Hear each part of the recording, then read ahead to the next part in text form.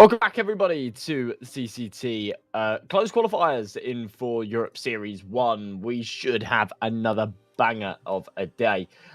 Kicking things off, we've got Amcal versus Ruby. Then a little bit later on, it'll be Zero Tenacity against Sashi to try and see who qualifies through to the main event. This is the playoffs, but it's not really a playoffs bracket. It's the teams that qualified through the groups go into this sort of playoff stage, and you've only got to win one match, and then you qualify for the main event. We've got 8 teams left. There's 4 going through, and I'm quite excited for today's matchups, especially this first one, right? Ruby, a team that have been on mega form recently. It feels like I've covered all of their recent games. And yeah, they've just been absolutely fantastic. But we'll get into that a little bit later. I'll be covering the first 2 games of the day, Amcal Ruby and Sashi Zero Tenacity. Then a little bit later on in the evening session, we'll have Rushby versus TNL and FAVBET taking on Sangal, which should be a couple of great games as well.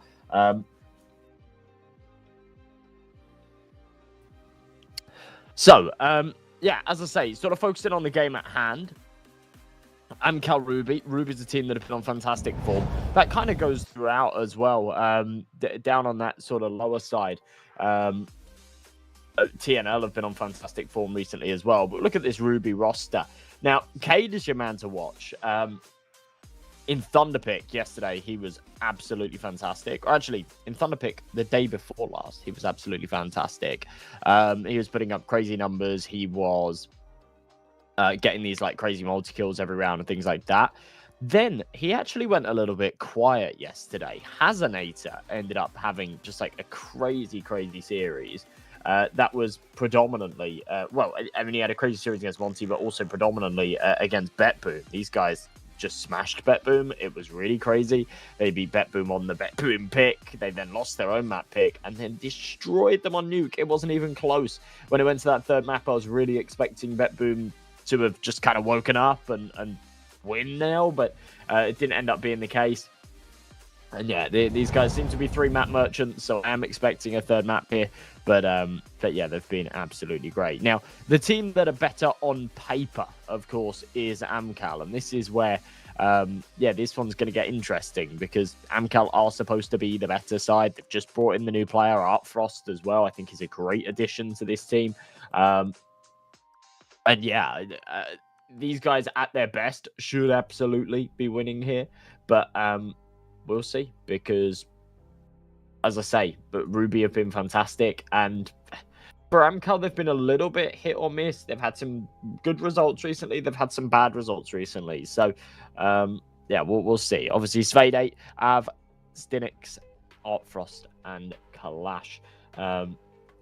Yeah, it's a powerful roster. It's a powerful roster with some powerful pieces. So it really wouldn't surprise me if these guys do just kind of hit their form and find the level that they are supposed to be playing at here and end up taking this win. But as I say, it's just a little bit up in the air for me with how good these Ruby boys have looked this week, to be honest. It feels like they really mean business. They want to climb up the rankings.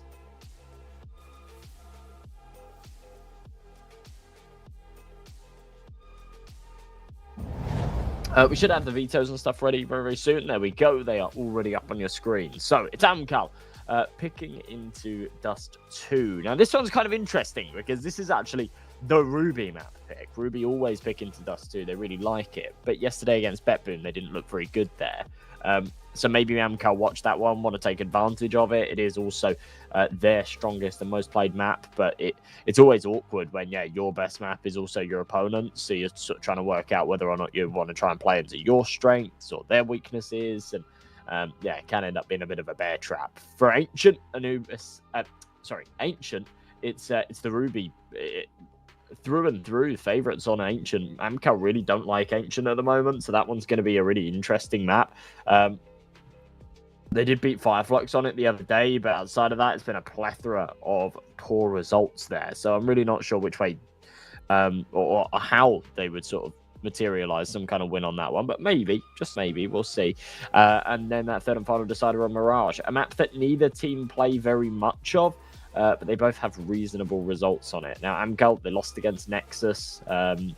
well, Jesus, MCAL haven't played it in over a month. But yeah, the last time they did play it, they lost against Nexus. The 2 wins they have sort of go back to the start of February. They beat Cybershock, but I feel like that's a little bit irrelevant now with 3 months on.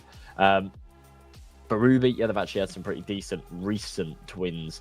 A couple of awkward losses, though. One against Saber, one against Monty. One went to overtime, one went the full 24 rounds. So, yeah, you can kind of take that with a bit of pinch of salt. It's a map that clearly they're okay with, but they're just sort of going the distance and having a little bit of a rough time. Their wins were against Copenhagen Wolves and Fireflux. So we'll see. We'll see how this one goes. But I think the veto actually definitely favouring Ruby. Whether or not that materialises into a victory is definitely another question. But yeah, as I say, it really does feel like this veto sort of leans ever so slightly in their favour.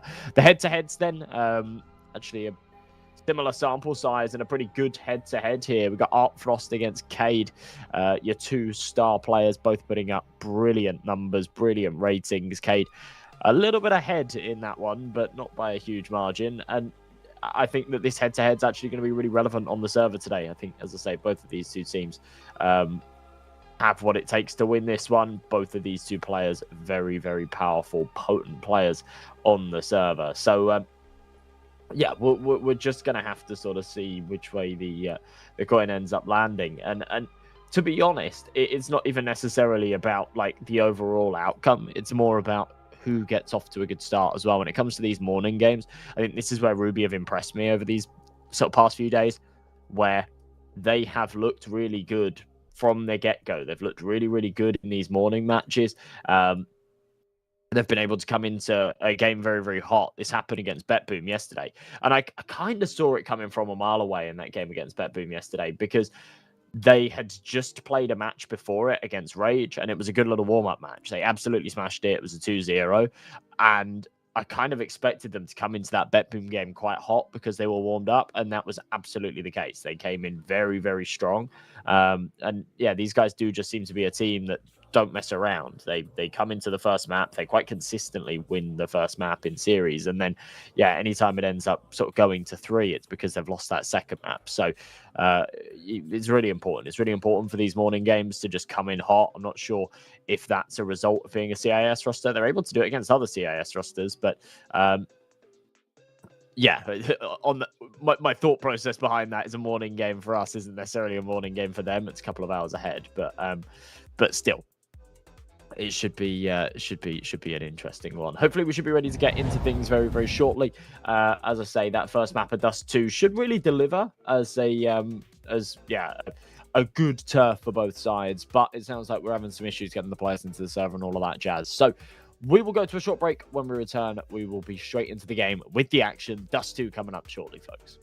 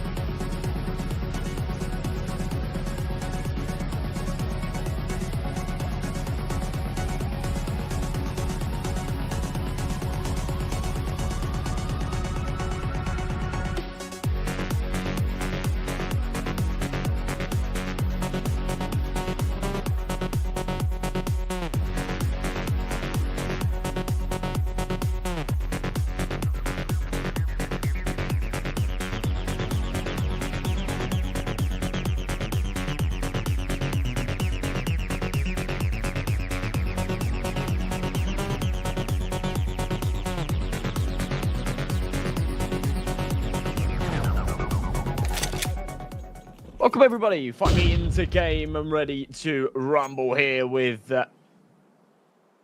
Ruby Amcal. Kicking things off here in the pistol on Dust 2. All or nothing.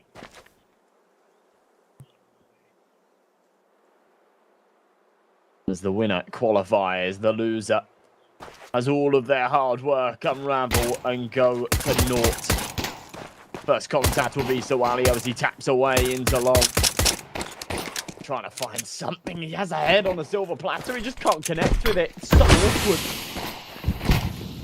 The smoke goes up on the side. Re-swings. Fade 8. Stin it. A big headshot. Nice and clean. It's crucial that things are kept tidy here. Cade. Wow. Can't do a whole lot to tease that just wipe the floor with Ruby.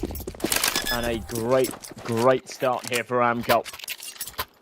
On their map pick of Dust 2.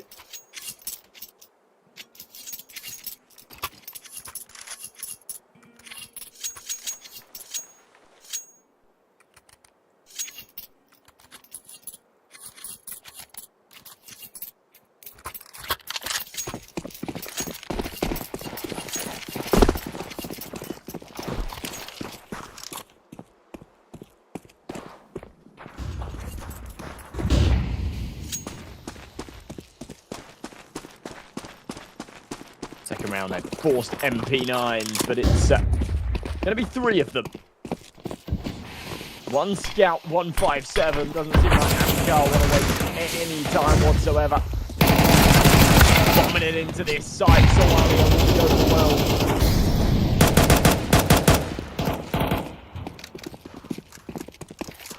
Phoenix just kind of leaves it in charge. It'd be interesting to see if Ruby even want to play for this retake. I mean, with that kill, maybe.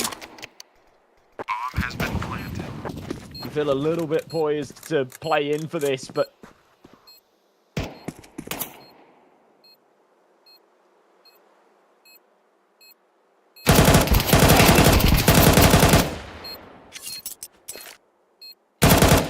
Mayday's double just kind of puts the nail in the coffin here.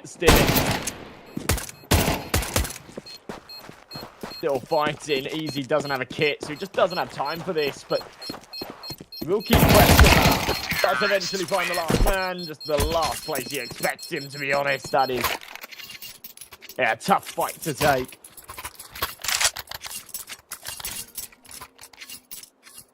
And 2-0 we will go. Amcal.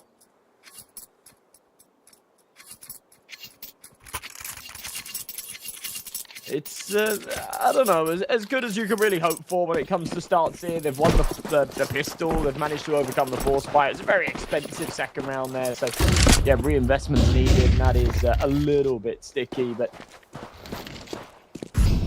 generally speaking, they should absolutely be happy here.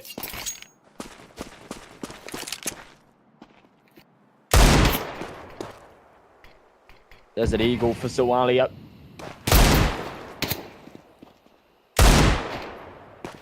Away. Oh. Gonna happen there. Barreling through the Mac 10. Ooh, yeah, making things quite comfortable. Nice little stat pad. A bit of gas as well. Oh, Frost steals that one away.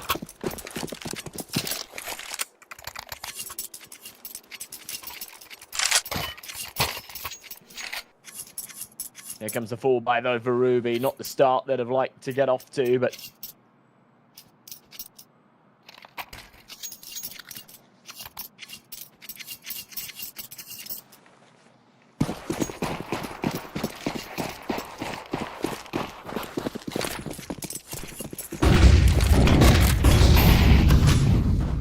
down across the board, easy. I think he's had a little bit of a slow couple of days, to be honest. I haven't seen too much out of him, but he is remarkably capable. It's going to be tough to see how he holds up against an awful like Dark Frost.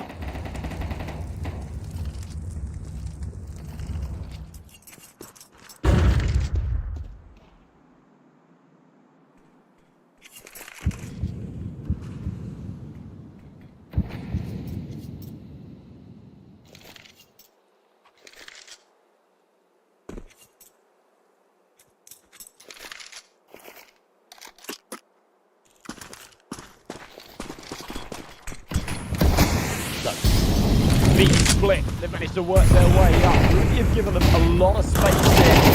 Where they've done seriously problematic. Amcal just use and abuse that legroom that they're given.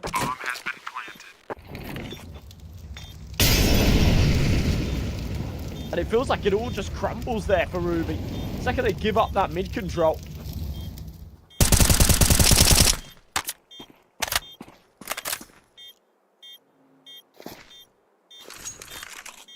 They're going to have a go at this retake, especially with the man advantage. The problem is, this rifle fire shielded it. Prioritize the firepower, and the little extras that they need have gone missing.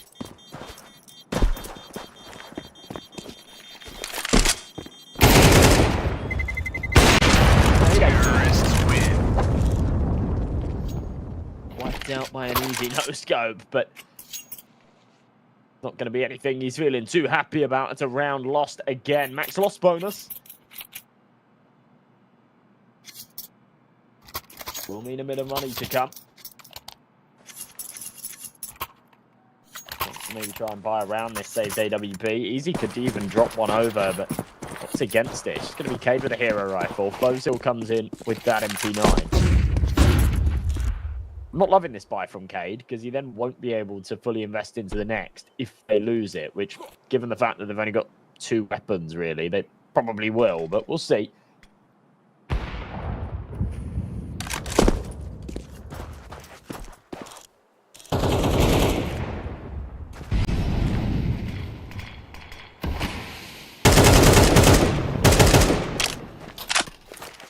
Five, 7. Taking a couple of pings early. Stinix will deploy that nade, and it seems like Sualio knew it was coming. So gets out of that.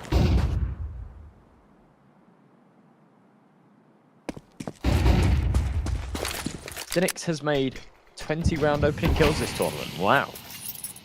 What a little fun fact. I like that, actually. That's pretty cool.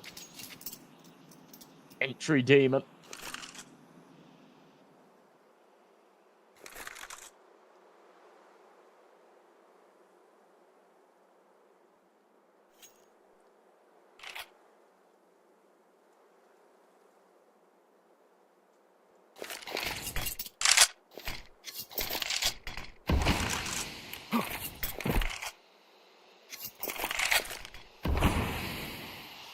That smoke goes up. Spade's going to try and play around it. Oh, all right. That's cheeky from Sualio. Knowing that those smokes mean that he can sort of just tuck around the edge of them. Get cheeky with it.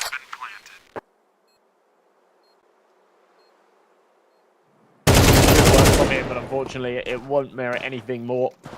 Save call's already been made. Easy, just begging that he's allowed to hold on to this door. He's going to play in front of the smoke. This is really dangerous. It's a little unnecessary, but carving out that space will then secure the save. At the end of the day, if it has an Ater, he's found himself an M4, so there really is no need for him to press the issue here. Wouldn't mind taking Stinix's AWP out of commission. Knows that Amcal, despite now being 5-0 up, don't actually have a huge amount of cash.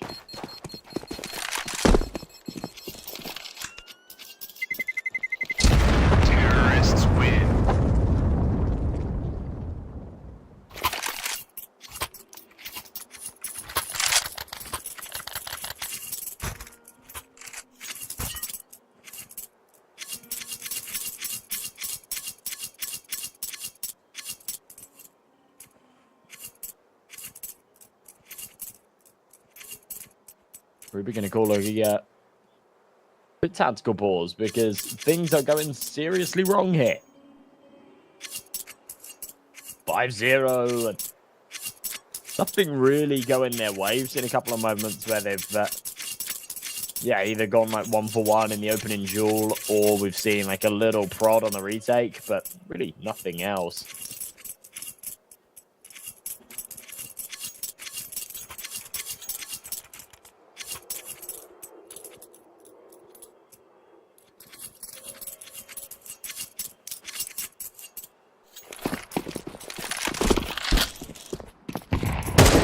Oh, Frost. Oh. The CT nade that just gives them a little bit of cover to cross. Orpa won't pull the trigger. He's waiting for someone to actually take the duel with him. Kate aggressive on short. This could be the answer, Ruby. A little bit passive, but sees Ab's head. He's going to be pressed back, and his teammate here with him. And this is going a lot better. HG's returned each way. A lot of damage having been dealt. Flash around this corner. A1S spams away. And Sawalio with the big headshot.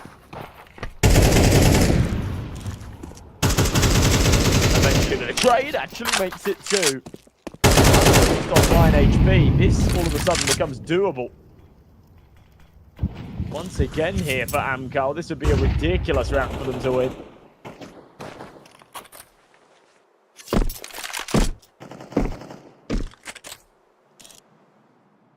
"45 seconds left.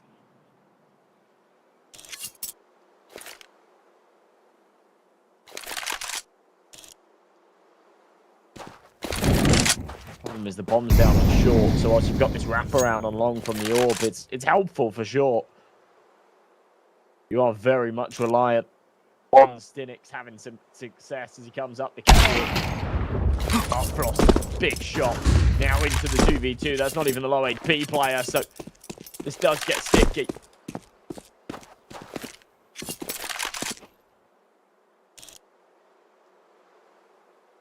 Stinix drops, as I said. Yeah, you're reliant on Stinix to have some success there, and he just doesn't. It's a little too tricky with 2, so yeah, Ruby will finally get their first round on the board. Feels like a hard-fought one, though.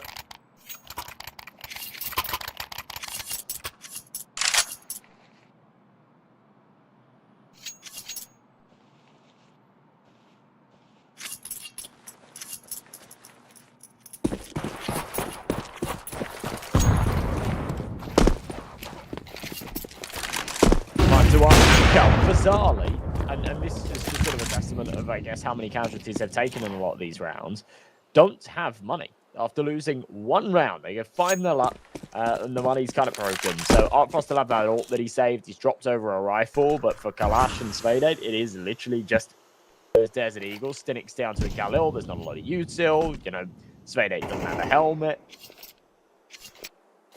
This is far perfect.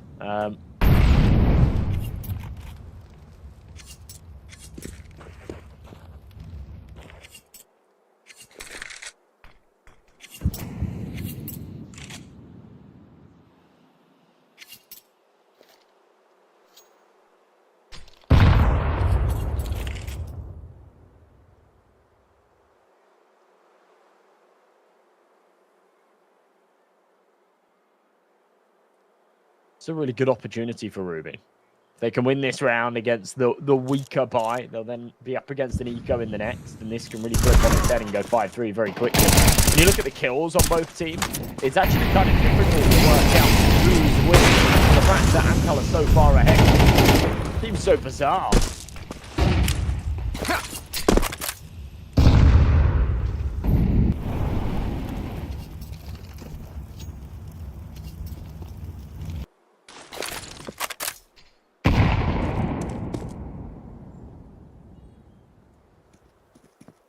Two-man advantage.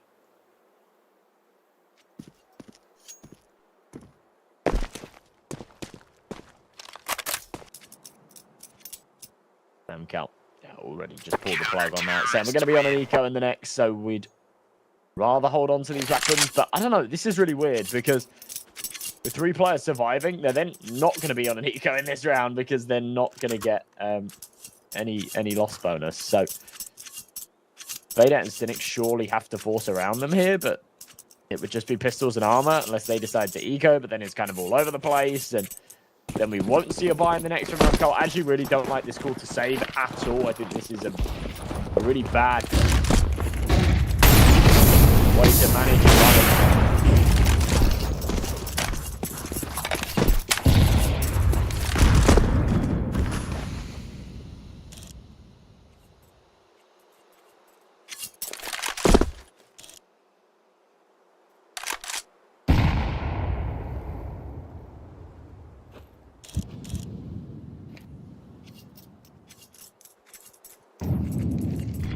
20. Amcal yet to really make a move. Artfrost has taken a decent chunk of damage.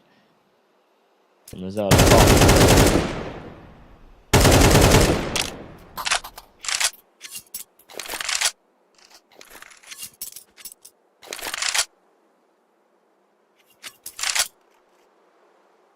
seems like they're just really slowing this up again, similar to what we saw in the last. By himself on long. Needs to do the heavy lifting. There's 4 coming his way. In the corner, eventually, we'll discover that he's tucked in the pit. Av makes light work of him. Dispatches of Soalia almost instantly. Svede's there to follow up with a Glock. Against the rifle. Hazanator bites off a little bit more than he can chew.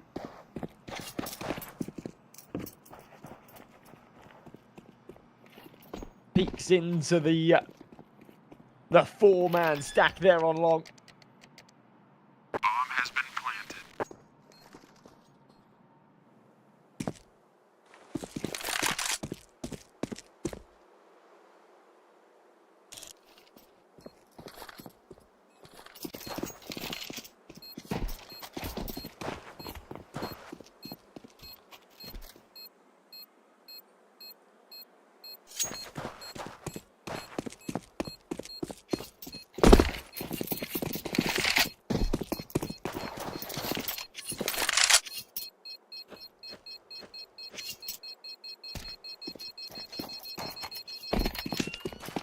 I can't believe Ruby Terrorists win. missed out on this opportunity.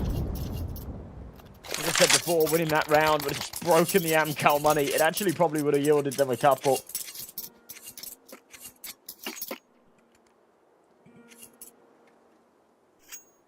Six to 2. Amcal now sort of pulling away a little bit here.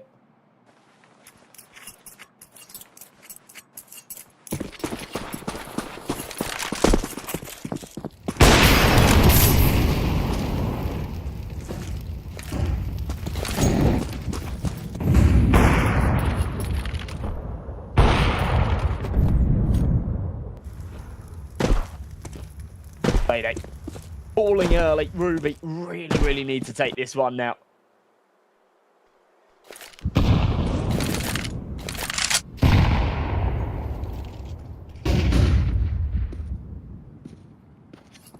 early round advantage.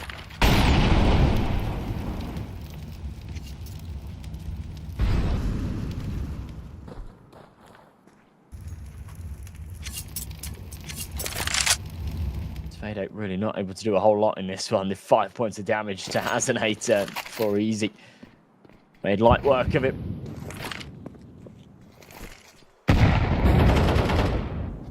Seems like they want to try and lean towards B. A lot of these rounds have been slower from Amcal.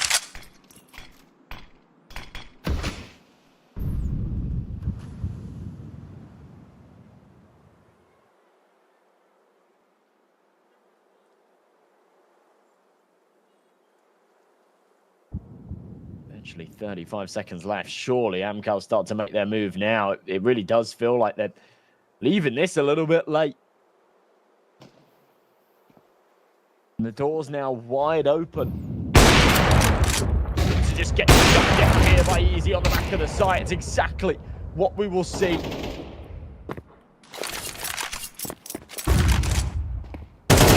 Right into the AWP. This is the problem when you don't leave yourself enough time.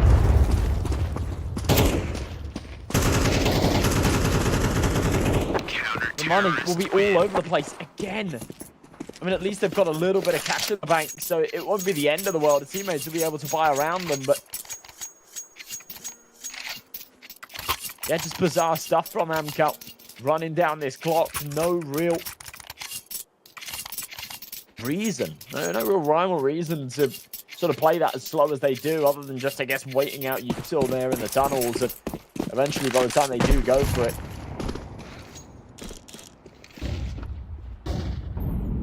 they haven't got any control whatsoever.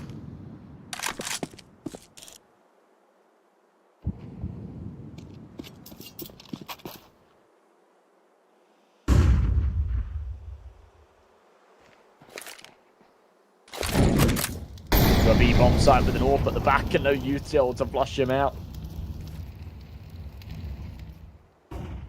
An awkward state of affairs.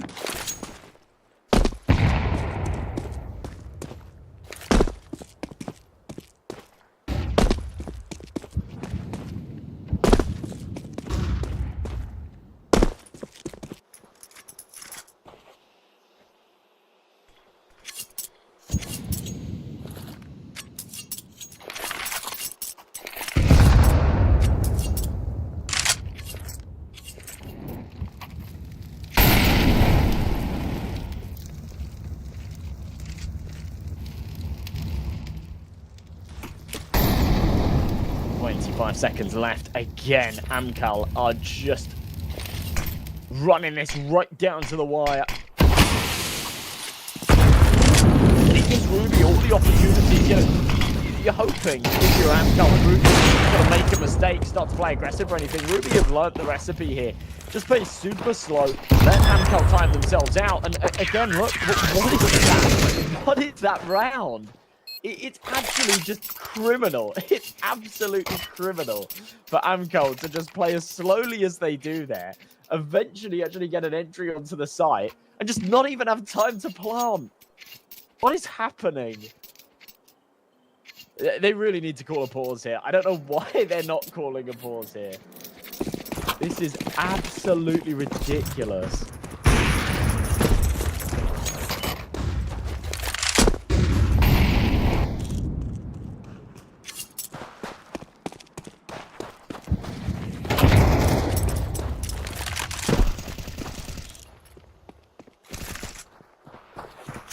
Frostal Rock back up with the orb. Still got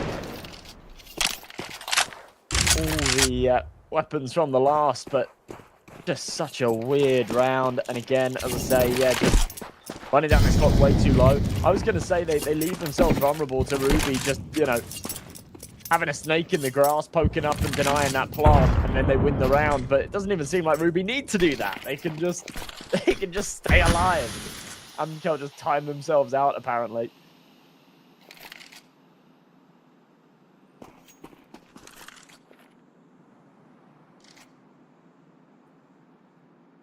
Now, to be fair, Ruby's util usage has been good. It has really slowed Amcal down, but I think Amcal have wanted to play a slow approach regardless, even when the util's not posted up. Seem to stay put.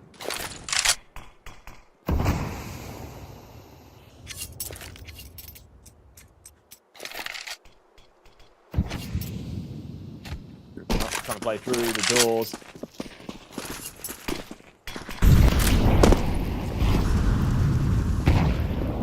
Got Hazanator on the back of this B site. He hasn't got a lot of help. Using crossfire set up to will funnel out, try and deal with it. And Hazanator will shut things down. Absolutely gorgeous from the B defense. And impenetrable. As Ruby will take a fifth.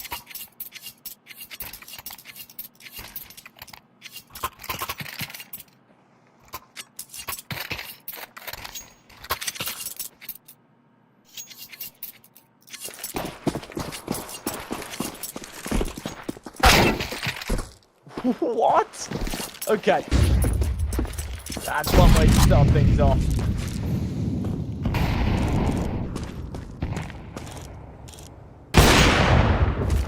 Let's try and follow up off the back of that. The scout will actually connect for a body shot as well, so leaving easy, nice and vulnerable. Cade behind the doors. They do want to press this. It's going to be Soalio instead.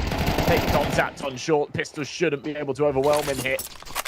They eventually do. HE misses the mark.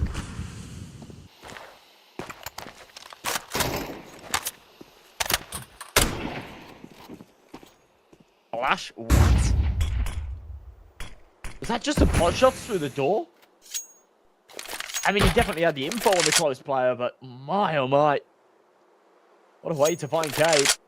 Easy. We're going to try and find the timing. Stinix will catch him.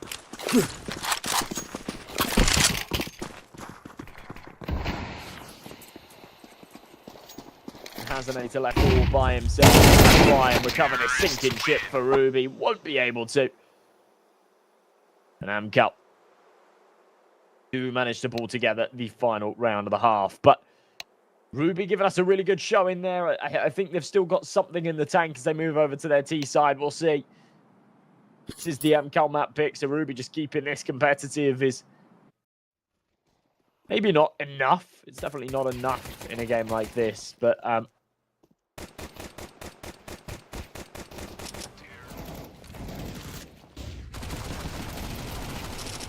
they're going to be feeling at least relevant in this series, especially after the poor start.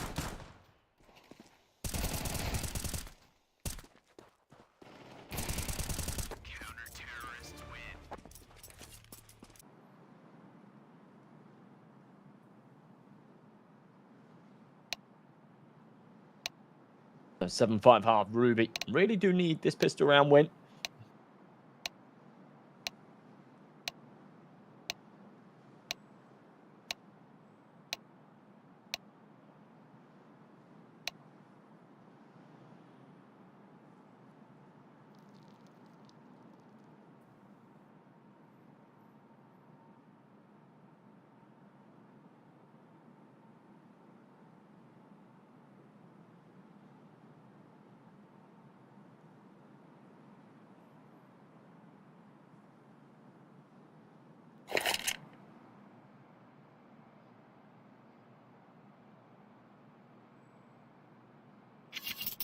Okay, ready to get underway with the second half then. As I said before, a bit of a must-win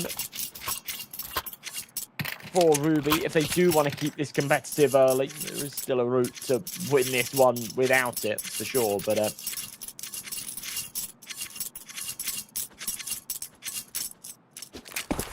yeah, we do them a lot of favours if they're able to just pull it off here.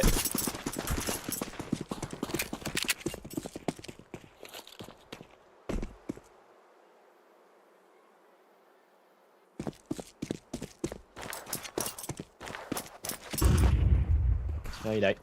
Doing a lap of the world here. Let's get those rotations in early on a map like Dust 2. They can be pretty lengthy. It's important to sometimes sort of pre-fire the rotate a little bit. Get the entry out along at least. Easy to try and follow this up. Oh, Stinix, Frost, everybody in tandem. Slamming down the hammer.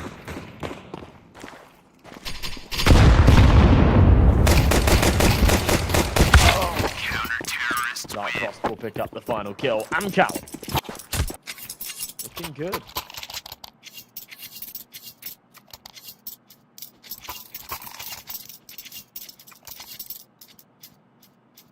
Ruby are going to call a pause. Yeah, I think this is a decent time to call a pause if you're Ruby.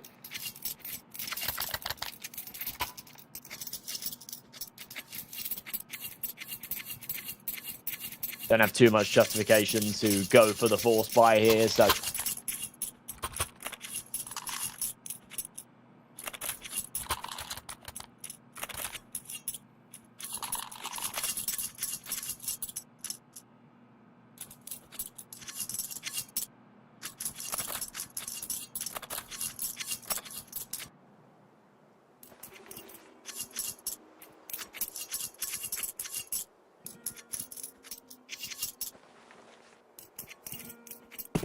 interestingly, they actually pull out a force buy hit.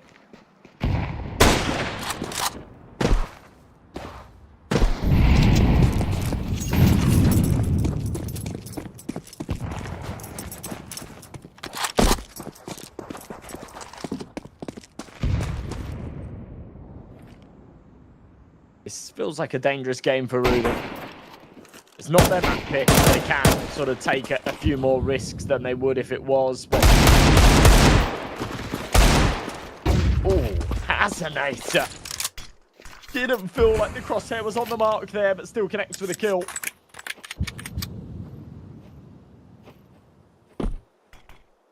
A lot of damage taken from Easy, but that's okay. Man advantage, they'll take it as they can.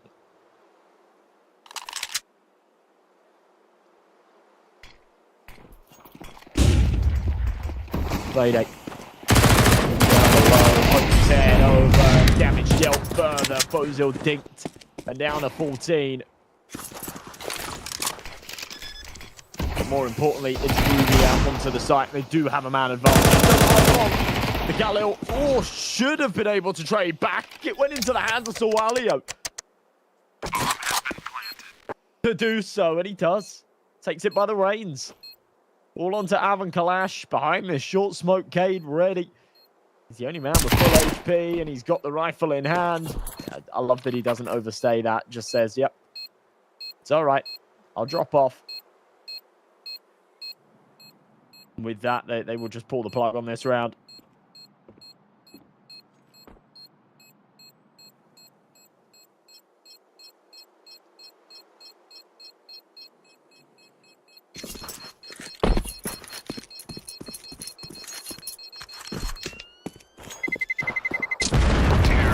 Sick for Ruby.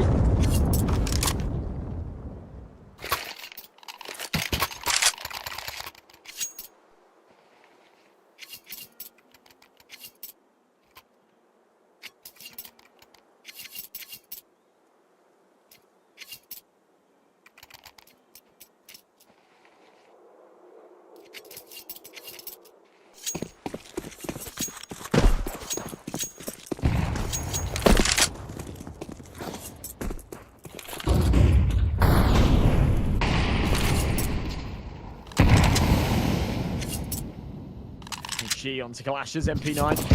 There's a reasonable amount of damage there. There's Ruby that want to try and make this work.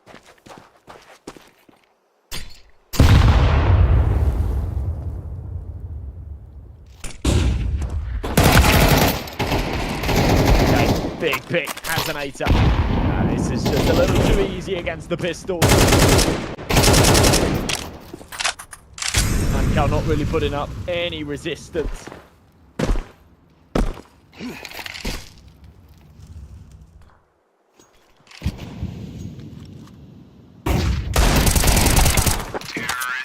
Okay, to Bozil. Finish off the job. A flawless round from Ruby.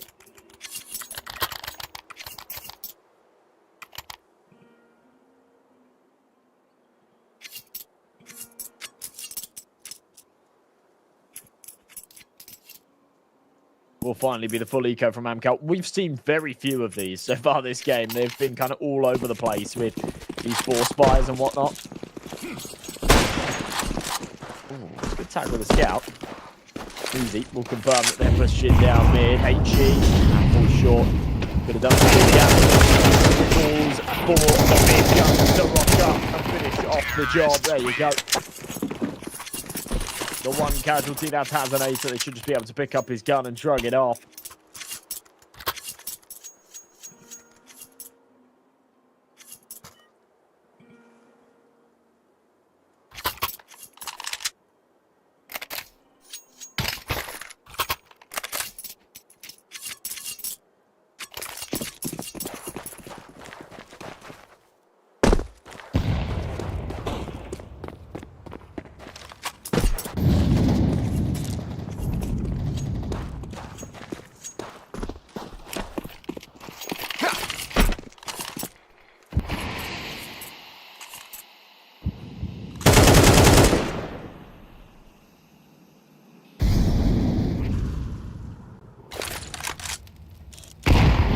Smoke open like this from up across the box. Even that smoke being blown open actually didn't really give him so much vision there.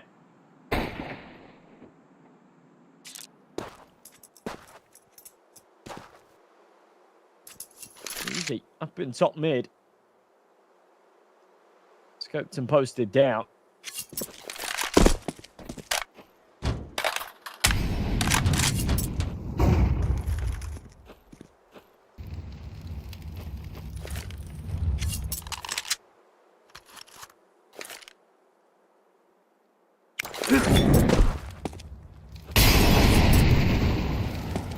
Tossed over, Molly into short.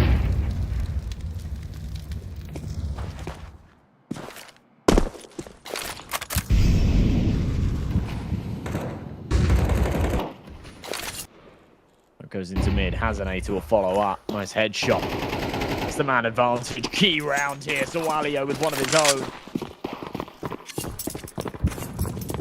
This is almost perfect from Ruby. They're finally finding what works. How to break this Sangal defense. We'll see one back from FAVBET, but it feels like just a bit of a fadeaway.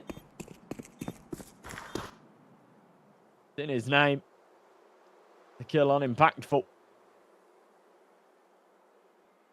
Him and Artfrost about just trying to hold on to these snipers.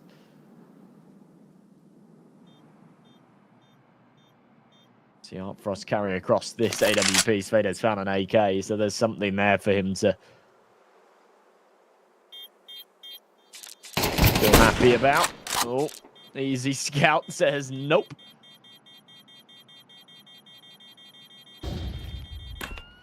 No chance for that one. Artfrost try and trade this one, but easy. He upgrade into an AWP. He'll be very happy. Doesn't end up barreling to long to grab that rifle. It just doesn't really matter. At 11k in the bank, so it just jumps in with the AWP. That's fine.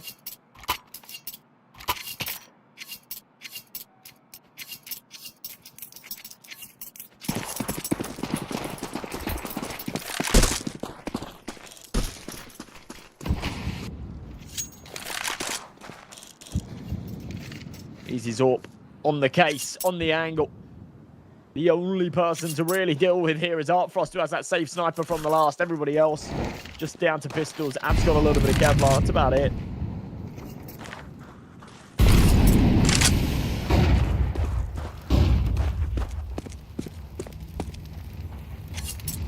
They've got to go down mid. HG will blow the smoke open. He's just here on Xbox, ready for a fight to come his way. Flashbang over the top.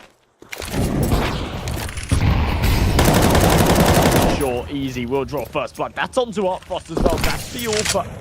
And I'm not sure they'll realize this, but there was an opportunity there for them to just push through the doors, take control, confirm the CTs don't take that AWP in their hands, and just kind of shut this one down off the back of it, but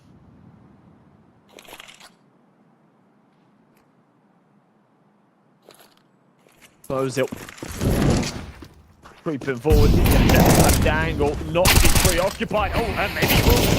Maybe he will. Love that from Ozil. Won't be caught off guard.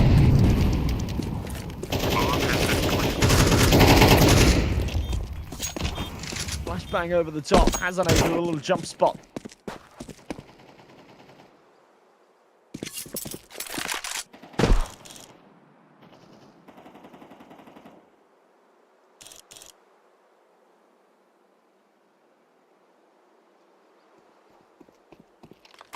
Linux. Oh, God. Bad whiff. Supposed to be one of the bodyguards of these AWPs as well. Here one coming. Yeah, taken out by Hazanator. That's one sniper out of commission. You have to do a lot about FAVBET. Just tucked in pit, but it's another good round from Ruby.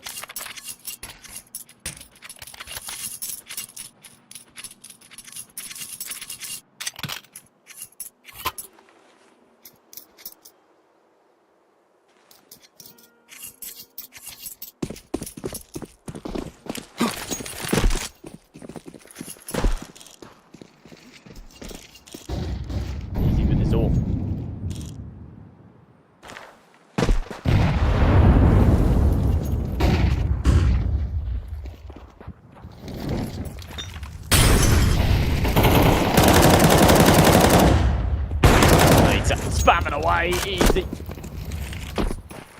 Beautiful work again.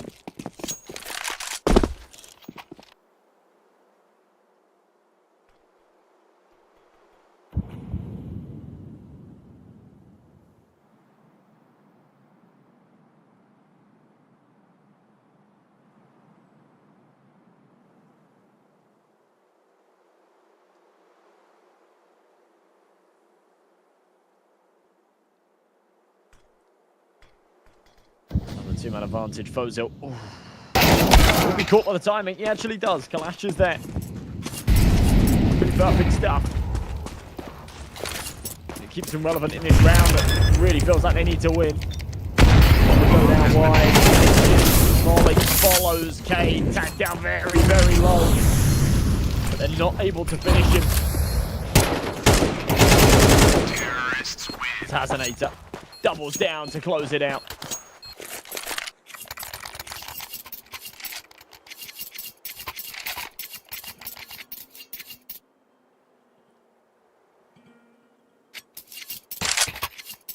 Ruby onto 11 though.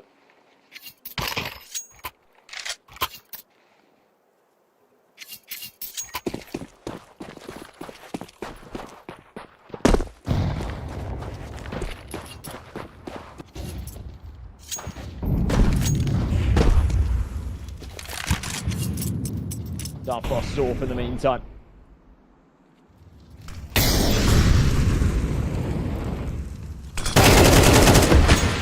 Hazanator. Oh my god. Before, I was saying Cade is like always this star, but Hazanator has been the one just really putting up the numbers in these recent games, and we're seeing that again from him here. It's just been bang on the money. Entry after entry, round after round. An unstoppable force here for this Ruby side. They don't seem to have an answer for it.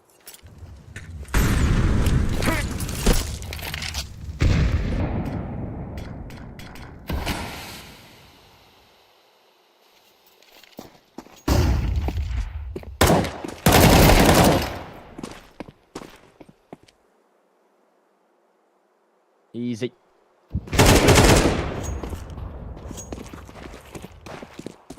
Gonna keep pressing forward for this 4v4. Nade doesn't land where he wants it to. That's awkward because they're actually gonna finish off. And she'll follow over easy. Misses the key shot but follows up second time round.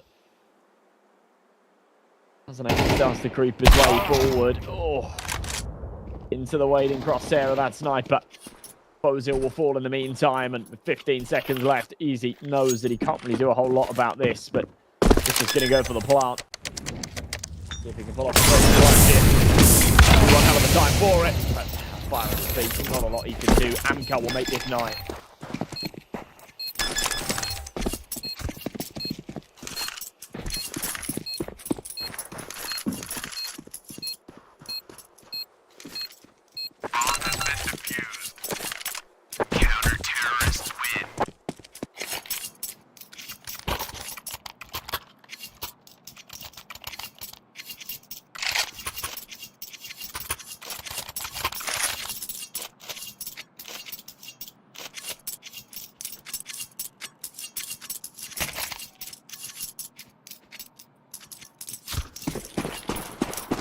To 9 then Ruby. 2 away from the finish line. They've still got opportunities to close this. There's plenty of money in the bank, so that won't be an issue just yet.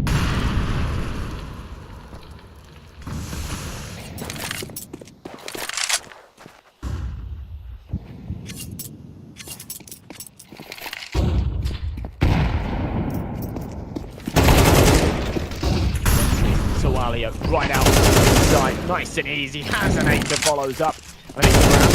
This is another one of those rounds. You just can't touch. It feels terrible to give up that point here. But what else can you do here? It's a good tag through that smoke, but Frost won't be able to follow up with anything more from it. And just like that, Svede gets one more, but the round is gone. Ruby, this will be 12.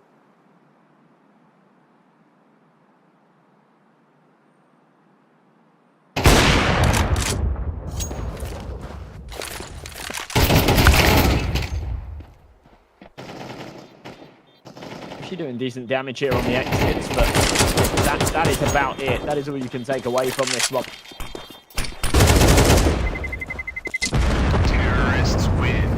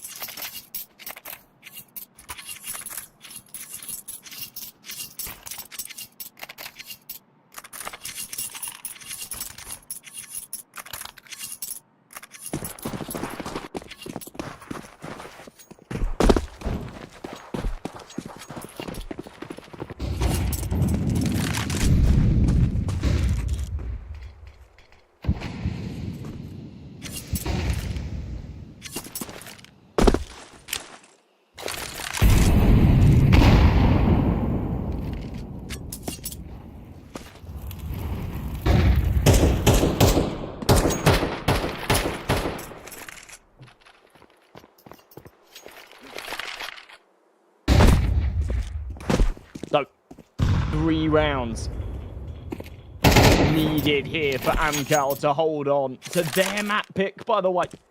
Ruby has just given us something special here.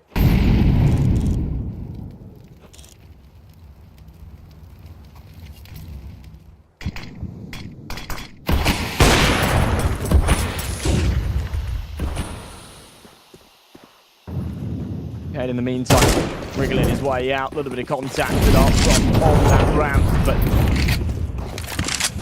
it'll be K to find the headshot as Ruby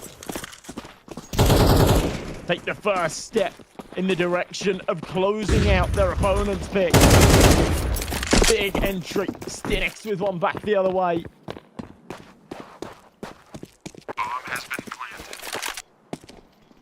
But it's got to be the Ruby round now. And Amcal, who have been so difficult to save in so many of these situations because they've just felt unwinnable, especially when it comes to these B-site retakes, have to have a go at it now. If we're going to see any heroics, it'll be right here. Because there's no time to save. Nothing to lose, but it's all to lose here, but nothing to gain by holding on to these weapons. And Artfrost just throw yourself at my face. The bomb's too far gone. And this map lost. Even face playing for the KD. Terrorists win. Unbelievable. Unbelievable, Artfrost. But mega stuff there from Ruby. They will pull it back after a bad start. Amcal end up getting smoked on their own map pick. It's 13-9. And yeah, with Ancient up next, I really don't know what's going to be in store for us here. Ruby continuing their strong form. And Amcal, as I said before, they've been okay recently, but they've definitely shown some cracks. And I think this was one of them right there. Ruby coming in hot to these morning games, showing that they mean business and showing that the Dust 2 pick was a bad idea because they are a very, very good team on Dust 2 and they will punish it, especially when they get to that T side. That's going to wrap things up for map 1, though, folks. We're going to go to a 15-minute break. When we return, we will be back with the second map of this series. It's going to be Ancient. It's the Ruby map pick. It's a chance for them to close this out 2-0, and they might just take it. So don't go too far. You definitely don't want to miss it.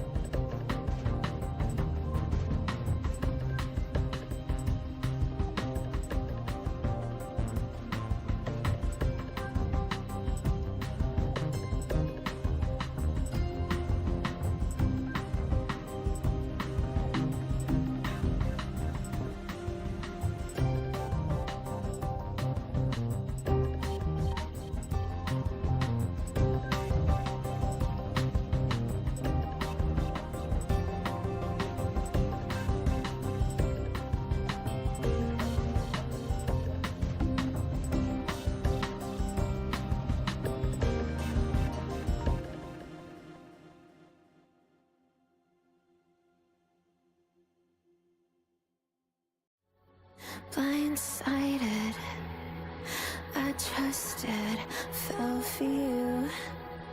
What a stupid thing to do. Blindsided, high hopes, but they fell away the moment you lied to me.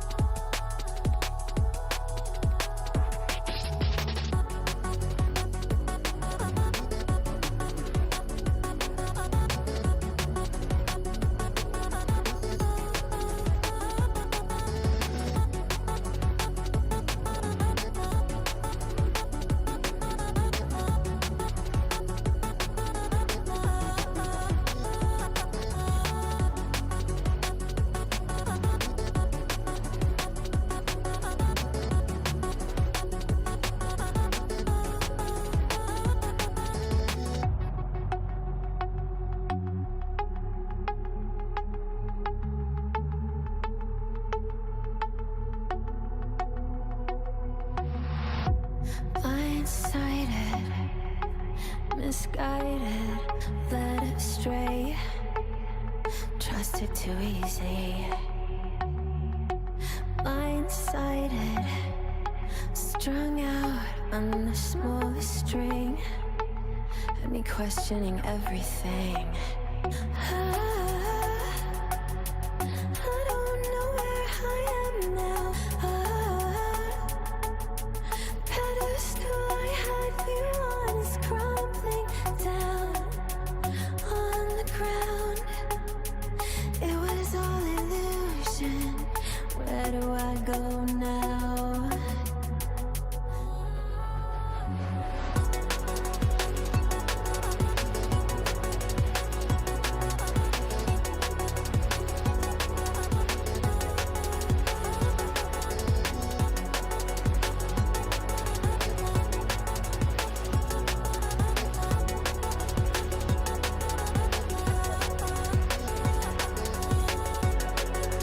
How do I hear your voice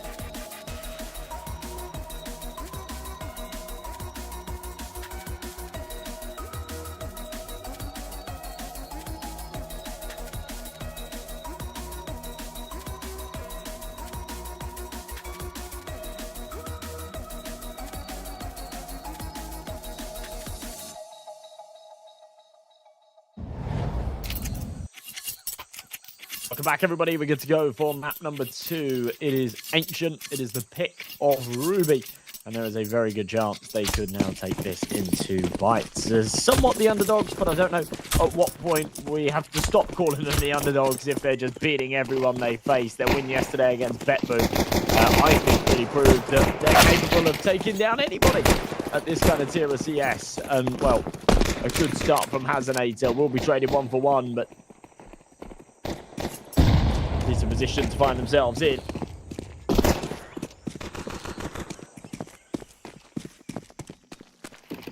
USP's darting towards this A-bomb site, Ruby. They've already got that bomb planted.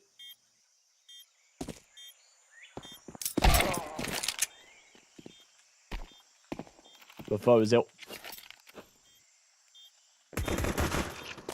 A good pickup, but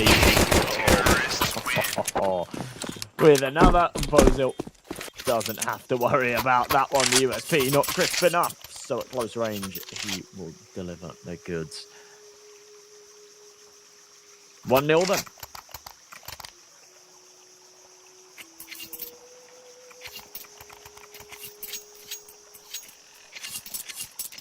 First round on the board will do them some favours in their campaign to just keep this momentum going as the team that caused the upset on map 1. Cause an upset in the overall series here as well.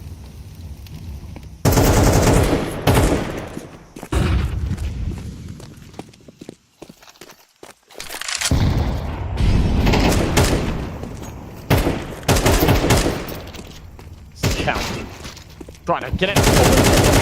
Oh, cross. My God, what a shot. Really like to see that from his BOV. Didn't even feel like his head poked up there. Not wasted any time. Just enough to hit that shot. Get it back down again. No messing around there. At least put things back into a 4-on-4. Okay, he's taking a tag from it as well, so he's pretty low. The scout's maneuvered its way towards B. There are pistols and armor. There's no armor on that scout.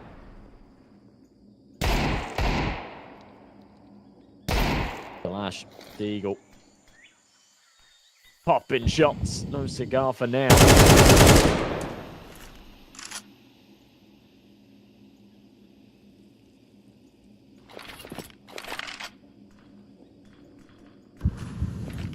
Seconds, Ruby kind of need to get a wiggle on. This does feel like they could make the Amcal mistake, time themselves out here if they do not speed this up. This is what happens. You walk into the waiting arms of the Deagle. The Kalash will punish. Man, disadvantage now for Ruby as they'll get onto this site. Flashbang. Get the scout off the angle. Fozil dead. Try and finish this off. There you go. Does find it. Bomb. Oh, just about goes down. That would have been disastrous. That's what I'm talking about. When you run down that clock, you put all the pressure on yourself, and just like that, it could have been lost, but it ends up going the other way anyway. Amcal with a force buy, make it work. And it really does feel like Ruby just getting their own heads more than anything else there. I think they'd have just had that round had they just grouped up, tried to trade the scout in the first place, but in mid, but no, instead, they end up sort of going at this 1 by 1. Running down that clock, putting needless time pressure on themselves. It ends up really costing them.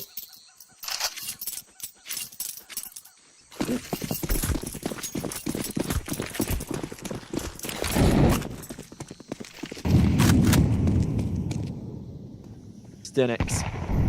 And 4 in hand. It's going to be out here. Close cave as well. And deliver a parcel of his own.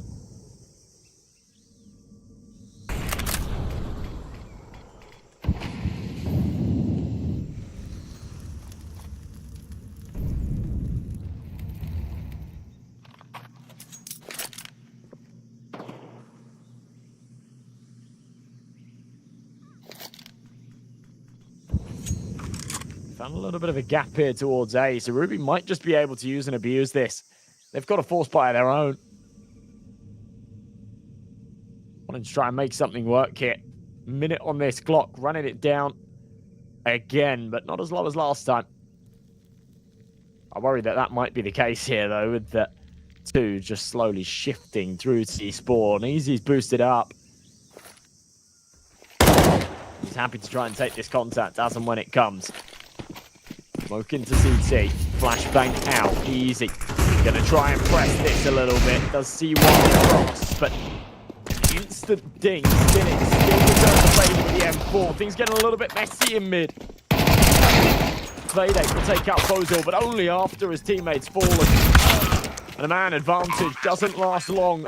There's a little bit of a buffer, a stopgap between the FAMAS and the bomb planter. Hazonator with a 2v1. Eagle in hand, needs to hit the shot, and it's into the body instead of the head. You needed the noggin there. Cal will make it 2. Really decent stab at that. I wouldn't be surprised if they try and go for another force fight. Technically not the right idea, but yeah, could bear some fruits.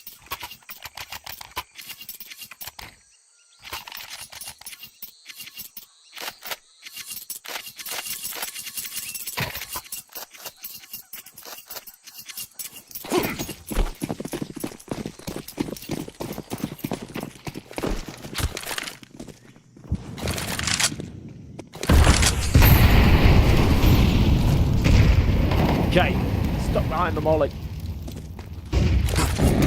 They do go for somewhat of a force fight. It's a little bit of a weird one.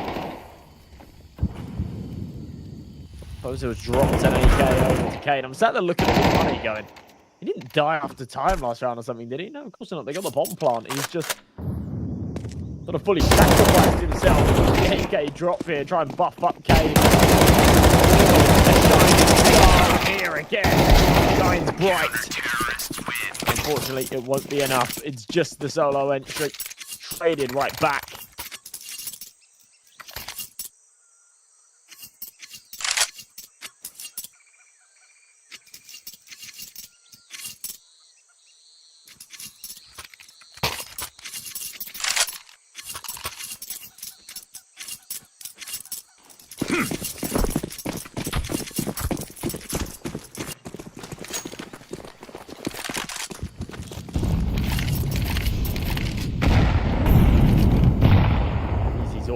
Tiny angle, wanting someone to peek into it.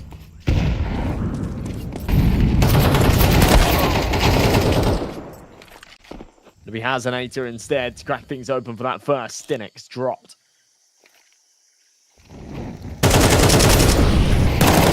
Early damage dealt. M4 back the other way. FAVBET, nice shot. Ruby keeping a lid on things though, still with a man advantage.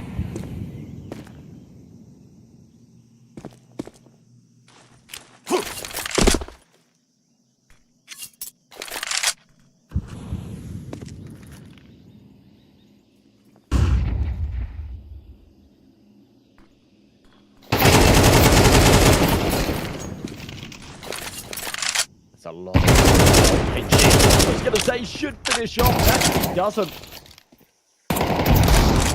And a this as well for Easy. A round that will almost definitely go Ruby's way, but lots of missed shots, lots of missed opportunities. That's all right.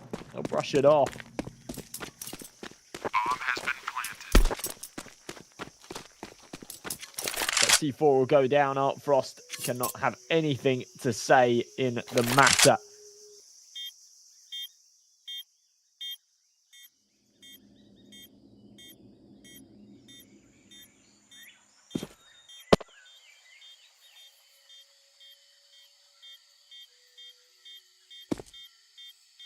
Brexit's it.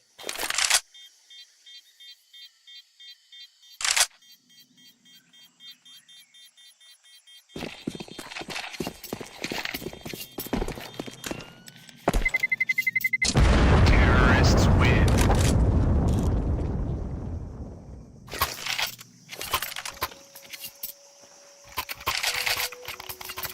Getting on the board for Ruby. Keeping the rounds. Somewhat close. Good opportunity to tie things up here as well. The money for Amcal is a little bit dicey. It's not terrible, but it's far from perfect. You read right to left, and it's pretty good, right? AWP, that AK on Kalash. That's my helmet kit for you still. So work your way to the left, it gets progressively worse. The FAMAS on Svade, the MP9 on Stinix, Av only with that 5.7.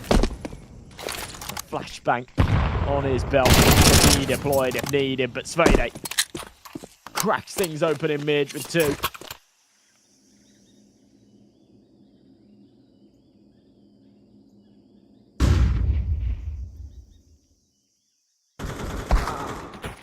He's going to drop as well. This is not a round that you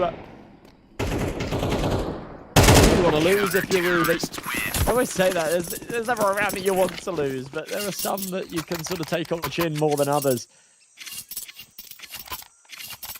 That one there was another one of those opportunities that they did actually sort of pass up on in that first map as well, where there was a chance to break that Amcal economy. They've been a little bit foolish, a little bit lackluster with their approach with the buys. And yeah, there's a real world that Ruby could have won that round, sort of broken that Amcal money, tied things up, maybe even taken the lead. In fact, almost definitely taking the lead. Instead, they trail by 2.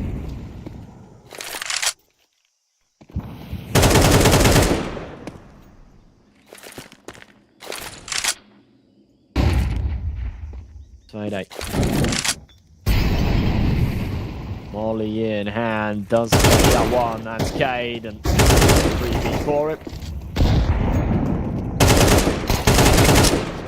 Let's pick up out of the AK, Svade.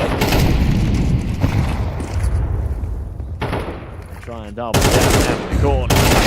The elbow, it's easy to just barrel forward. Through the wall as well. My God, what a round it's been for him. Counter-terrorists win. Okay. All right then. All right then. That's allowed. That's fine. Crazy stuff.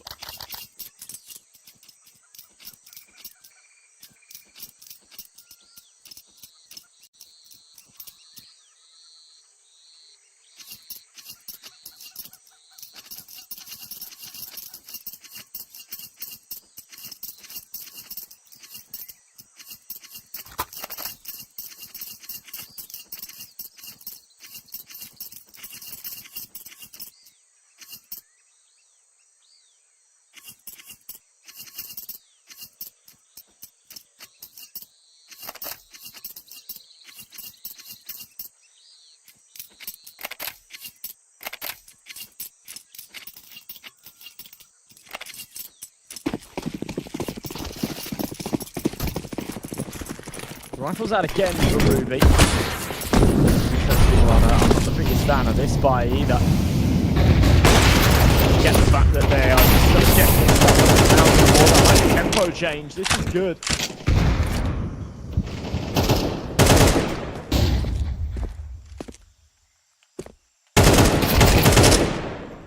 Dawalia tapping away.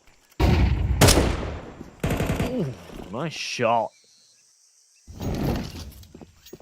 Didn't convert on the first few, but ends up with it there.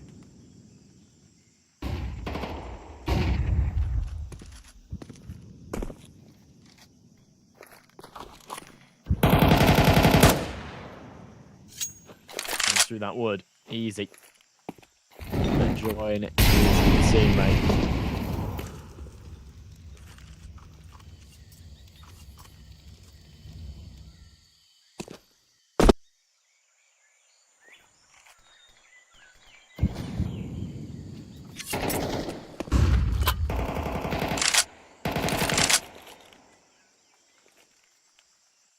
Another good pick from Easy.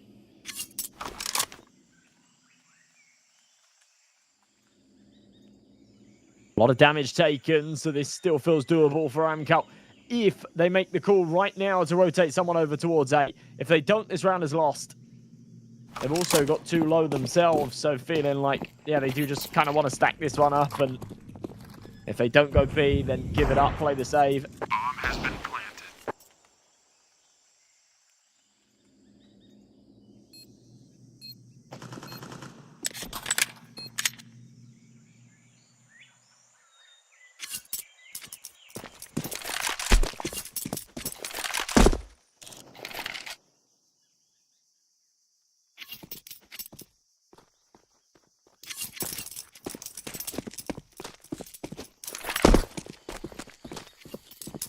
It's a little bit of a shame to see Amco sort of back off and saving this one, but I think it does make the most sense, especially with FAVBET and Art Frost being low. If they weren't, I think they would have maybe tried to go for a rotation. Needed to make the call a little bit sooner.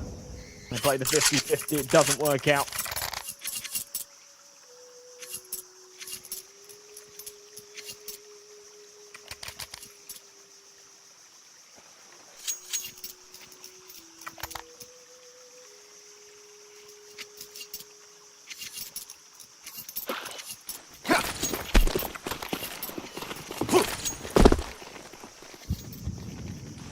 Staying real close here. Art Frost has scored 100 kills in this tournament. Was your prediction correct? Somebody... Art Frost would have won 100 kills.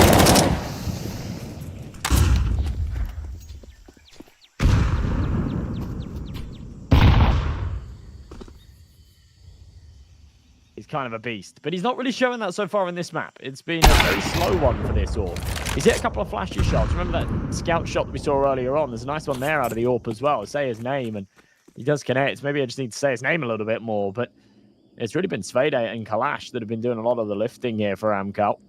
Those site anchors. Mid hasn't had too much relevance.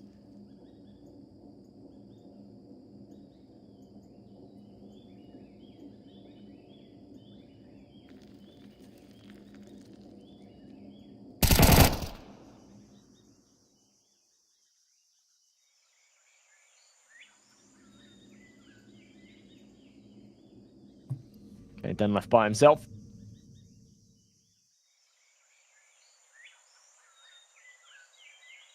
Working his way around. He has a decent idea that Art Frost is here. Oh, timing's good, actually. So, and there you go. He will get one for free. It's going to be a knife kill as well. Just salt in the wound. All right. I kind of love that.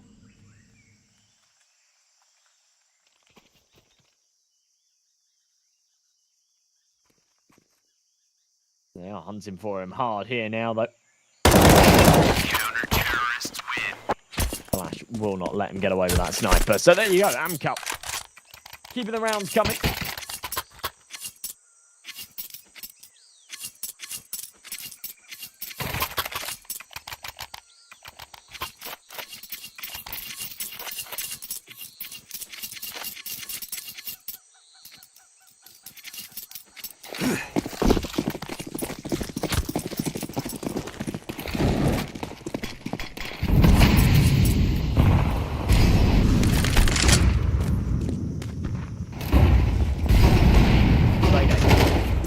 To get aggro in mid. Pile on the pressure here, Ruby, to be the recipients. He's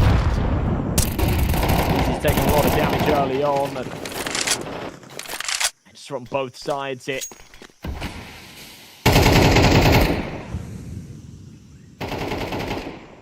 I'm trying to take the reins on mid and just pummel this Ruby attack before it even gets any momentum.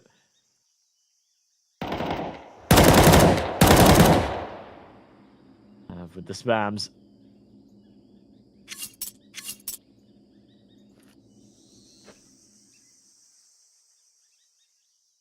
The minute left on this clock. There's a fair bit to be done.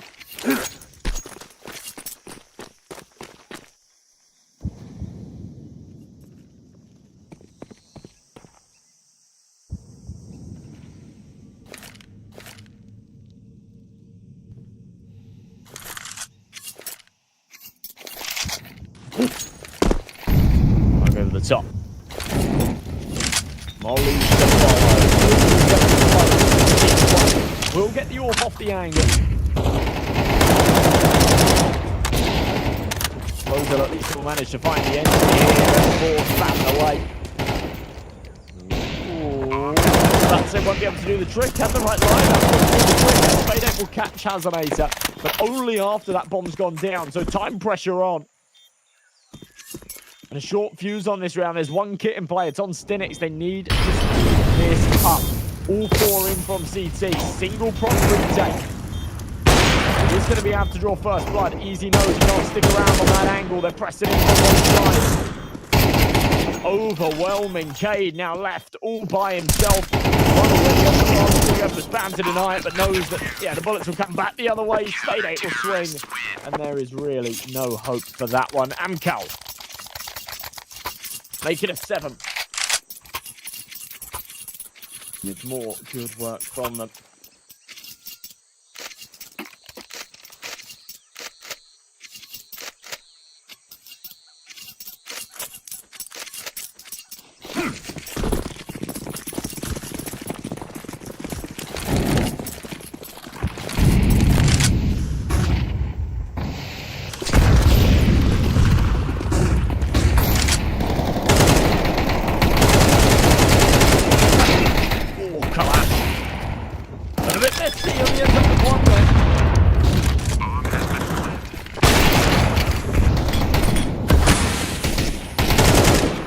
He's back and forth. Tech 9 somehow making this work.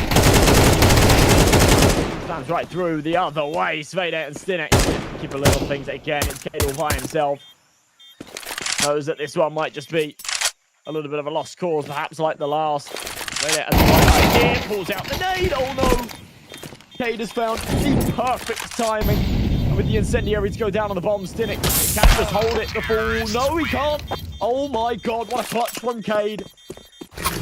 I was Team Stinek there with the fact that he had enough time with HP at hand to just full stick that, but the fire gets the better of him. That damage multiplier racks up quickly.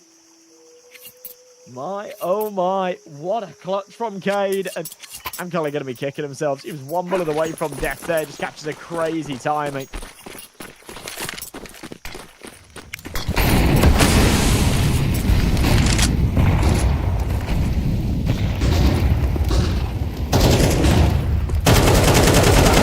Contact in mid. It's going to be Soalio who's still both. And it does not matter. They will take the kills however they come. Got back, actually. Just Fragger here with your combat sniper eventually dealt with. Makes things interesting for a second there and keeps things plausible for his teammates. They'll have a little bit of equity in this round as they come in for the retake. One that they need to go for as well. It's final round of the half. The outcome will not matter. It's going to drop a smoke. Easy. Now knows that the pressure's on. They need to remember exactly where they planted it. The spams might be necessary. Oh, this is smart. I love that from Soalio. That's so cool. Feels so, you know, common to just sit in donut, play a lineup, spam it, but then things can so quickly go wrong where either there's sort of someone bodyguarding the diffuser and you get that kill and you think that you've taken the diffuser off of it, so you stop shooting, or, you know, you end up missing that lineup a little bit, they're diffusing off tilter, you can't connect the shots. So Alio to just walk up there,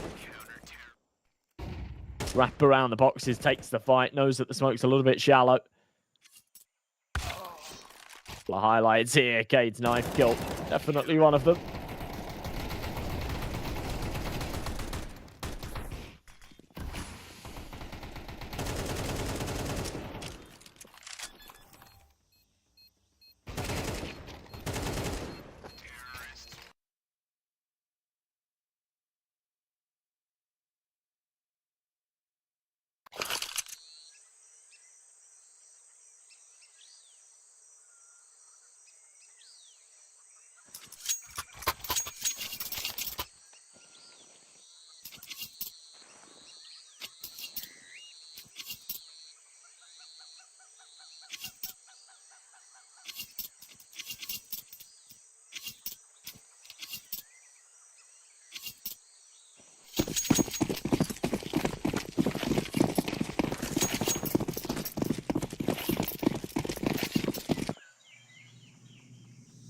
Second half pistol then. Can this one pass the eye test for Amcal? It needs to. They're a map down in the series. They lost their pick of dust too. They can't afford to stumble around here on Ancient.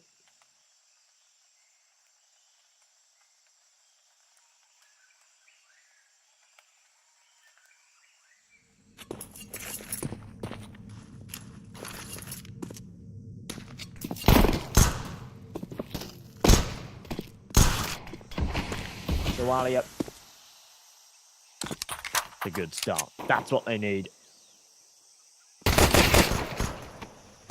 Phoenix's Glock will follow up. Kane, in the meantime, though, picks up 2 of his own.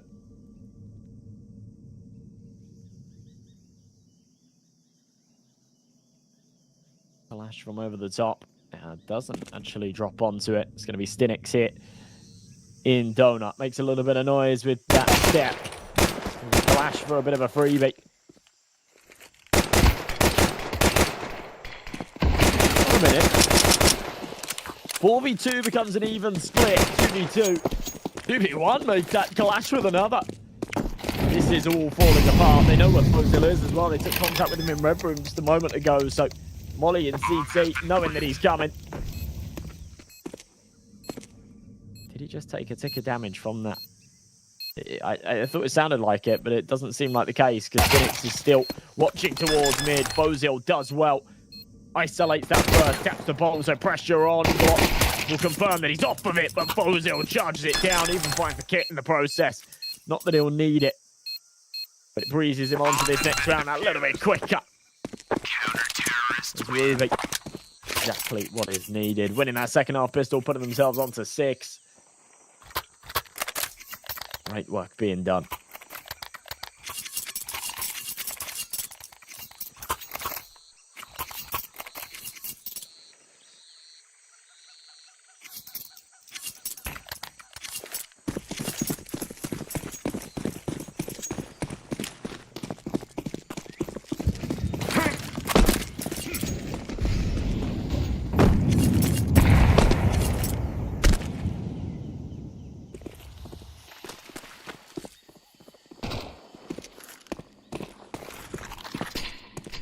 Faster pace here for Amco. They've come in with Mac 10, sorry. The MP9 wants to give them a run for their money. It's beautiful stuff.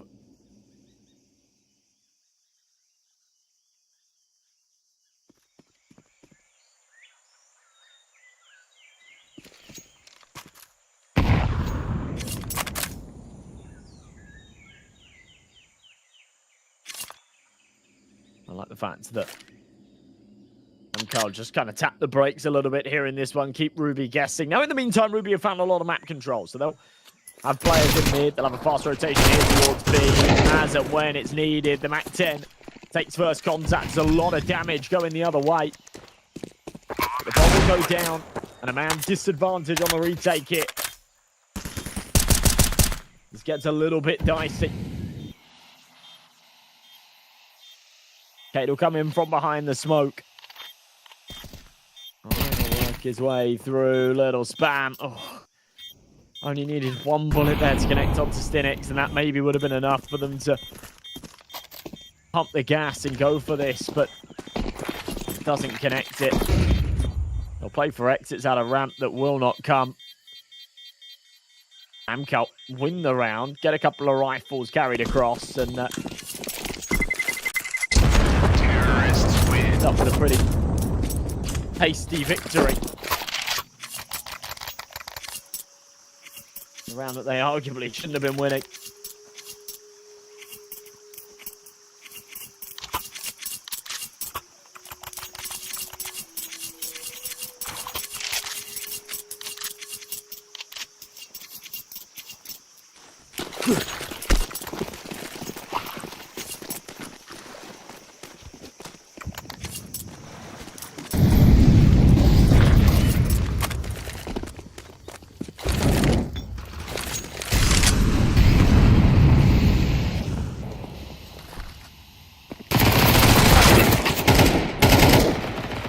Hazenator. Pretty good stuff. Phoenix has actually managed to take one back the other way.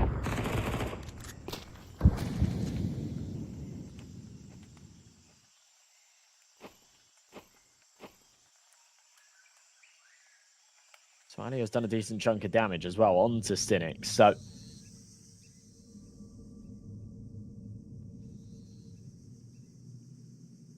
where does this one go from here?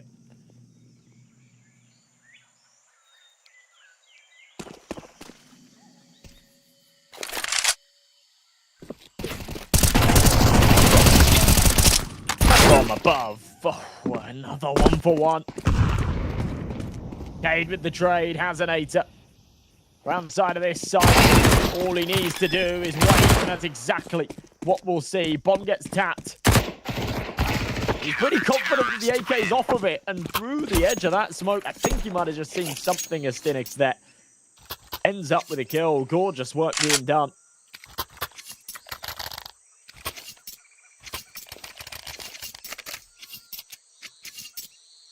Just like that, Ruby take another.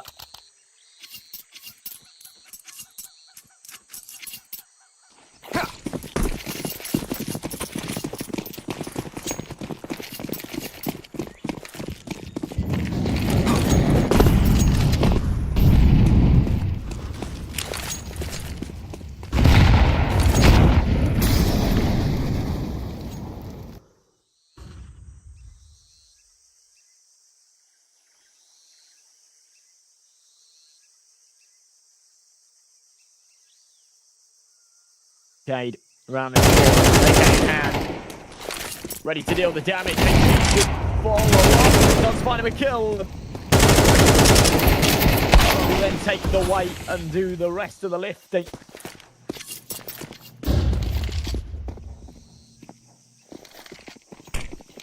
Big hit, just Alio now, looking to just tee him up, rolls a strike, knocks over those dominoes. One by one, it's kept clean there from Ruby.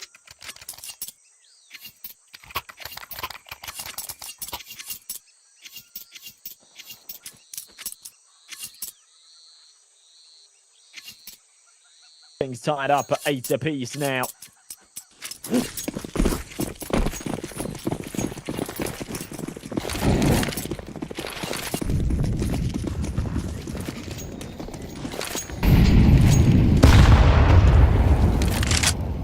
A little bit an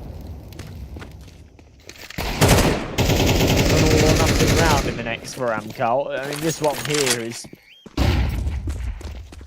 a very expected result, which should just be a no problem stop.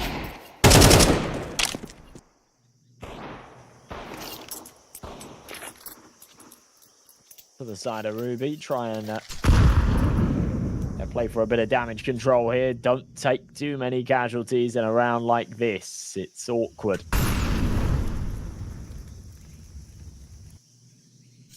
He rounds like this to just, you know, buff up that economy a little bit. Find those comfortable kills.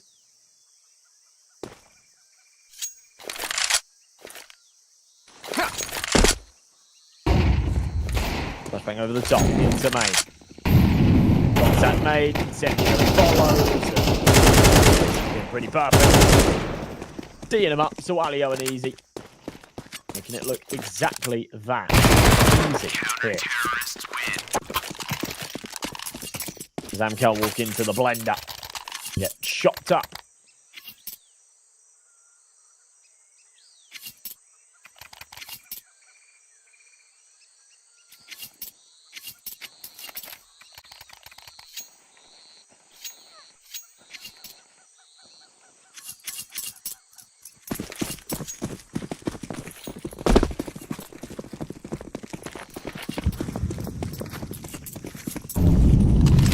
It was MP9, super aggro into main. I quite like this. And we're playing a little bit of a bonus round here. Let's try and put this MP9 in good position. That's exactly what they do.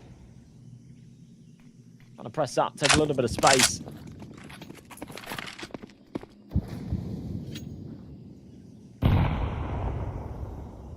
Pressure absolutely on here. If you're Amcal, your map pick.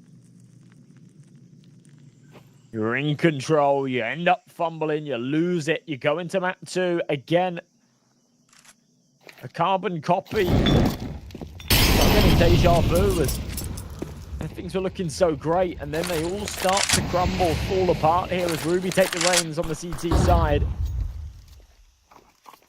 Their T-half that looked powerful on that first map. Right now it's this defense that just seems impenetrable, a brick wall on both sides. Just doesn't seem like that can crack it. They don't have the answer, but here in round number 18. Maybe, just maybe they do. Entry down onto the B site, but it is going to break even. Really doesn't last long, though. Denied, and managed to play aggro, and as a result, lovely stuff there again out of Ruby.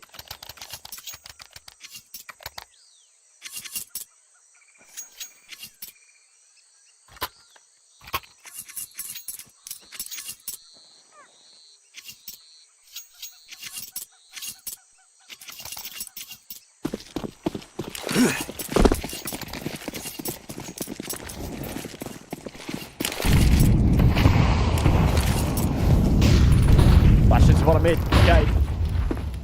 The press forward, he's got an AK in hand.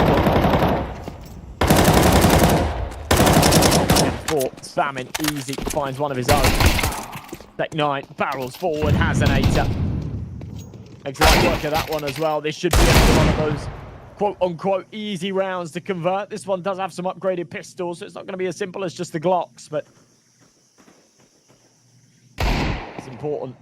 Don't give these rifles. If that shotgun can do a bit of damage as well, then that goes a long way. It's the auto shotguns. Easy stuff. Bozil Sualio has an 8er, make light work of things. It's a good round. It's a very good round.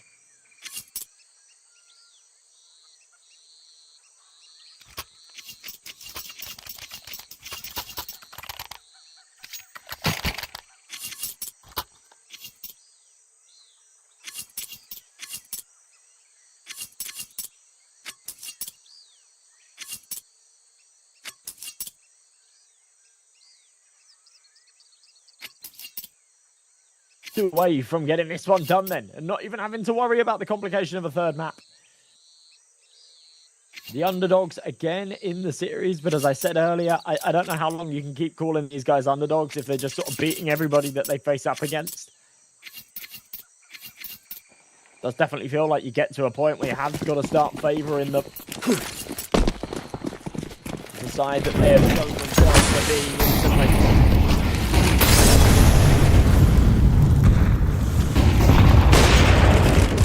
Here we go. Running it back. Sangal with the AK. They have that AWP on Art Frost. It needs to do work here.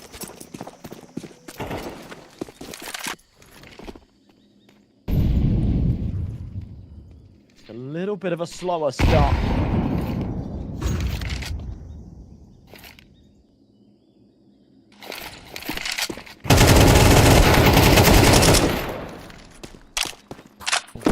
It's a big dollar.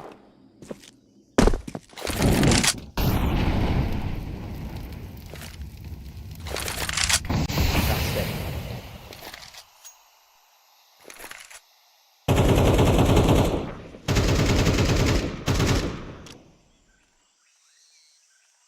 An advantage sat in their favour.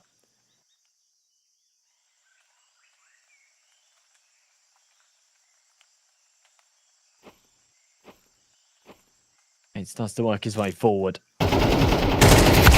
Everything comes down to the site entry. It doesn't look like it's going the way of Amco. Art Frost, the last man standing, and honestly, the last person you want in a clutch like this with an all.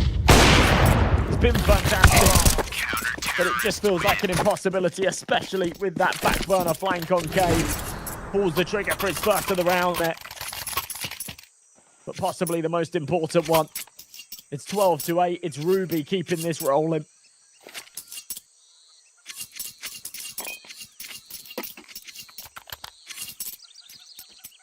This has been something a little bit special from them here. Another one of these dominant performances to put them into Series 1 of the CCT here. Season 3. They need one of the next 4 rounds to get there.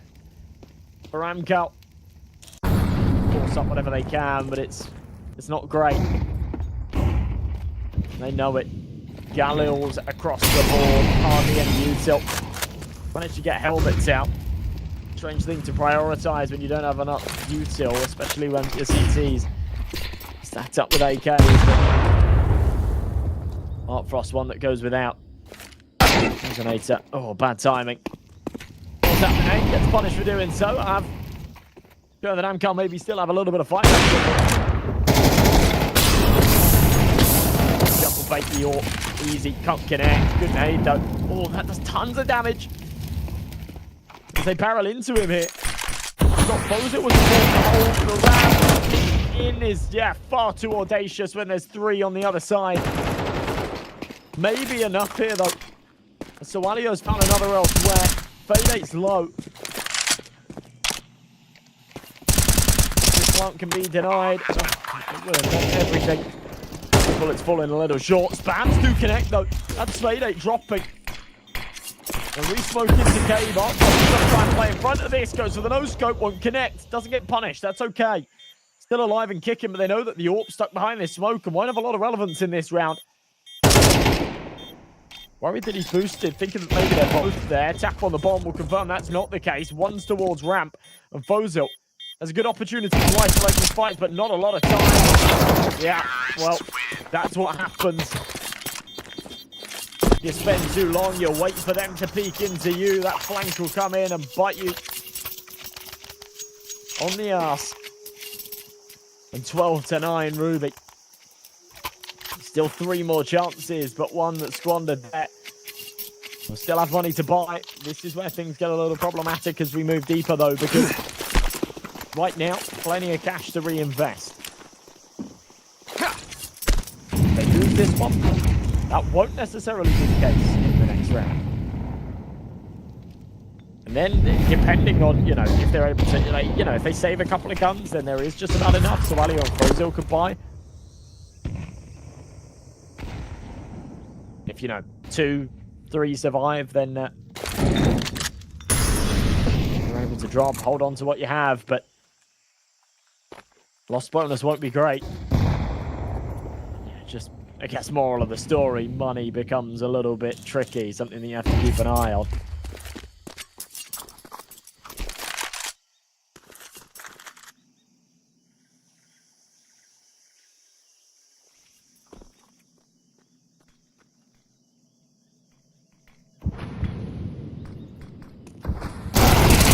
Fozil round the corner, Sam.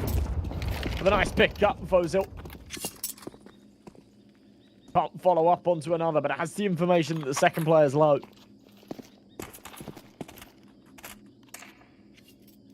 Hey, just tucked in the corner. Only to be dropped. Amcal know the importance of staying composed here in this round, otherwise it all falls away. Single elimination. There's no second chances once you get out of the groups. You've got to win your opening game. And tell the high. So Alio. Oh. Both. That is brilliant. And just like that, it's going to end right there. Ruby taking the reins of Ancient and taking the series in 2 bites. Really tidy stuff. Fantastic work out of the team that have looked so strong recently. And Amcal just did not have the answers. They didn't have the answers at all. They fall flat on both maps, especially in the second halves. And it's crazy because they had such a good start to Dust 2. They had such a good start to Ancient. And then as soon as they lose control, Ruby just take advantage of that, and they did so beautifully. So that's going to wrap things up for our first series of the day. One that I wasn't expecting to be a 2-0. It didn't completely surprise me that we ended up seeing a Ruby win. Like, no doubt. That absolutely... sort of Ruby with their current form doesn't surprise me to see a Ruby win. It does surprise me that we see it in 2 bites, though. And, yeah, massively, massively impressive stuff from them. So, as I say, first series of the day all wrapped up. We're going to go to a short break, folks, when we return. Or actually, probably a little bit of a longer break. When we return, we'll be back with that second best of 3. It's going to be an absolute banger because we will have Zero Tenacity facing up against Sashi. Sashi did just play a game in Thunderpick. They lost it 2-0 to Na'Vi Jr. So looking to try and redeem themselves here as they go deeper into their busy day and packed schedule. As I say, though, go grab yourself a snack. Join us back here in a little while. We'll be waiting with the action.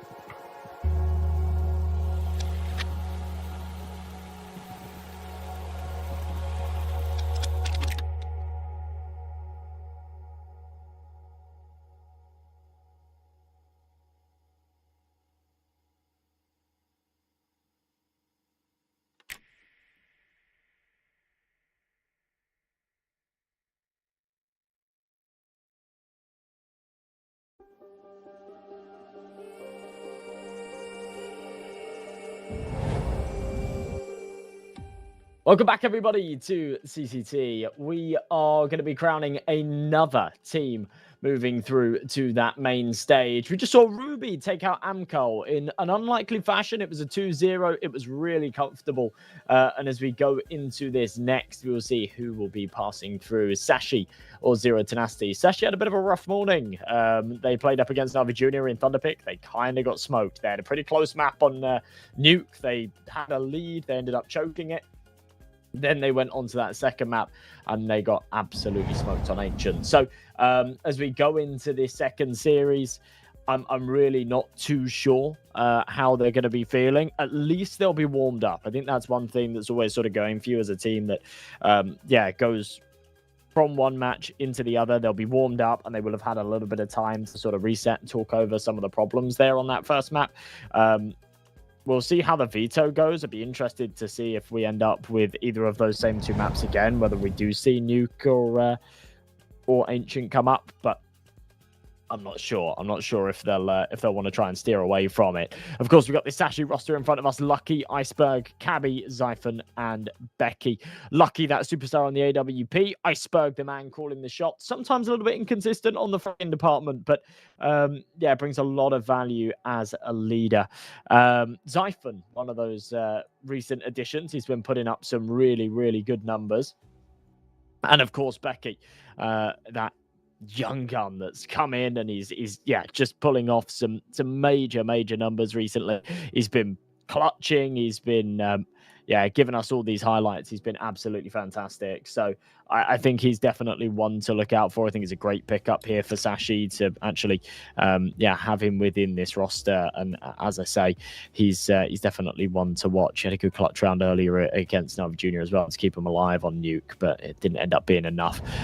We'll go and have a look at the other side of things. Of course, it's Zero Tenacity. We don't have pictures for some reason, but Avant, Joffo, Namanha, Simca, and Brute Monster, a team that are tried and tested, really. They've been around this kind of ranking for quite some time now. They've looked really, really good in their recent games.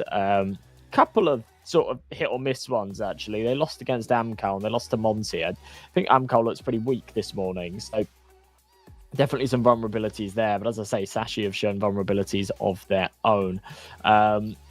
Straight off of the back of a strong win against Unity, though. That was last night.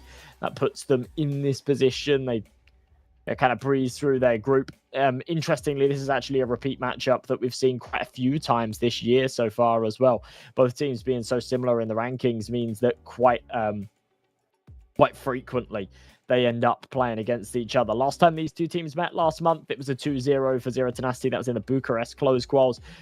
But visits prior to that, I mean, CCT Series 20, it went to 3 maps. We actually saw overtime in 2 of those maps. Then it was a 2-0 Zero Tenacity, a best-of-1 win from Zero Tenacity, and another 2-0 from Zero Tenacity. So they're actually, even though they've, sort of like lost maps here and there, they've actually gone unbeaten against Sashi. They've been really, really consistent against the Danes. But we will see where this one goes. As we got the veto up on our screen, it is going to be Inferno, Anubis, and Nuke as that third and final decider. Interesting. Sashi don't end up going for that pickup of Nuke themselves. Remember, they went for it last time. They kind of choked it a little bit against Navi Jr. So, interesting that we end up with that here as the third map instead of the first. Sashi are a very good Inferno team. And I think it was actually maybe banned out last time by Navi Jr. I do want to just go and have a little look at how that one went. Navi Jr. first ban train. So, Sashi did actually have the opportunity to pick Inferno. They didn't. They went for the Nuke pick instead. So, not too bad, to be honest. We'll see this little head-to-head here. Lucky and Namanha, 2 absolute behemoths, but Lucky putting up better numbers recently. As we jump in to this first map of this best of 3, it's going to be Sashi starting off on the T side, Zero Tenacity on the defense, and here we go. Namanha with a fair bit of U2. In fact, Avon's got a lot of it as well. Drops over a little bit to Simca.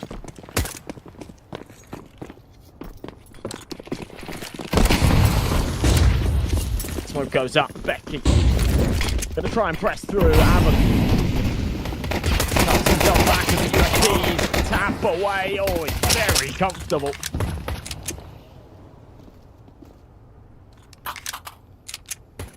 It leaves it all down to Iceberg.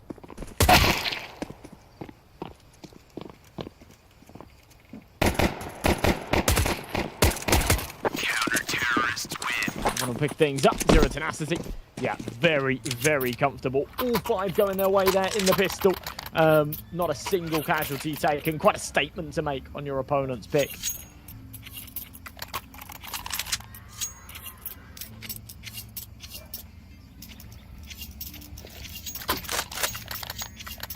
As we move into round number 2. Zero tenacity.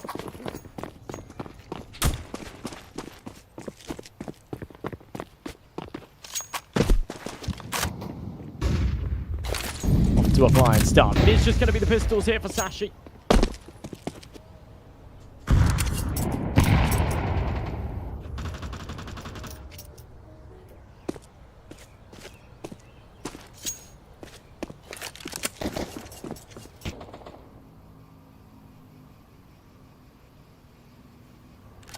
Droppo with the FAMAS Simca.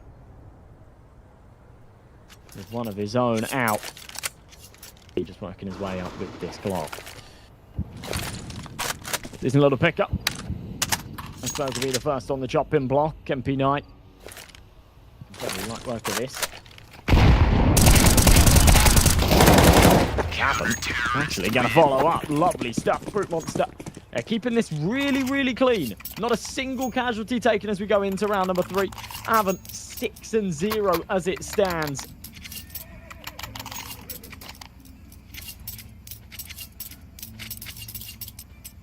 Sashi finally pull out this buy. I mean,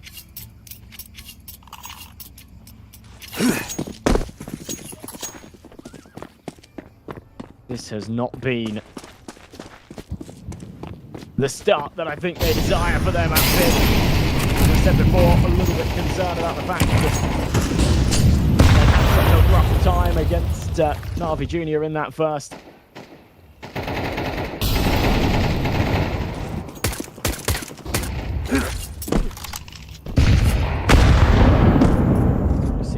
Rain over.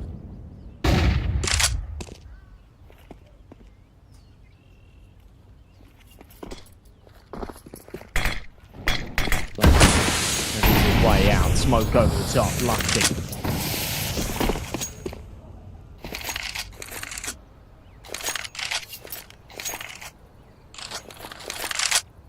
Pulling this one back a little bit, a whole load of damage taken by the T's.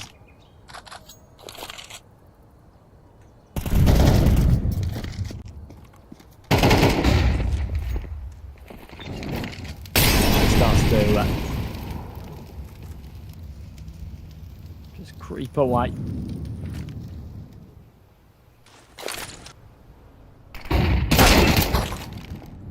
Shot, nice headshot. Still no damage taken. Eventually Avon will drop. Iceberg to do so. But it's a little bit of like a scrappy bonus round here for Zero Tenacity. So if they can pull this off, super happy. Zyphon finds one of his own. Brute Monster there to follow up. And it all comes down to just the one Zyphon. Scratching his head, going, what the hell am I supposed to do here? With 29 HP and an AK, realizes that his best bet is to just fall away and save. His teammates will get a little bit of a loss bonus to come out around him. So yeah, maybe we'll see some pistols and armor. Zero Tenacity make this 3.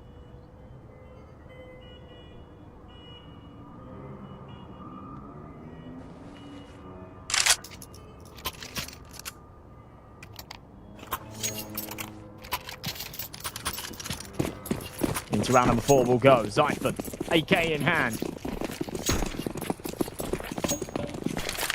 Pistols on the rest. As I said before, just about enough money in the bank to service a buy here.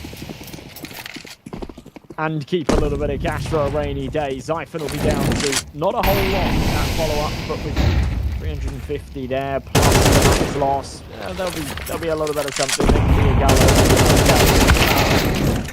This is done. Pick up Simon.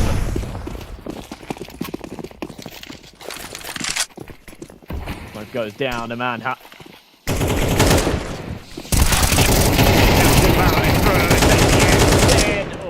But the man has there for a double.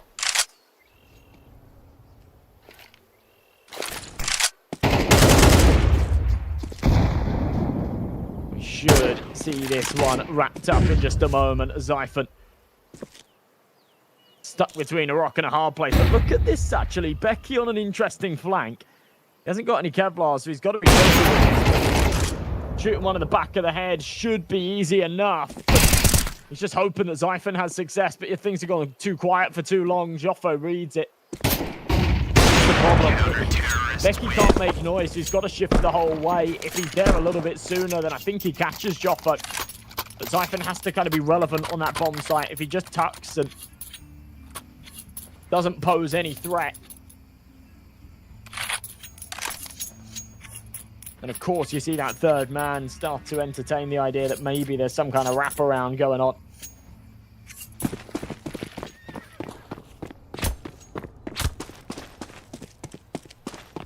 Really, really good stuff, though. Out of Zero Tenacity early on. Fantastic.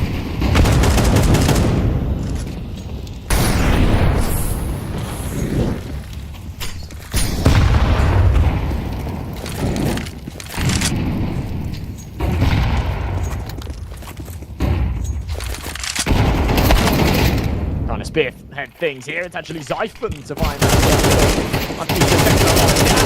Zyphon is dishing it out. 2 big kills. Attack down to 2 HP. Does need to be careful here as he limps away.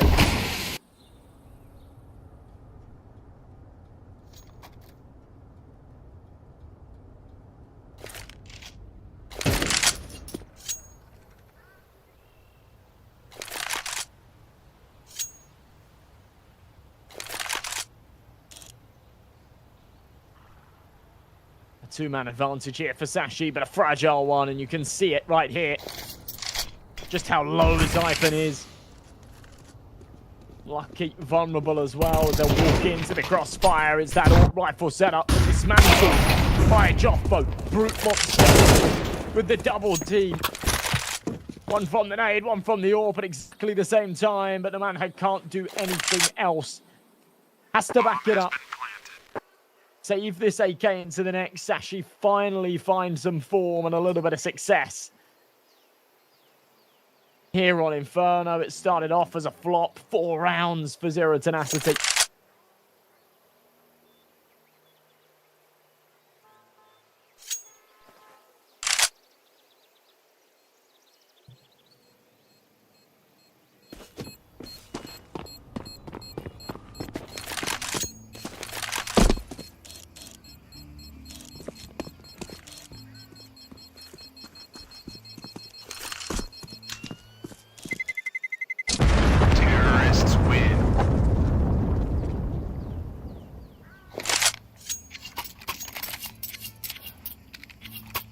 Actually looking a little bit better there in that round.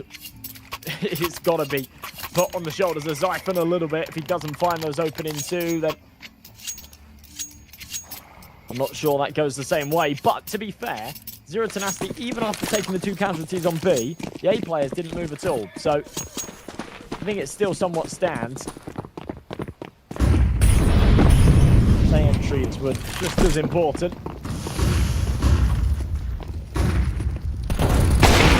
AWP up close, big pick. Looking to just turn this back the other way. Zero Tenacity not allowed actually any momentum or any chance to build economy. Smoke onto long, spams out of the manhole, won't connect. Iceberg. He's got a bit of a cheeky position here. Won't clear it, but Iceberg too focused on the balcony, doesn't expect Davin creeping up from the side. Up a little bit tunnel vision. Lucky misses his shot, blows his cover. Even Zyphon have got to do it all on fire. Burning to a crit. They connect. Zyphon 1 versus 4. Not gonna happen. Brute monster there for a triple. And 5, we will go for Zero Tenacity. Counter-terrorists win. They are making light work.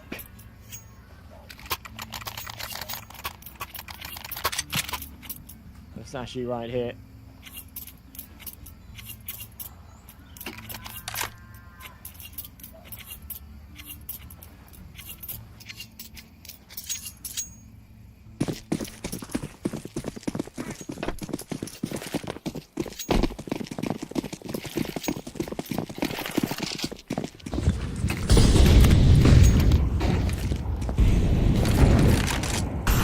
Dropping a little pile of util.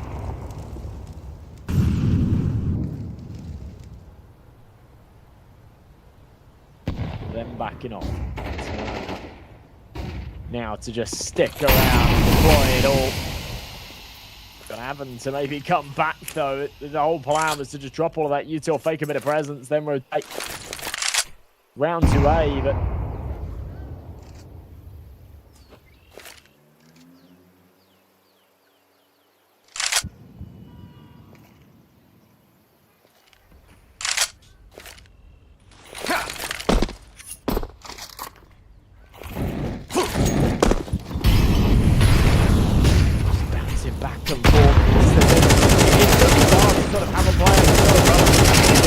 like in CT-Sport. You have an it's not even needed. It's the Manhu and Simka to shut it all down by themselves. 4 kills between the two of them. But yeah, if you haven't here,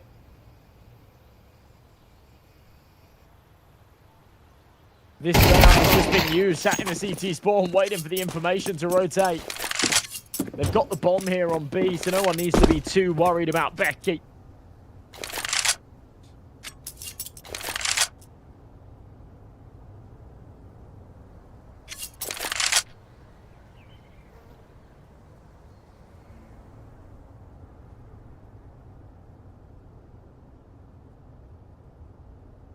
Counter-terrorists win. Zero Tenacity pick up another round. This has been pretty relentless so far.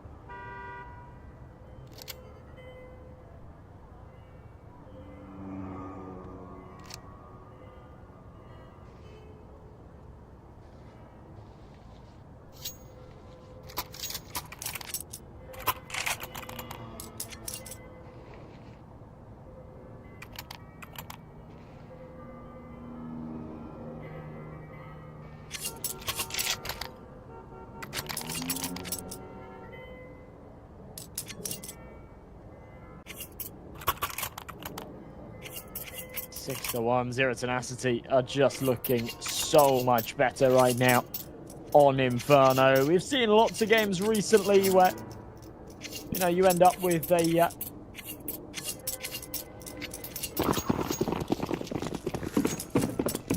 strong early start, and then it doesn't really materialize into much more. You know, Sashi can start to pull this back. Up with a fairly even half, but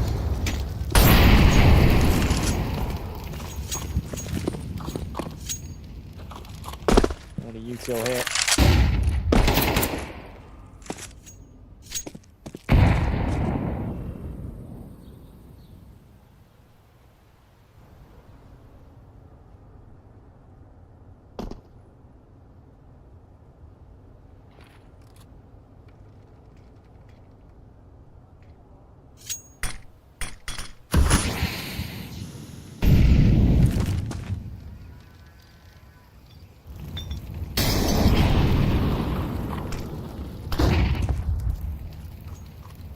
Be working his way up.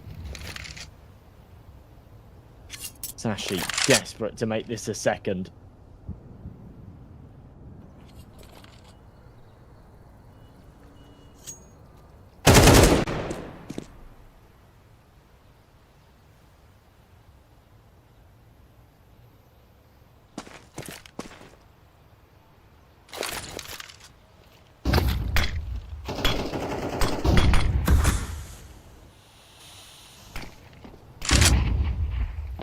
Iceberg. Going down early, 15 seconds left. I can't help but feel that Zashi have just already played themselves here. Zero Tenacity with all the pieces in place on this A site, and even if they don't connect those shots, there was not a world where Zashi could find all of those kills and get the bomb planted in time. It just wasn't going to happen. There was always going to be one sneaky player on the site somewhere that could just poke out and deny.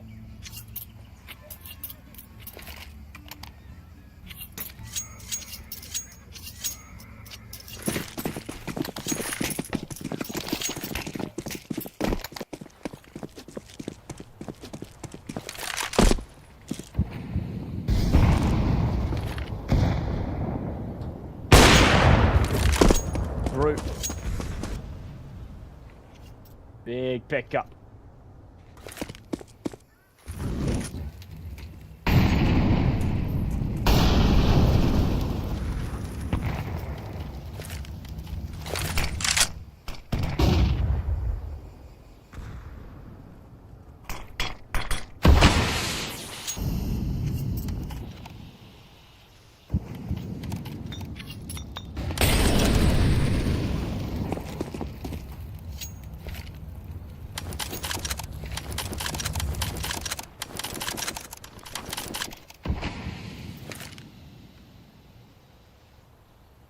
Once again, Zashi just taking this early disadvantage. It's been such a hard start for them.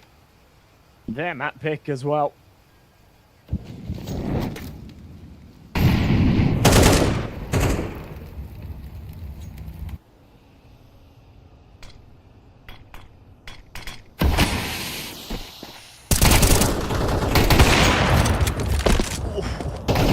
Again, no space for these Tech 9s. No breathing room whatsoever if you're on Zashi.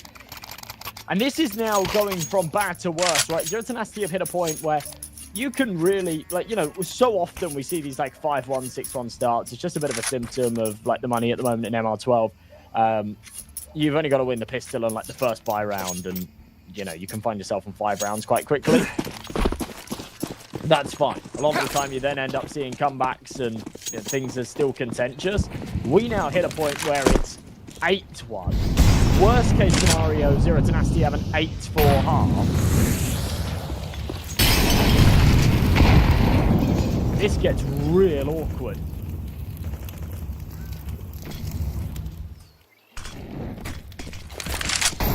The top, Molly to be deployed, Simka.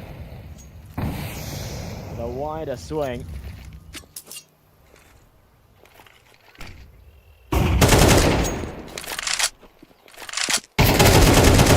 Run off a couple of shots. The man had there.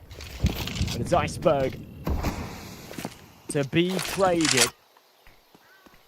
And it is just down to the lone man on the side. It's Simka. And the pressure. Wide swing. Big kill. It's the trade again, but Brute Monster elsewhere. We'll catch out the straggle. That's lucky. In fact, it wasn't lucky. Down on lower banana. Lots of damage dealt. Somehow still hits that shot. But it's Joppo to follow up. Brute Monster to finish.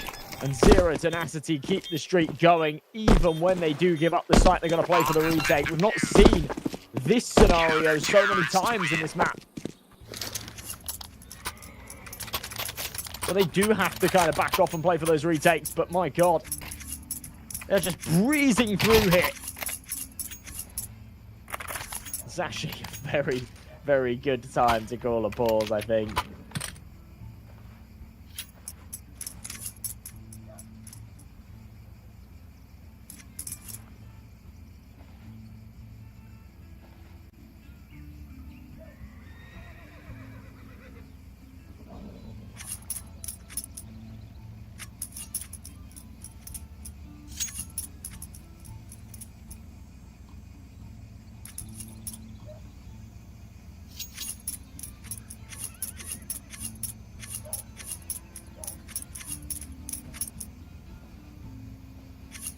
So this this timeout has to bear some fruits here for Zashi.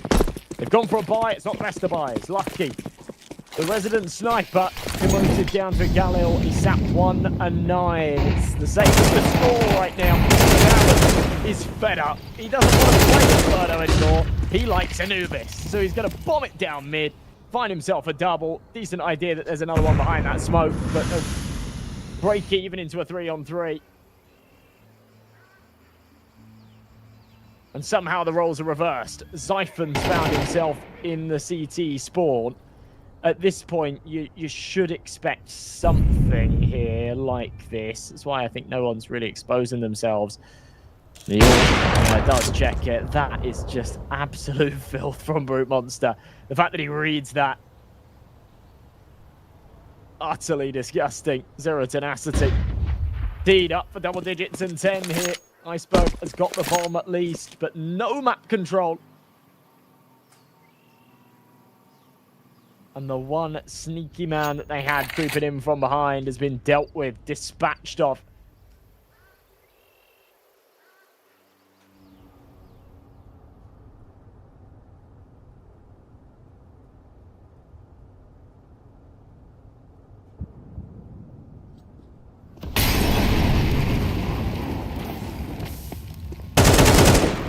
Haven't. Ooh.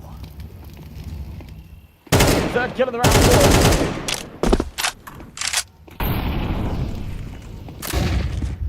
Becky. Standing. He's been a bit of a clutch master recently, but yeah, no chance there. Haven't. We'll finish it off with a 4-piece. He's 14-7 right now, but that doesn't top Brute Monster, who is 16-1. I'd love him to keep this KD up going into the end of this game. That would be, yeah, something rare, you know. Surely they kill him at some point. With that AWP, though, he's far more likely to be the one that stays alive, even if they do end up losing this round, for example. He'd be the one to save, especially here on a map like Inferno. I feel sorry for Lucky, to be honest. It's really hard to get that T-side AWP match taken. Yeah, that's rough. The fall, so it seems like I jinxed him around here for Zero Tenacity. Sashi bomb it out onto a decent damage dealt, to be fair. Zyphon's super low. He'll swap out to that AWP. Trying to wriggle their way back in will be Z10. 10-2 is certainly nothing to grumble about, but considering there's nothing to lose here, of course, they will play for the second. AWP misses the shot. HG will finish him off. I don't think they'll expect a second here towards pit, but we'll see if they clear it. Lucky in the corner. Molly doesn't spare it. And they do actually check for it, but Becky's smoke span perfect. Namanha finds the bomb, taps it, sees the second close out, but they won't have time to get back on this. Won't find the kill either. So just like that, we will go 10-2. A fantastic half from Zero Tenacity. They shouldn't be disheartened by losing that last, but it could have been even better for Zero Tenacity.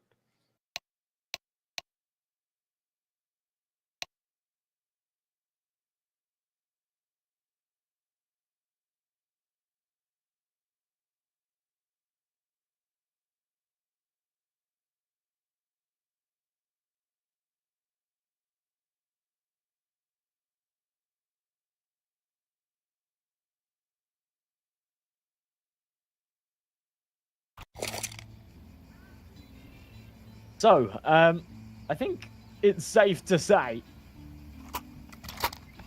at this point that this is a must-win round for Sashi, right? Even then, I'm not sure that there's really much here, but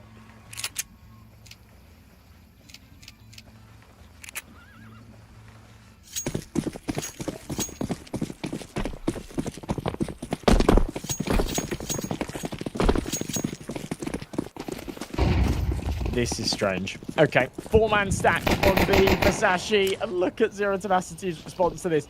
Insta-dink onto Lucky. There's a body shot to follow him as well. He's down to 1 HP. Sashi have not moved a muscle. They've still got 4 on this B site. Zero Tenacity are committed here to A. God, Simka doesn't manage to land a bullet anywhere to finish off Lucky. Now they'll start to pull the rotations off. And Zero Tenacity have read this like a book. Or have they? Oh, I thought they were going to back off to B. It actually doesn't end up being the case. In the meantime, the man is going to walk onto the B site, thinking he might have caught one on the rotation. USP from the back site, can't connect. With the man walking out, Zyphon eventually kills him, but it does then keep the CT players busy for a second. Zero Tenacity have a free bomb site. They'll realize it. This is a major stack. And Sashi's heads are on a pivot. They're bouncing between the two sites. They can't work out where to go and what to do. They do have the man advantage on the retake. Zyphon with a smoke. Becky with a flash. Iceberg's got a smoke and a kit, so they do have the right tools to play for the retake here. Buy themselves a bit of space. Have a longer fuse on this round for that kit to come into action. Jocko in from behind, though. Big pick up from Iceberg and Becky to deal the damage. And as he comes up from short, thinking not enough time on the ball. He has dealt a headshot. Iceberg's there with the kit, and it's no trouble at all.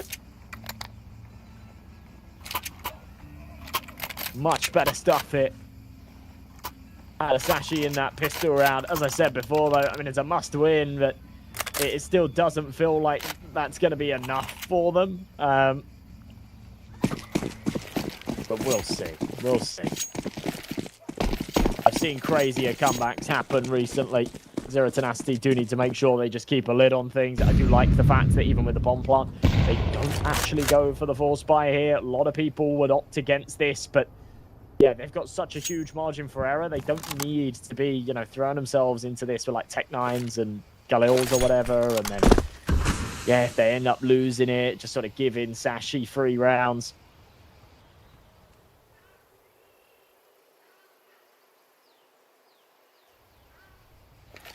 I like the approach to this. Feels composed.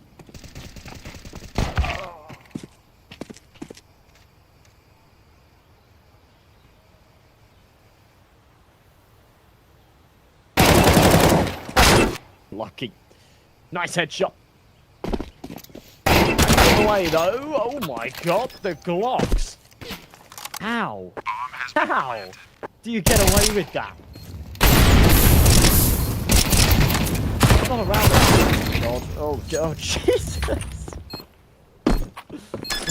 Not around that Zero Tenacity will win, but one that they get far too much out of. There's no doubt about that.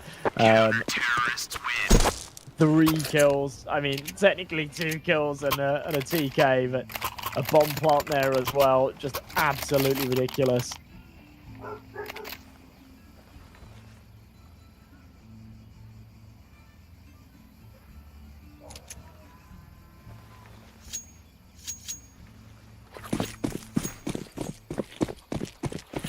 If that's not a confidence booster, then I don't know what is going into this one.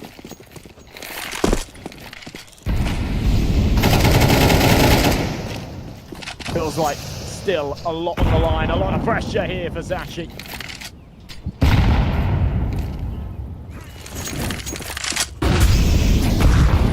They'll move into this next. Iceberg dropping instantly.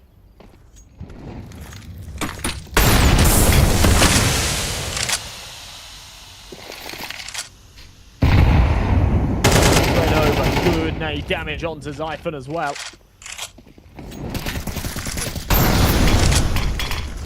Monster with a pickup through the smoke. Simka waiting on the other side as Lucky just spams away, swaps out to the other M4, knowing that he's expended a lot of the bullets in the first one, but with Zyphon dropping, a 2-man advantage here. Sits the way of Z10.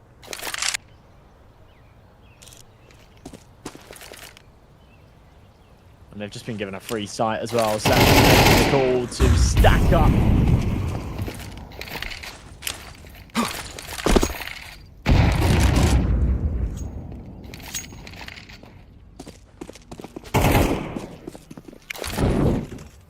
Yeah, they'll just pull the plug on this as soon as they realise that they've made the wrong call. They can't go for the retake here. This is Inferno. They'll hold on to those weapons, but Zero Tenacity will bite right back on their buy. Push themselves onto 11. They are so close to the finish line now. This is the Sashi map pick. This has just been fantastic.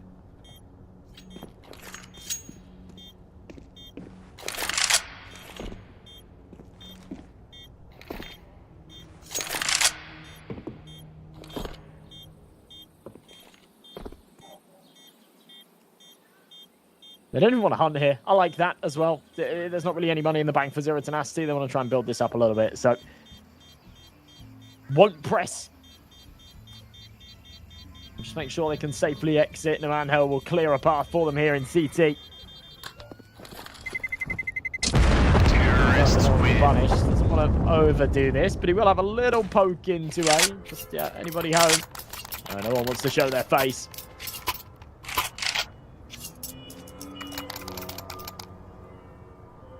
(11-4), Zero Tenacity.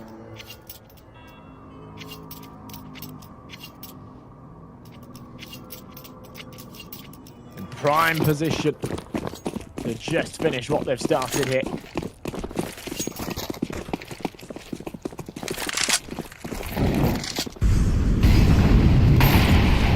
They start to rain in. The man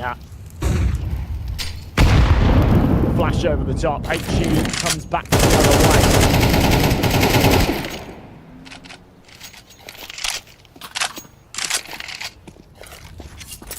And just so smart to evade all of this util on Banana as well.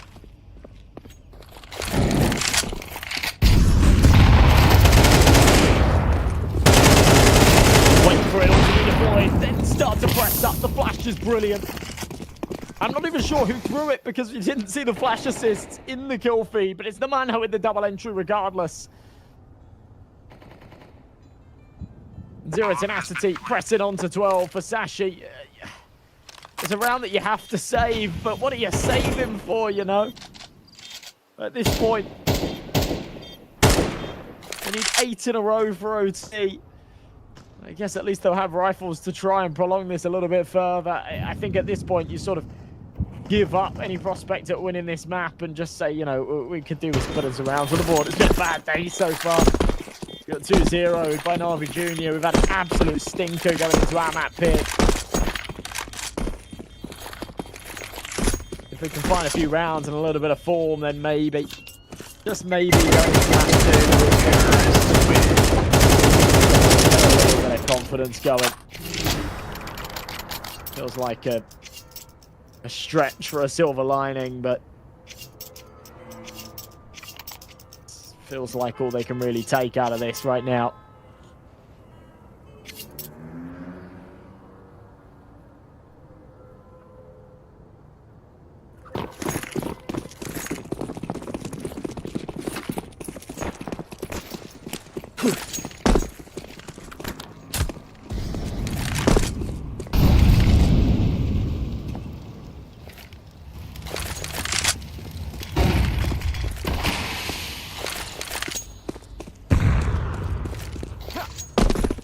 Goals for 4.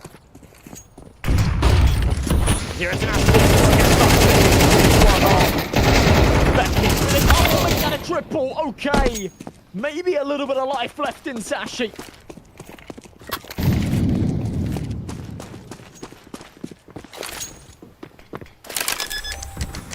The smoke goes down. Joffo.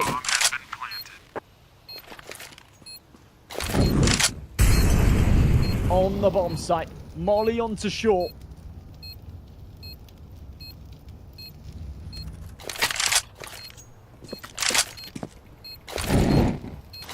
Spurg trying to work his way back into this.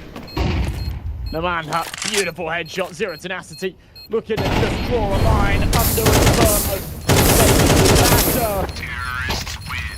And even if you want to pick into it, you do not stand a chance with the level that we are playing at right now. So comfortable. 13-4 victory for Zero Tenacity as they are just breezing through this series and looking to bag themselves a spot in the main event. That was near perfection out of their Inferno as a whole. Their CT side was fantastic. Their T half really strong too. That's going to wrap things up for our first map of this one, though. We're going to go to a short break. When we return, we will be back with the second map of this series. I really don't know, you know, what Sashi can do to dig deep and get out of this hole that they're in, because it's Anubis up next. It's the Z-turn map pick. The one lifeline, the saving grace here for Sashi is they get this T-side start if they want it, but they've had a hard time on this map recently, and I think it might bite them. We're going on that short break. We'll see you all very soon.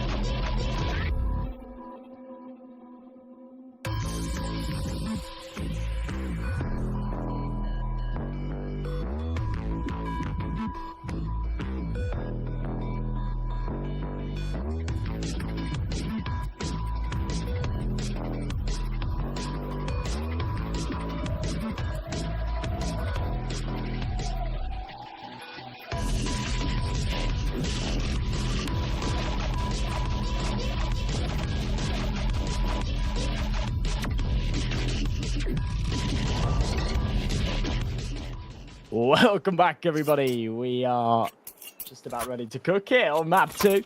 Zero Tenacity really did cook in that first, didn't they? That was some of the most comfortable Counter-Strike I have seen in a while.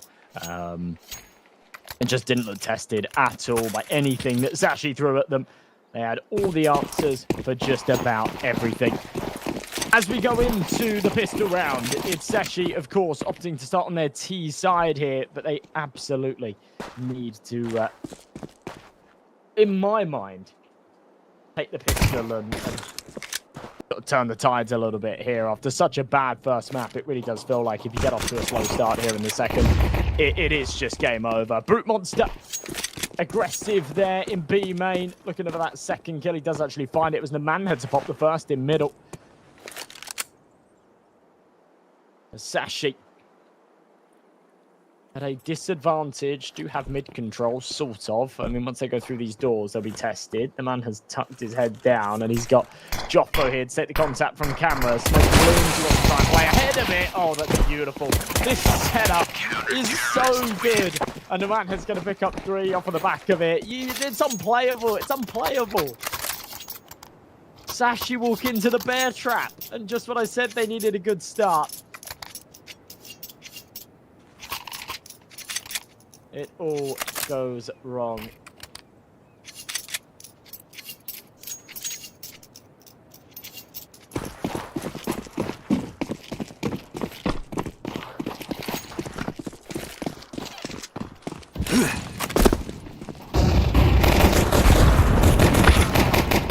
to watch CNN should be a little bit of a mow down, Cappy. Wow. 2 very like, oh my god. All right then, Cabby. That is actually beautiful work out of him. That goes from being, you know, a really clean round for Z10, then being able to keep cash and not have to reinvest, to actually becoming very, very expensive. Everybody really doesn't have a whole lot left behind them after reinvesting there. So, yeah, some major, major impact being had there.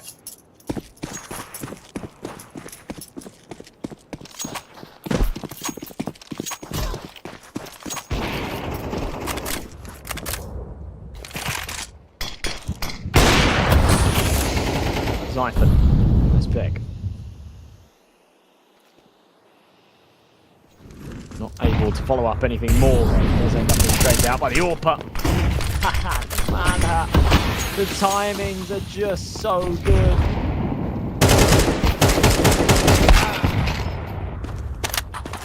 To get aggressive there as the nade is being thrown.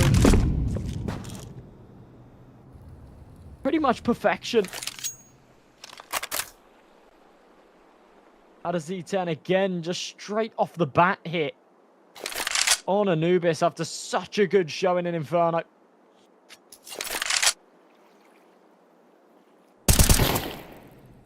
Simka. Little jiggle, contact made, lucky. I'm a little bit scared here.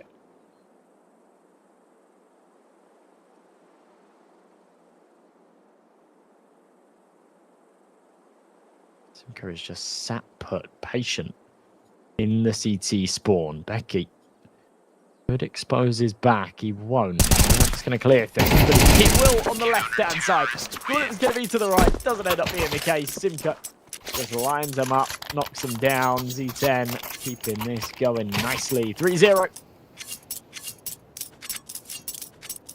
And good work being done. Very, very good work being done.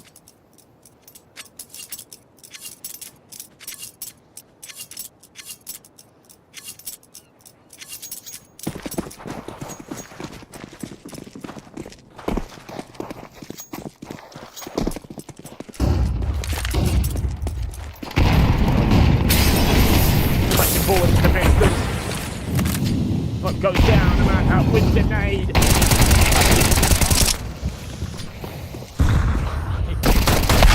Counter-terrorists win. Zashi, if this is not some of the most demoralizing CS you can possibly play, I just don't know what is. This has been relentless. even in rounds like that where, you know, it's not a... yeah, it's not an eco round. You've got a fair bit invested into that.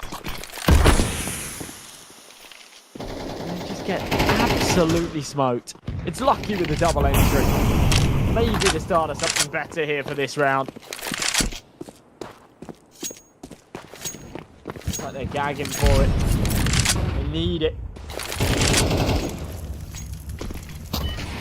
Well, this goes real wrong real quick. Bomb has been planted.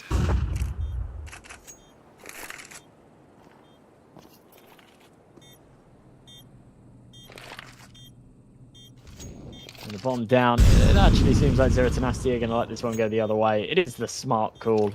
It makes the most sense.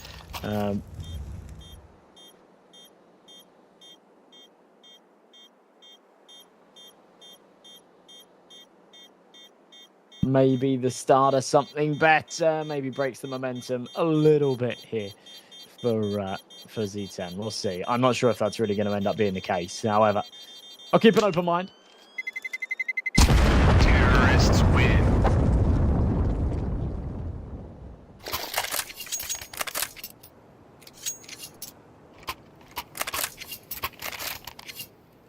Not an easy task ahead. Won't be too hard to close things up here, but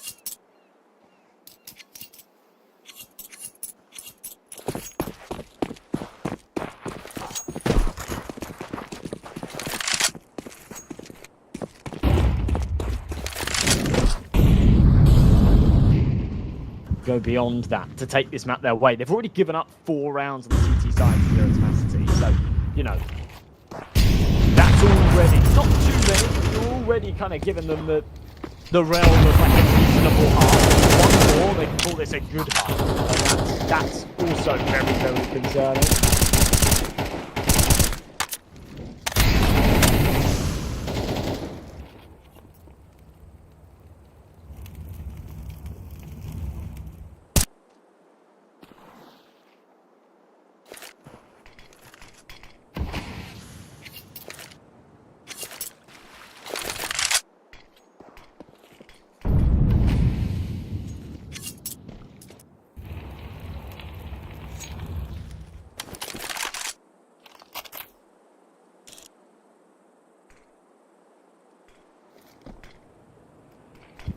Gabby.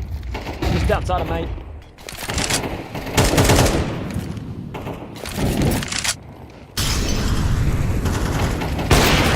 Becky for one of his own. Brute Monster does actually connect, but he's under so much pressure here. And quite a play out of this. Wow, very close. Almost isolates the burst, misses the shot. Hot shot through the smoke is damn close as well. It's Joffo coming in from lower. Brute Monster follows up. Sashi. Like this. HG is a slam dunk, and Amanda's able to follow it up with a bullet. So, yeah, beautiful stuff. Bomb has been defused. Counter-terrorists win.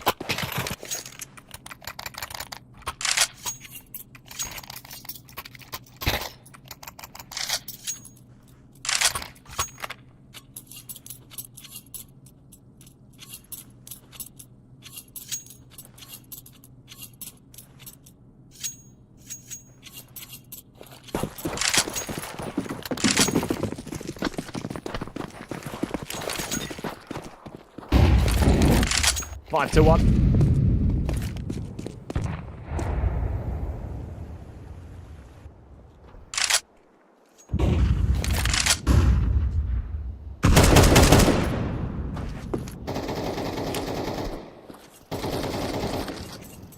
She's very, very short-lived.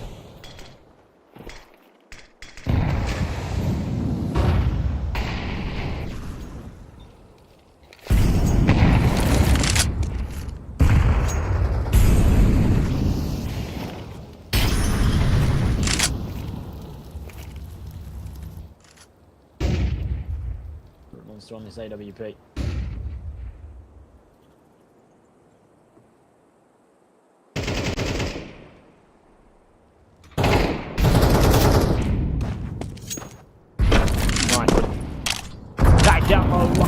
well. So, whilst there hasn't been a kill so far here for Zero Tenacity, heaps of damage dealt.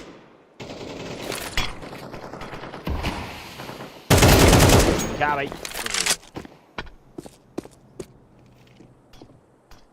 Decent entries. Joffo, back of the site. Will he get cleared here? Zyphon should be checking this. Diggles out. Yeah, 3 of them. We'll come at him together. Joffo does well to get 1, to be honest. Bomb has been planted.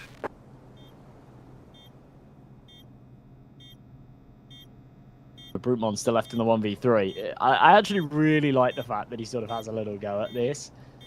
He doesn't find a kill in the next couple of seconds. He will just pull away and save. He's not going to throw himself at the site, but you know, the fact that he wants to just poke his head in, say, yeah, does anyone want to feed me this clutch? No. Okay. All right. Well, then I'll go and save. There'll be a second on the board for Sashi. Better entries. Was the recipe there? No one individual popping off either. It was, goes across the board. Almost a team ace, except Becky denied anything. Terrorists win.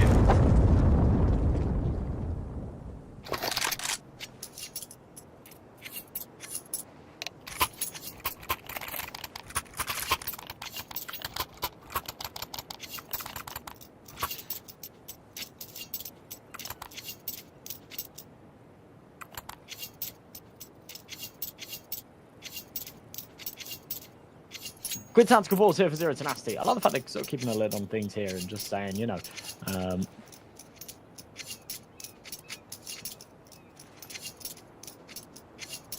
if we've got a nice little lead here, we've got a nice little margin.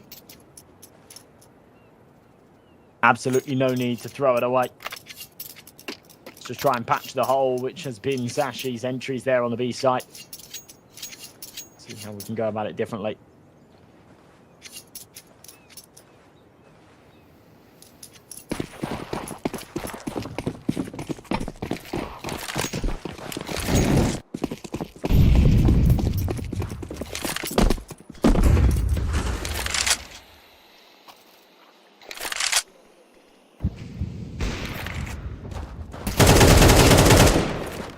Zyphon.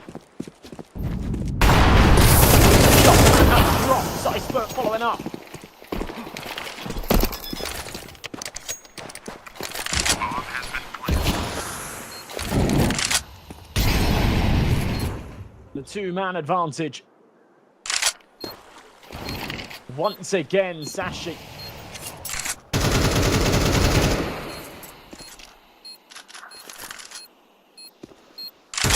A lot of damage on these entries, but they end up with both of them. This time they throw the curveball of the A-bomb site take instead.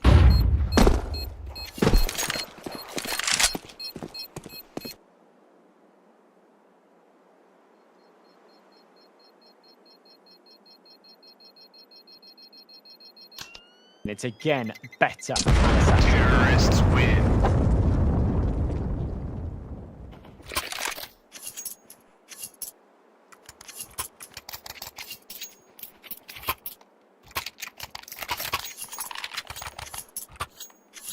Doesn't take away from the fact that Zero Tenacity have already hit 5 on their CT side here, though, on Anubis. So it's going to be an uphill climb, whichever way you paint it.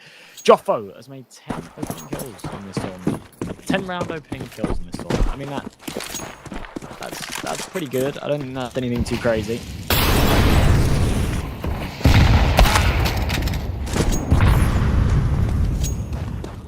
A shot from Brute Monster.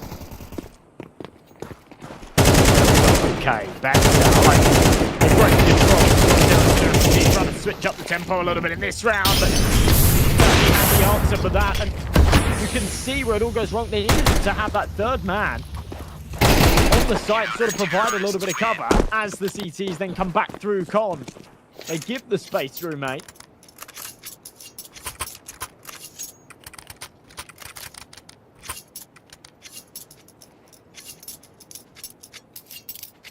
They're able to snatch it right back. Brute Monster putting up big numbers again. It's the Manhunt that's looking good.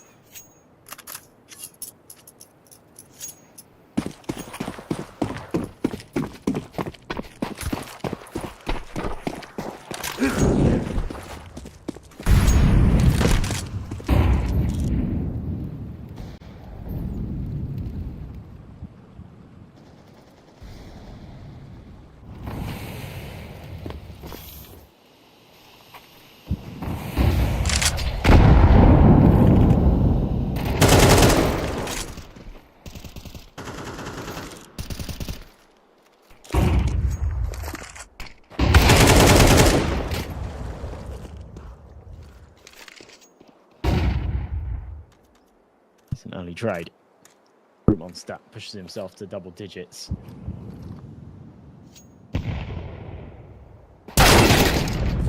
Oh, good excitement. Joffa. Should be there to follow up.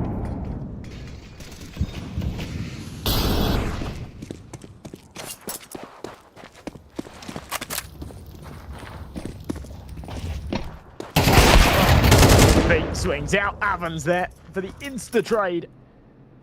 Ball's down to a 2v2. Molly down for Gavin. Round the other side. Bomb has been planted.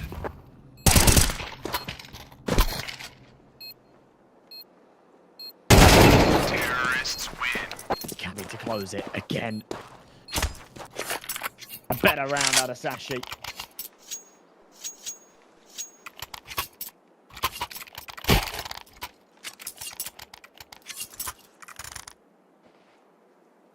Propel themselves to 4.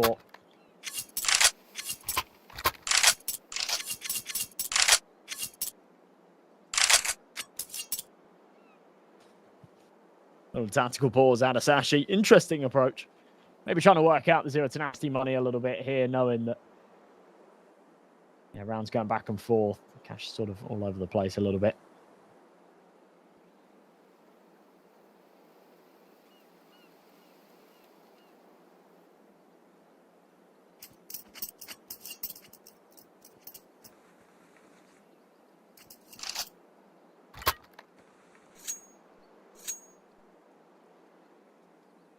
Gravy, you make a good point.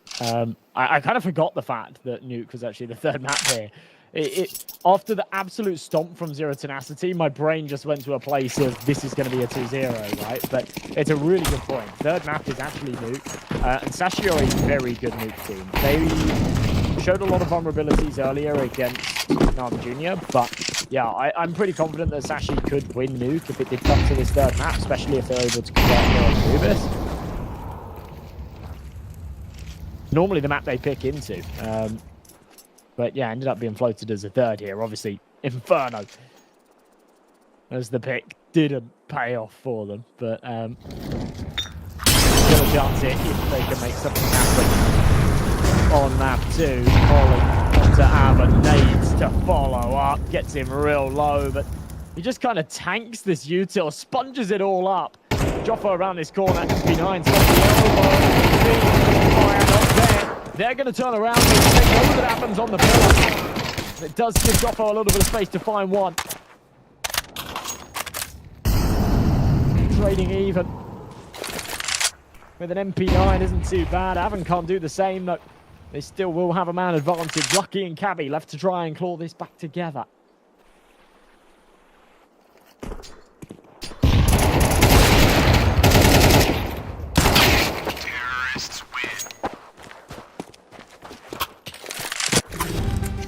Somehow Lucky recovers that. That is insane.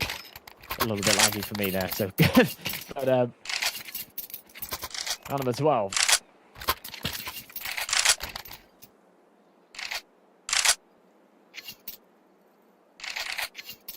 Final of the half, and well for Sashi.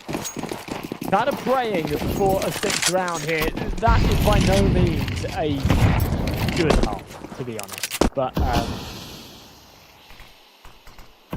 it is something. It's the best of a bad situation, and that is what we're going to see here.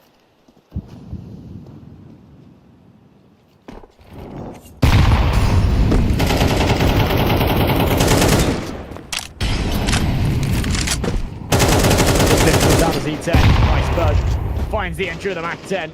Siphon with one through middle as well. And Amano trying to get a little bit cheeky with the aggression. We actually saw him pull that off earlier in the game. Bad time to pull out a flash. The Pro Box fight at that range. Iceberg back down low. Still prevails with the Glock. And it's Becky to settle the score. Sashi, not bad. Not a bad recovery. They'll tie it up. As I say, for the T side of Anubis, that's not great. I still do feel like Zero Tenacity have got the advantage for now, but yeah, At least they've got the momentum. They've got the momentum. They're looking definitely better here on Anubis. It does beg the question, what the hell happened on Inferno? They've found some momentum. Certain players finding their groove. Entries are good. Everybody's sort of on the same page as well. You know, nobody's slacking behind. That goes across the board for Sashi. Not so much for Zero Tenacity. The Manher and Brute Monster have had a great map for Avon. He sat 2 and 8. It's been a little bit of an awkward one so far. That had a good start and a good game on Inferno too. Not really where you want to be.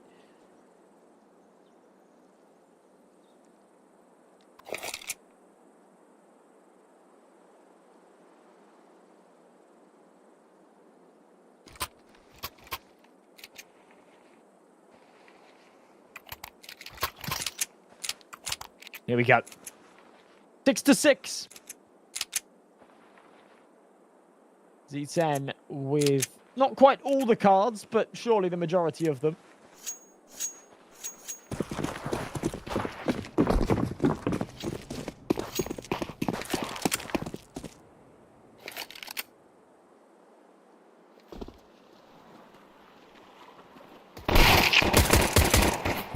Tapping away.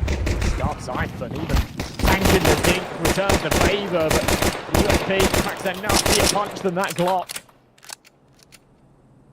Haven't super low himself, needs to be careful here.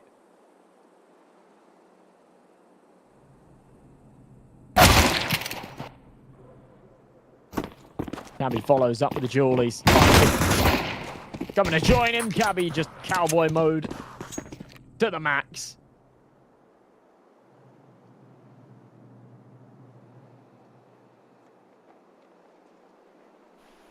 Cowboy maxing. Brew Monster left with a 1v4. Completely ridiculous timing. Oh my god. Oh my god. It's just a joke. I mean, if this was like a 2v1 or something, this would actually be insane. But yeah, 4v1, there's no chance of it anyway. So it's not really going to matter for Brute Monster. He does take contact. He'll run back into 8. He'll think it's clear because obviously he didn't see Iceberg on the pillar. So knife out here. Iceberg will be able to tap him in the head. It's good stuff from Sashi. Much better pistol round. Cabby doing a lot of the lift in there. And Iceberg, yeah, plays that to the T. And I don't even think he means to. Bit of Lady Luck on his side.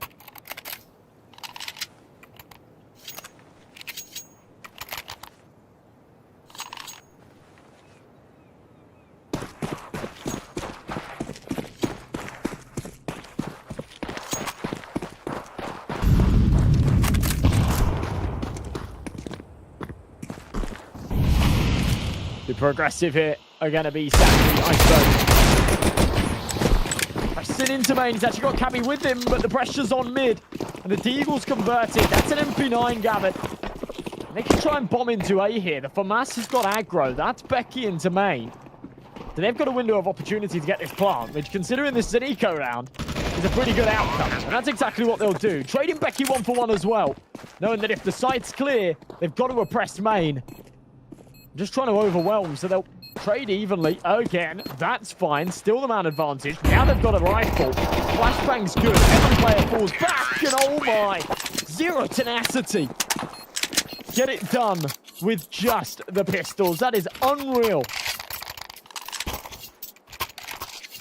Sashi, after such a great comeback from them. And a great pistol round to get the ball rolling here in the second half. They get a punch in the nuts. A force buy here.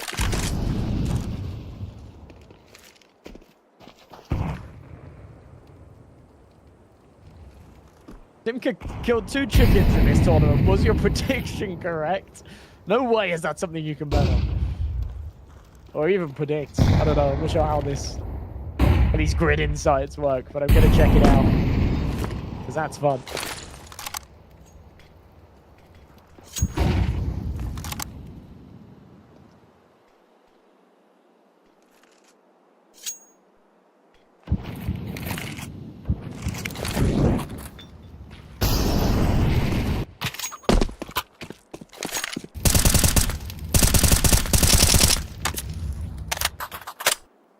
spams away through the smoke.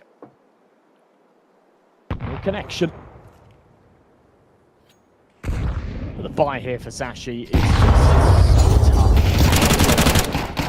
You're forced into it. You have to. You double eco. You get pistols and armor. If you can't, give a tenacity, a taste of their own medicine. And you'll be on an eco in the next. The man has done great work. Runs out of bullets with a FAMAS and just says, it's all right. I'll deal with the Eagle. I'll have a fair firefight with you. I'll still win my duels. Almost ends up with 4. Lucky. Somewhat lucky to still be alive. Comes away with a FAMAS. Cabby. Yeah, no point just throwing himself at this. 5-7, the untouched Kevlar. Not sure whether or not he'd want to buy himself a helmet in the next round, but the option's there.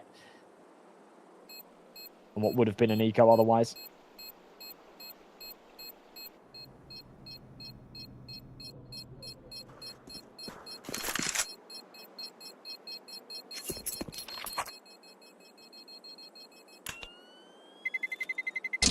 Terrorists win.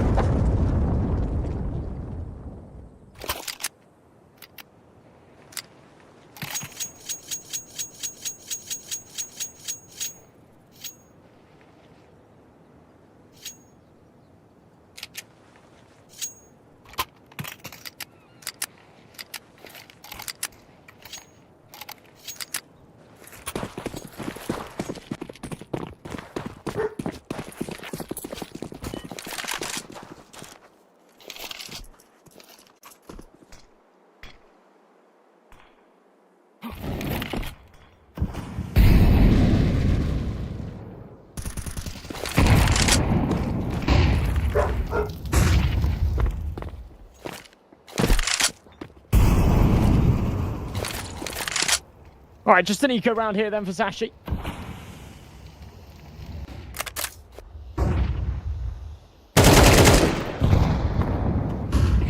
Sorry for the barking. I know Fluffy Poodle thinks she's a guard dog. She's not. Think of a 9 rounds here, though. Man should be able to take out Iceberg. Oh no, back turned. He might get knifed here. Yeah, there we go. Observer picks up on it.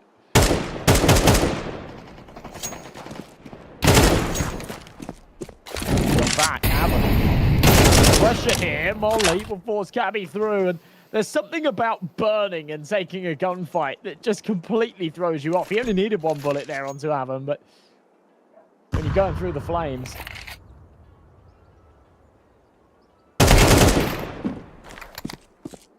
Iceberg's there to follow. Only okay away. I don't know. I don't know.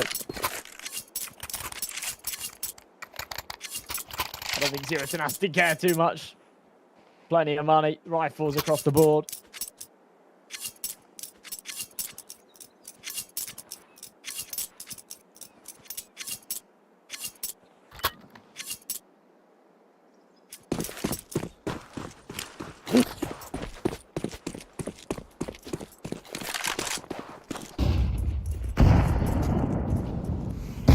AWP ready for some action.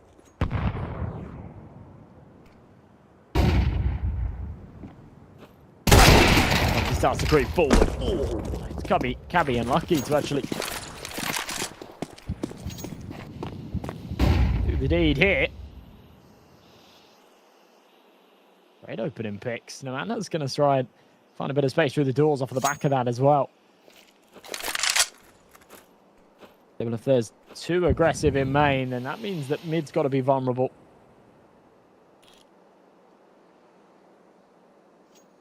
It's sort of what we'll see here. Working his way up, though. Sort of a run boost, but not really.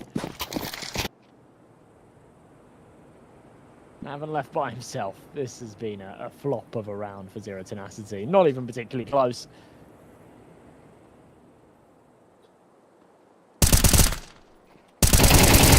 Cabby to finish things off. So Sashi still with a bit of fight left in them, and I like the play to get aggressive there in main. Just change up that tempo a little bit. Match the complacency of Z10.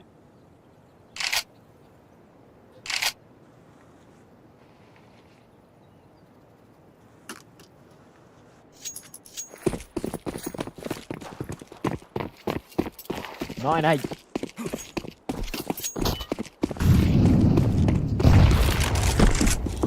£4. Brute Monster. Got to get him with a kick from Khan, and it will come his way. Lucky. And delivers the entry kill here for D10. Sees that the Orc's been picked up as well. Only an incendiary to go down, but Iceberg didn't even want to commit to the fight. There was just a little jiggle. Wanted to bait out the shot. There's no baiting Brute Monster. He's so quick. He'll pop a 50 cal to your elbow. Almost in real life. Might come away with a scratch here in Counter-Strike. That's lethal.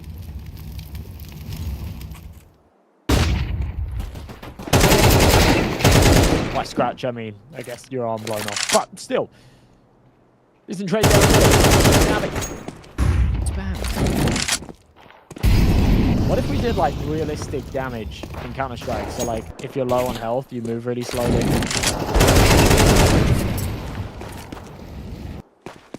If you get shot in the arm, then, like, your spray controls really... Your spray's really hard to control. Your arm hurts. Terrorists win. It's a good round from Brute Monster. That's a really good round. Pretty much single-handedly taking that one by the reins.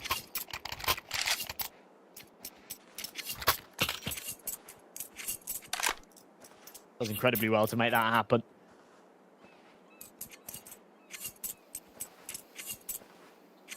So 10-8, double digits hit. Not a lot of money here for Sashi. They will come in with a buy, though. It doesn't work.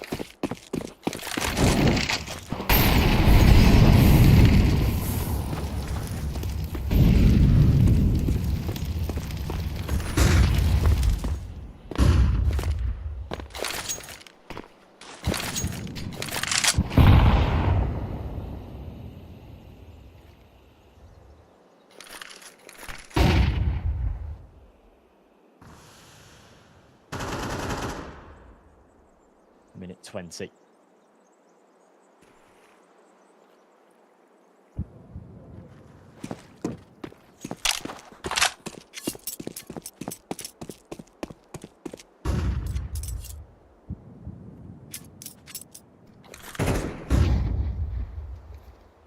Zero tenacity, a hell of a lot slower. They're taking all the space. So look at this. Sashi are so sort of scared here. We've got two players in Temple. Zyphon's back to all the way to the CT spawn. They're just giving Zero Tenacity all of this room. Now, a little bit of a curse here. Because the last place they'll expect Zyphon is all the way back like that. So whilst they're just taking all of this room and scratching their heads saying, are they on a stack or something? What is going on here? They end up feeding the beast. Confirmation that comes at the back of the site. They surely don't expect the second. It doesn't even matter. Shut down by Sashi. Really, really good stuff.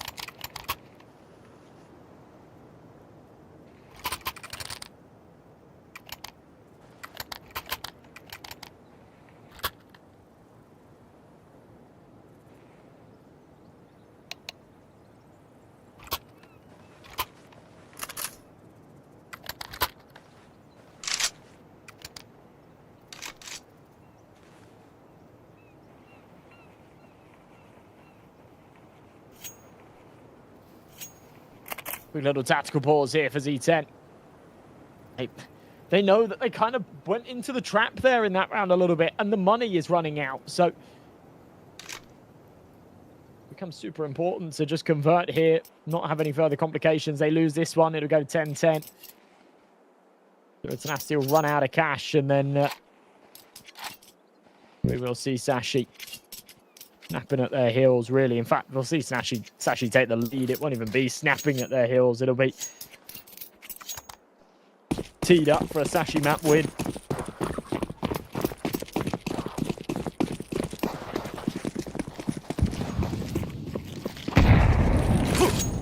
Round number 20.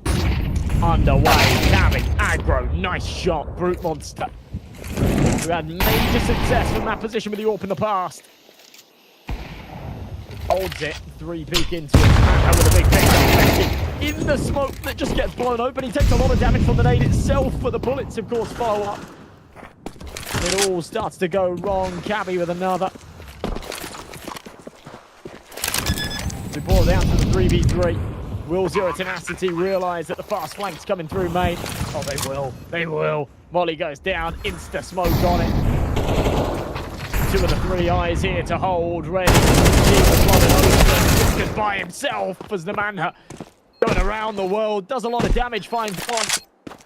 Where is this last one coming from? Oh, he's making loads of noise. It's not open notification here. He does confirm that Zyphon is holding that defuse. And the bomb wasn't far gone enough for him to, you know, jump at that and throw himself into it.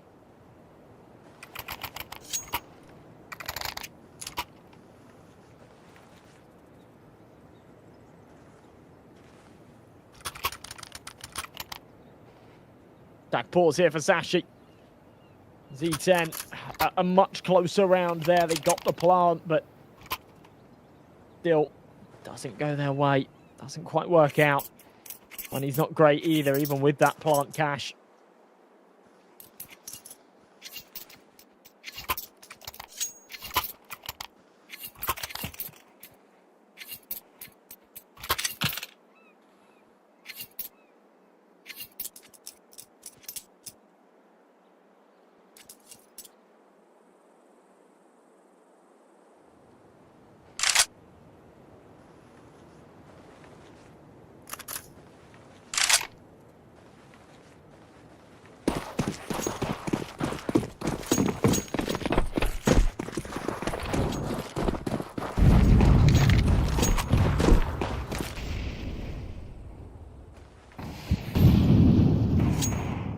Go then.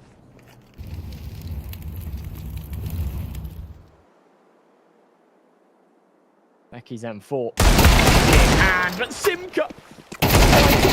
They don't check. How do they not check the close corner? It's so textbook. It's such a routine position to clear.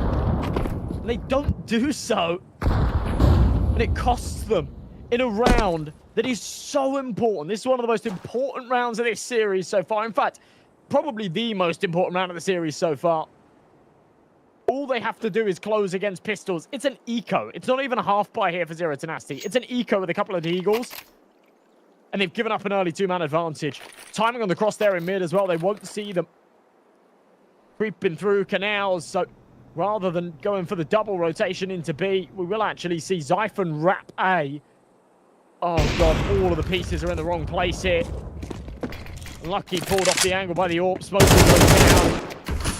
Confirmation that one's coming from afar. Brew Monster, of course, won't keep taking that fight. The call for the M4 to come and join him. Back in, 50 guns him down, and they can just buddy up here. Double down these fights together. With the weaker weapons, they can still play for trades. The dinks hit Zyphon. It wasn't Zyphon, it was Iceberg. Pulls the plug, says get out of here. We have to concede against an eco. Again, this is the second eco round won by Zero Tenacity this game, by the way. Just this map. Terrorists win.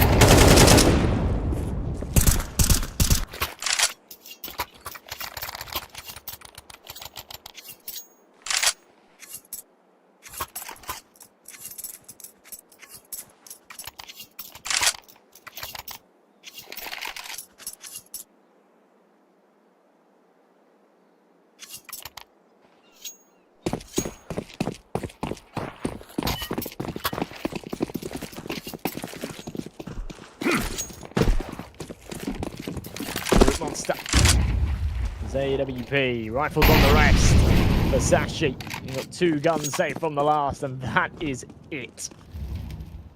This is brutal. This is absolutely brutal. Losing around like they did in the last just puts you in such a horrible position now. Where do you go from here?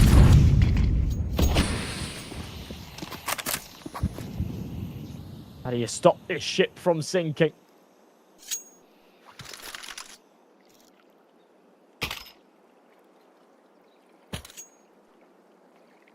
A reasonable start in round number 22 for them. Still D10 looking to run circles. around this defense.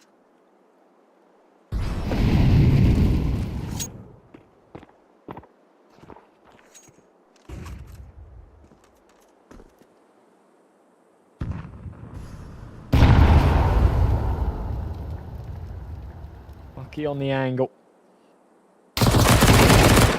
Oh, God, the man. Punished. Siphon ends up with another. Goffer barreling forward. Can be having for the trade, but swapping out to the rifle. Sashi better on the defense again. That was an important one.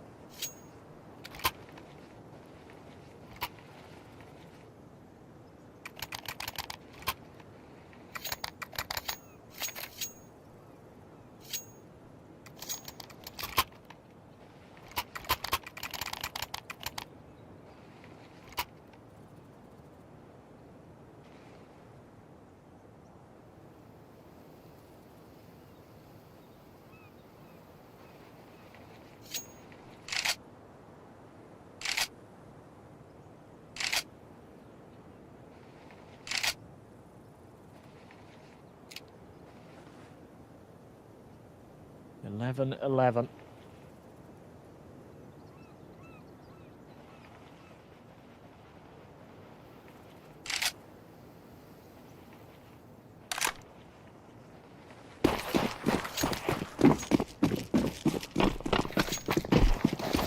All or nothing here for Zashi. Zero tenacity. It's not quite all or nothing, but they'd like to get it done without the need for a third map. As we established before, Nuke is a very strong one for Sashi, so Zero tenacity will truly be kicking themselves if they don't end up with this.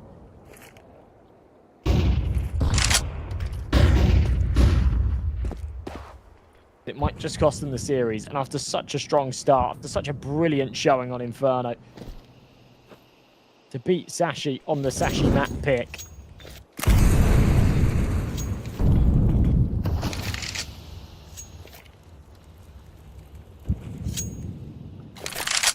Can't help but feel like they'll be disappointed that this one's even come as close as it has. If they can close it out, then all of that can just, you know, be brushed under the rug. Entries in. They have managed to find themselves on the bomb site without any damage taken. And Sashi playing for the hard retake here. They've got util, they've got the numbers, they're all coming from heaven. Eggs, well and truly, in one basket right now. As the pincers cut off, and you've just got 4 players treading on each other's toes here in heaven. This just feels like such a bizarre call from Sashi. A one that surely won't pay off. They've got to stop focusing on camera right now and just focus on getting onto this side. But one by one, they will topple Cabby for the trade. There's not enough time. This round, disastrous from Sashi. And it's going to be Zero tenacity hitting 12 first. They won't be able to hunt Cabby here. He will get away with an AK. Getting rid of that could have done them some favours. That's actually going to give him the opportunity to drop and there to be a couple of rifles in play when otherwise there wouldn't have been. Still, it'll be a low buy here.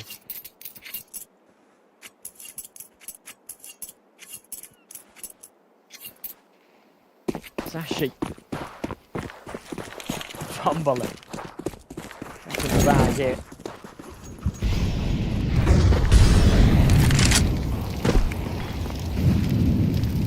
And zooms forward. Charge in middle. It is a bad whiff. Really should have gone 1-for-1. Siphon ends up with murder. And more importantly, that's now a rifle retrieved here for Sashi. So this major firepower had somewhat being negated now. Good entry out of Suka. Into this B site, C4 with a little bit of space to go down, but behind the smoke where Sashi resides, and they want to play through, and the answer's no, not yet. Oh, low HP, Iceberg, a hero, zooms in, and you can see the wings on the MP9. The Angel this round, but it doesn't look like it's recoverable as Brute Monster from the sideline will provide that support and get things finished. It's Zero Tenacity to close it out in 2 bites. The second one, an awkward, an uncomfortable bite. They bite down on something hard and they spit it out, but it ends up converting. Wow, Sashi giving us a real good showing there on map 2.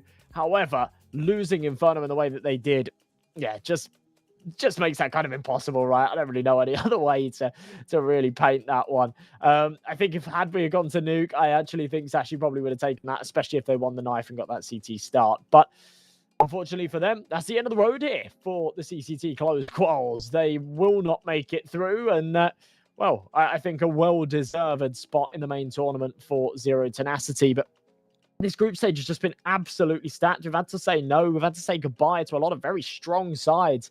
And I think Sashi are another one, but just not up to par today. They're 0-4 for maps. They lost 2-0 against Navi Junior earlier on. They've just lost this one 2-0. And I actually believe that they have another game today, which is absolutely crazy. Let me just double check that before we cut to break. Is that right? Is that today? Yeah. These guys are busy boys. These guys are very, very busy boys. Alrighty. Well, that's going to wrap things up from me, folks. We are going to go to a short break. Yeah, they're against Nexus. They're against Nexus at 5. Jesus, no rest for the wicked. Hopefully better things for them there, especially for you Sashi fans. As I say, that's going to wrap things up from me. We're going to go to a little bit of an extended break because that one was a 2-0. When we return, it'll be a fresh face to bring you through the action. So thank you for joining me. And yeah, if you do want to stick around for that next game, grab yourself a snack, but come back here soon because we'll be waiting with the action. I'll see you all soon.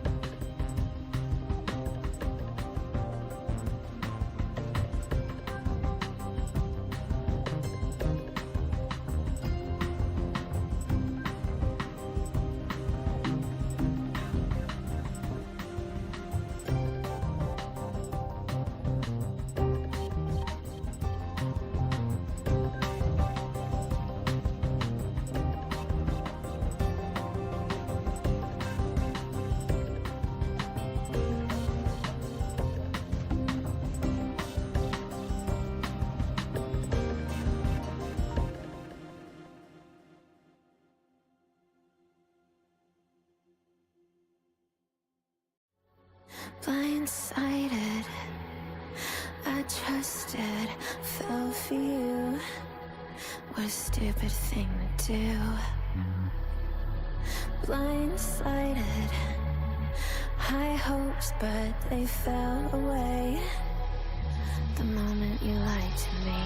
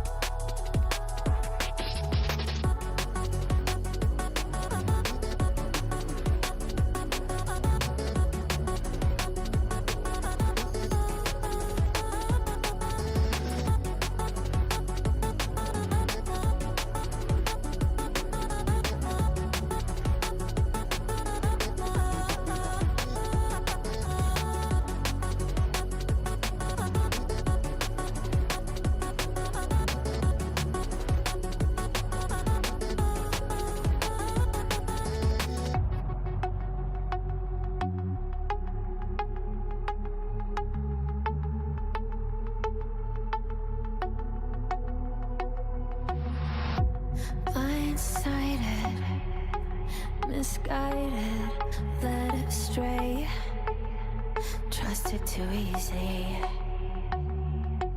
Blindsided, strung out on the smallest string, had me questioning everything. I don't know where I am now. Pedestal I had you on is crumbling down on the ground. It was all illusion. Where do I go now?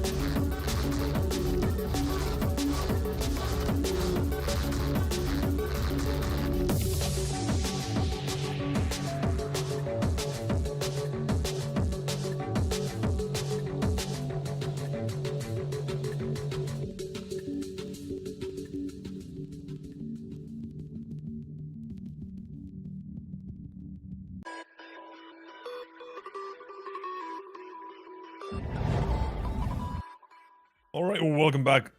Welcome back, ladies and gents. It is another game out here in the CCTs, and we're going to take a look at it's just the last two for the day. We're going to figure out how the planes will end here today, and who is going to be making it through to the stage, the main event, as it were, almost. And we're going to go through this one slowly but surely. We're going to find our way with two more best of threes to go. First off as well, we can kind of just slowly head into it, right? We've got a couple of very intriguing ones, I do think, because there are teams that I haven't really had a chance to look at all too much, but I've heard enough. I know enough about, I guess, what they can do, sort of as well as teams, but that's about it. That's as far as my knowledge goes in these situations. So I'm very interested to see how this one will be playing out. We're going to start off as well here. Rush B versus TNL. Now, I think we do have the schedule, so we can take a look at that as well. The first one where I've not seen TNL in a good while. I think I've seen one game, that was maybe a month or two ago, something along those lines. It has been a moment. Rush B, I've heard about them a fair bit, but haven't actually seen them play, so it's going to be the first time as well to see how they play. And then to close out the day, we've got a little bit of FAVBET and Sangal to close it out as well. Sangal, pretty much a new roster, or at least a new core to it. A brand new team. FAVBET, who've been looking pretty good, if you ask me as well. I think they've been on a very solid rise as well in these last few months, or this year mainly. And I'm looking to see how they play as well eventually, because it has been a moment. It's been a bit of a break for me, but nonetheless, getting to see what the teams themselves as well look like. We've got Rushby up first here as well. Got Kinky, Hero, Executor, Texi, and Zinni over this side as well. Where again, I really wish I could tell you a little bit more, but I'm here for a pretty much blind tour to see what these teams do want to get up to. right? Numbers-wise, Dexia is the one you do look at. Currently, solid, right, 1.13-ish ratings. And, a fair bit of games underneath them with the last couple of months, so over 100 as well, so they've got that. They have been grinding, they have been farming, and playing a fair bit of games. And thus, they can be quite excited to see what they'll be coming up with here as well. How consistent can they be? But, on the other side as well, TNL, some changes to the organization, right? You had a little bit of news. Maybe might have gone underneath the radar, but Kane left from coaching Passion UA to become a part of the organization here. I wish I could remember what might have been part of like the higher up. I can't exactly remember that either, but he is going to be part of the organization. That's a pretty big move, I think, and it's going to be one that kind of puts a couple more eyes as well on TNL in my eyes as well. But they've got a fairly neat organization, pretty nice looking team, I think, but one that I will still need to see as well a little bit more. I saw Niffy standing in for a couple of games from Kono at some point as well, or not standing in but playing as well. Looked pretty good to me, and thus making it quite the exciting situation for me now as well to see how they perform as a team as well, because this is going to be a brand new situation for me again. But a lot of unknowns, a lot of question marks, and we're going to try to get to answer those shortly as well. Well, for now, one question is going to be answered. That is the veto. The maps that we end up playing and getting up to here as well. Starting off with a little bit of Nuke, a little bit of Mirage, and a fairly classic decider of Ancient.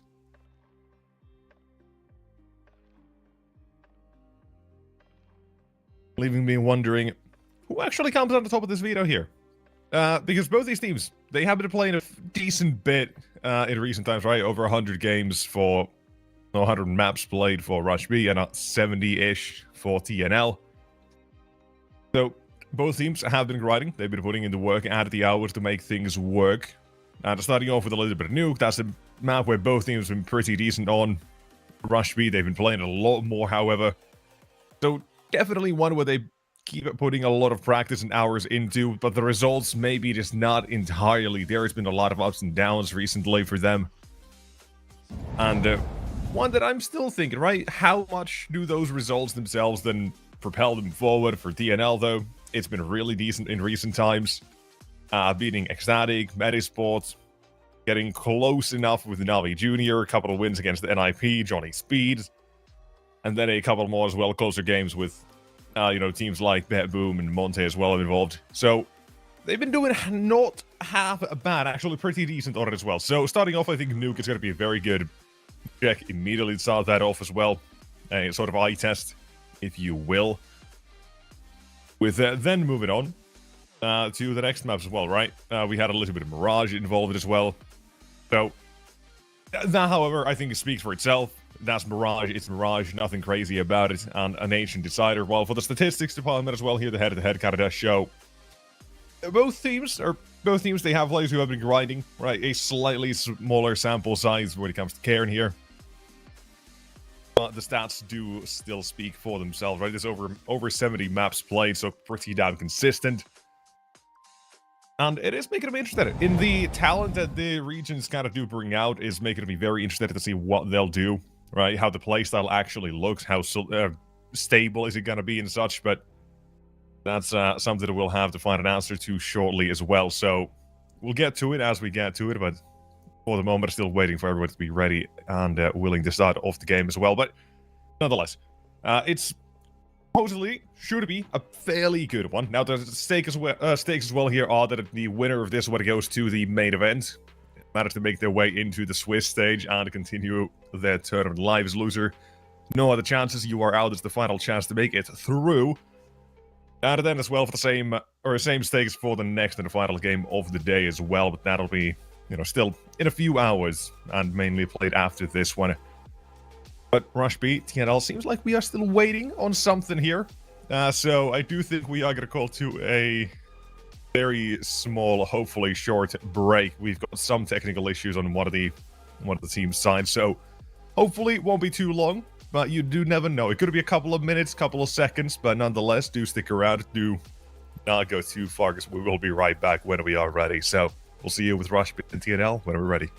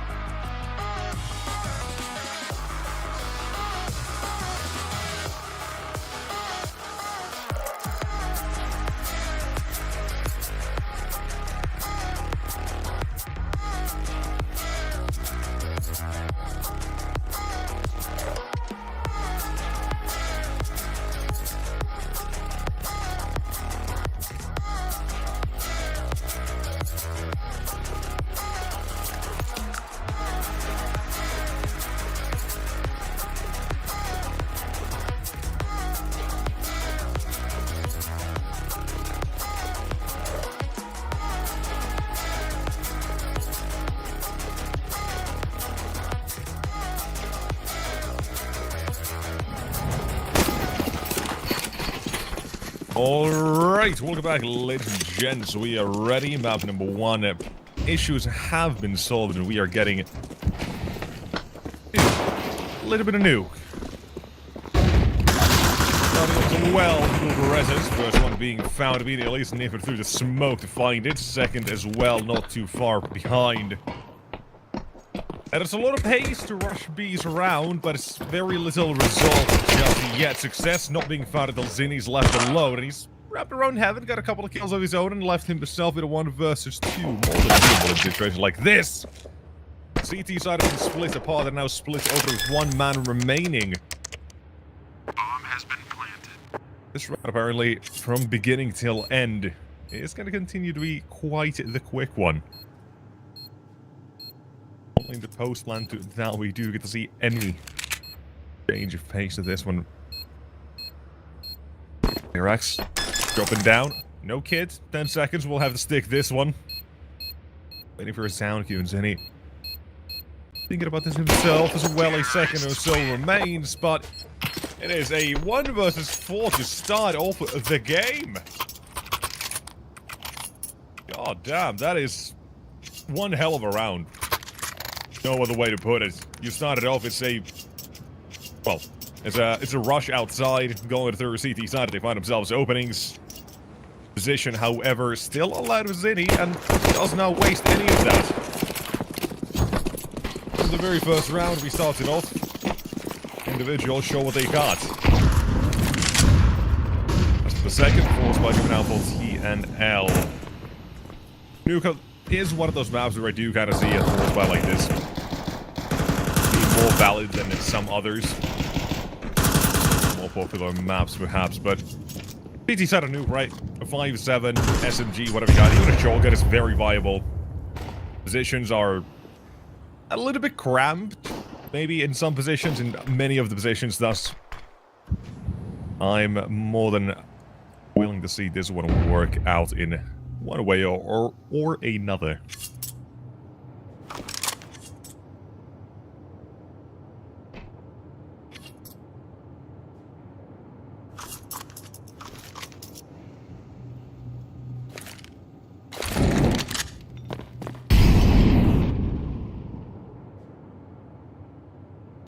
Usually goes out, still waiting. 5 on the clock. Finally opened up. A very nice actually, let's try it out. Not a whole lot of trouble. Okay, a little bit of trouble. I do take that back. Flarex with a couple of his own scout shots. Khalil now picked up down to 1 versus 1, and he's not hiding his position, making it a quick read. Walking out of the door. Up close, and will come out victorious. No trouble at all entering toward the site and getting that entry to very quickly turbulence. Round will be maintained and will be managed in the end, but down to 1, that does call for another force buy here.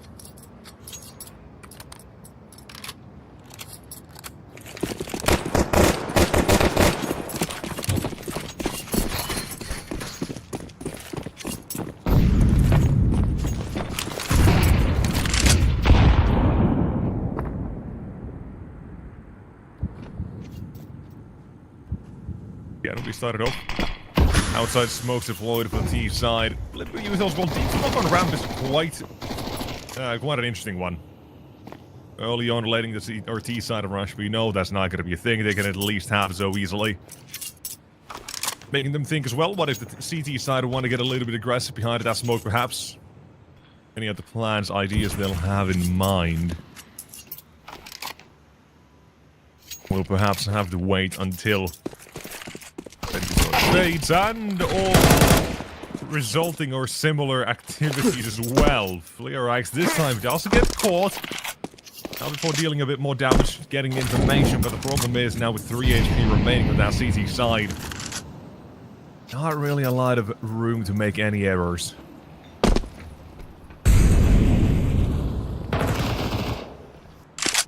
Okay, first one found. Not alone with the A sides either. Taken found, but a perfect Molotov apparently takes down an Iffy and Dolby both in one tick. Some swoop. Caught that in heaven as well, I think. Oleg actually caught that Molotov with his head.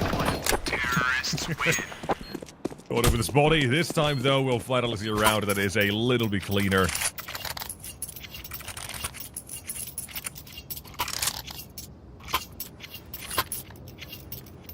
And 3 rounds of shenanigans and back and forth, finally. Let's see one where the CT side are going to be left. It is basically maintained for 1 round. Although they've still added a little bit of flair. 5-7, one of those, and MP9 to make some armor as well. So it's not like they're going to give this one up for free either, at least that's the plan.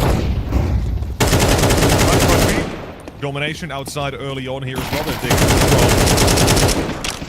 Usual down spam through the smokes that let them know it's not just a bluff. They're more than willing to fight even through the utility if they have to.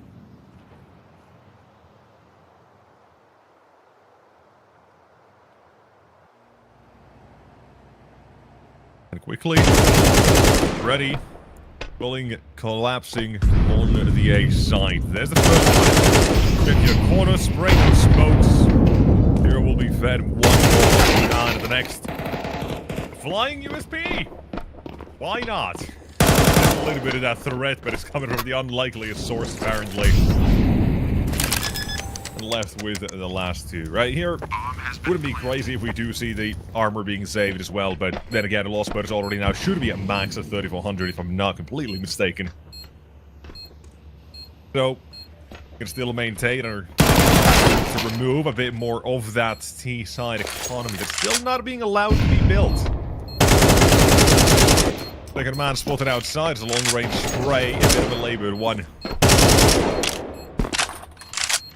Well, the round itself should come to a close. No more casualties, that confirms it. Are we all the way back in spawn? Side as well. So, this round and the previous one do let Rushby get a bit of that economy, some money in the bank now.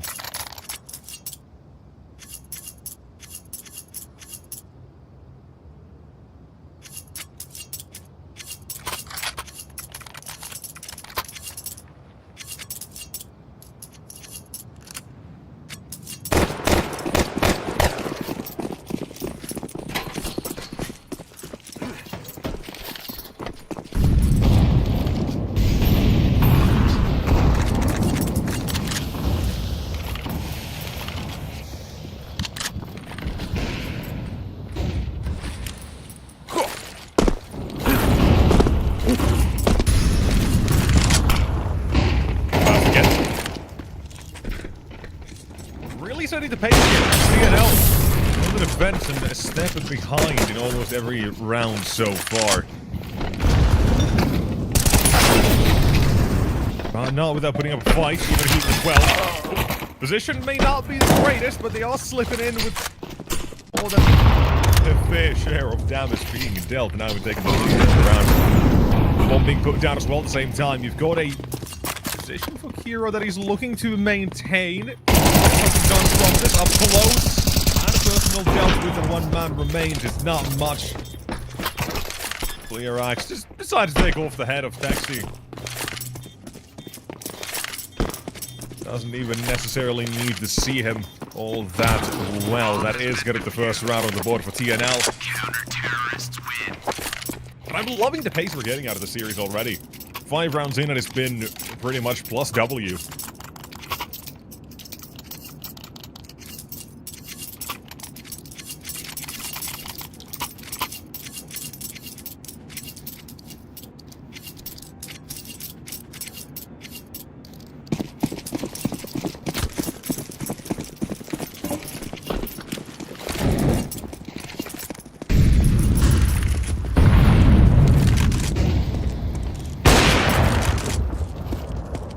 Not far from connecting, but not shying away from a second fight either. Right above him is going to be Kiro. Nope, not really used to check below him here, so I have a sense Rex will at least get himself the chance. Kinky up close. Nexi right beside him. Make a shot all the way.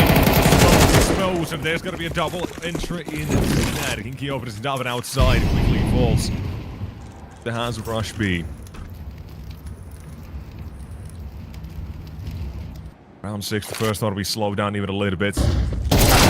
Flash for a swing, Taxi up close, Dolby down. Even more control falls back to the hands of Rush B.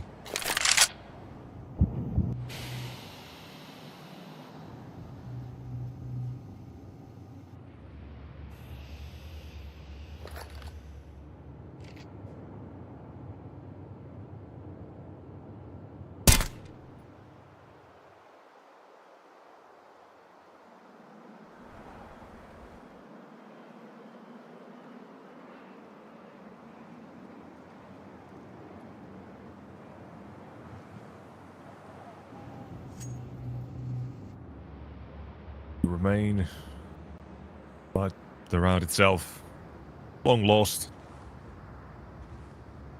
Beckeder still waiting to see if there's got to be a second man following this, but interestingly enough, let him live waiting. Even if this is a conundrum here. When it comes back around, still waiting.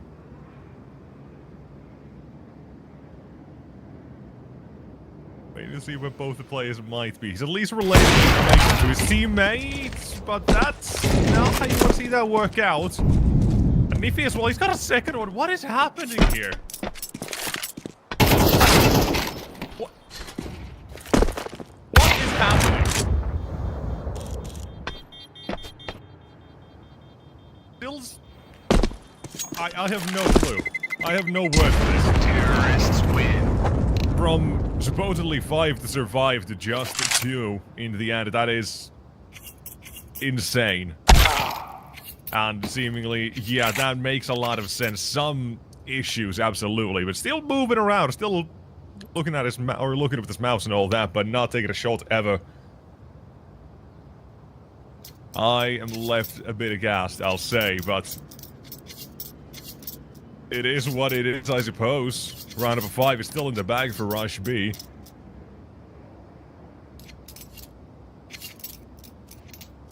Interesting.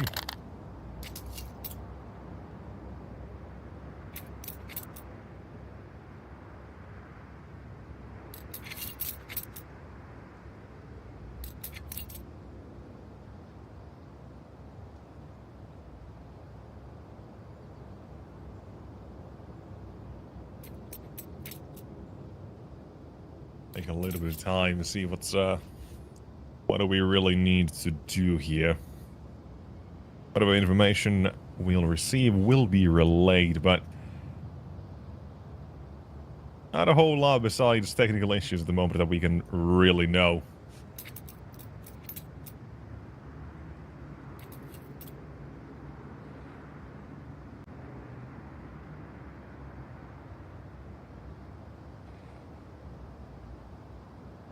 Either way. Hopefully it won't take us too long, but never all too sure with issues like this. So, don't really, don't go too far. I mean, we're gonna be sitting pretty for perhaps a moment, or perhaps two.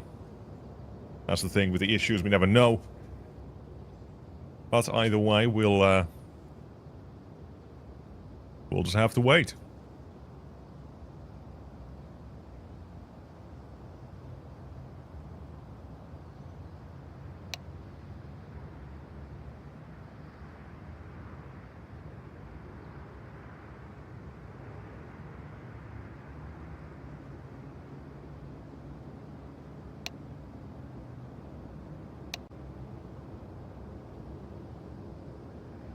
All right.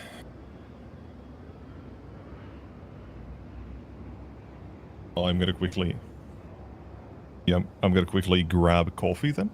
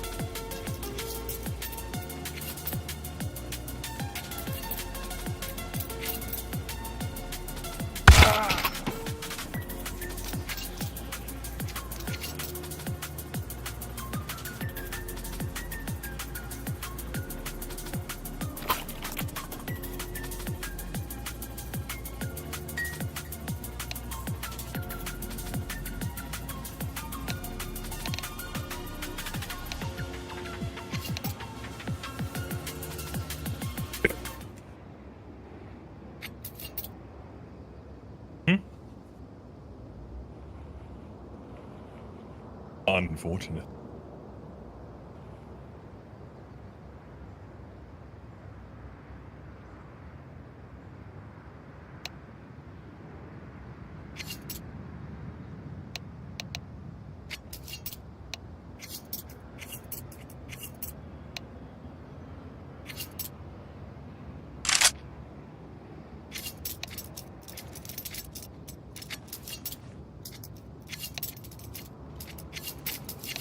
We're back?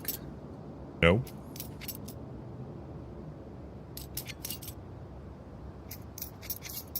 Okay.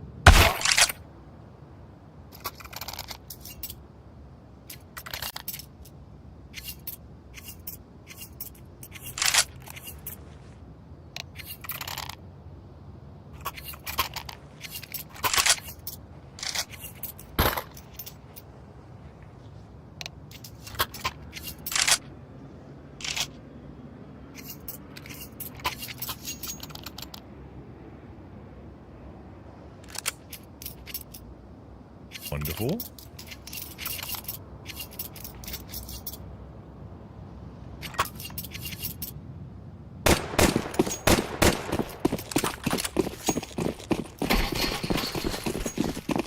And thus we find ourselves back with the game. Round number 7 starts off TNL, able to get away with a little bit of the economic end of the previous one, but apparently starting off number 7, it is nothing but a plus W. A little bit of a break, and here we are immediately with nothing of action yet again. A rush B, and these rounds apparently will not stop being active. Axe will find himself as well denied from ramp. He's off the save immediately. And round of 6 is decided in the first 10 seconds.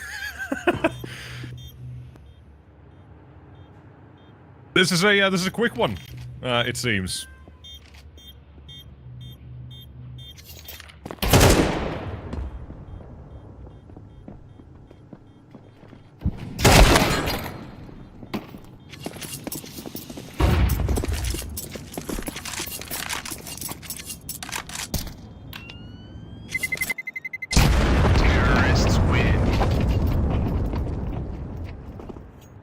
Save is what it comes down to. And here we are. This is it. I mean, I don't know what to say here. This is a intriguing start to a game where it is probably an average of about 40 seconds each round is officially taken or something along those lines. Maybe even less to decide the outcomes of the rounds themselves, but we've got confidence. That's one thing.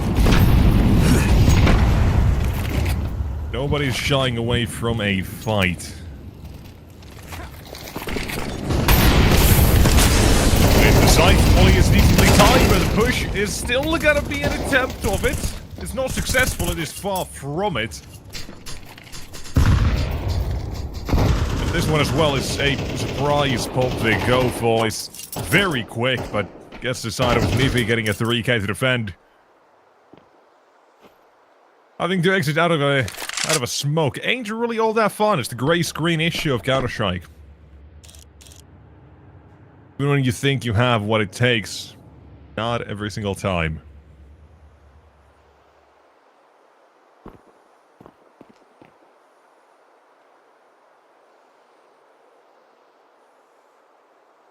One remains, Kiro with an AK.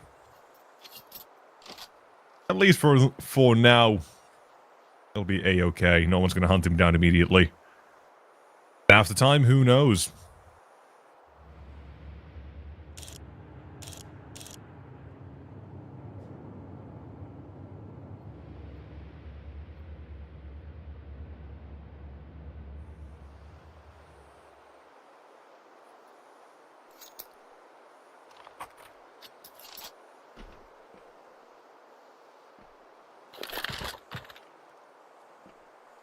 Seemingly, nobody's on the hunt.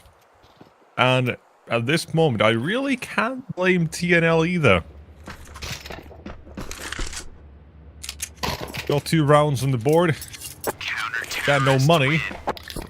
Make sure you at least save the weapons you have. Build up a bank, because we know already, just from the beginning of this one, that Rush B will take fights.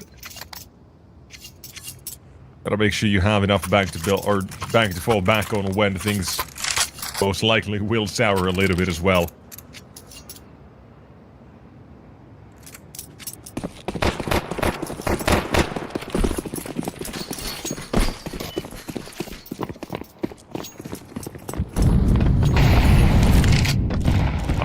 Ramp we go, and ramp we lead. Hero down immediately in the first duel of the round.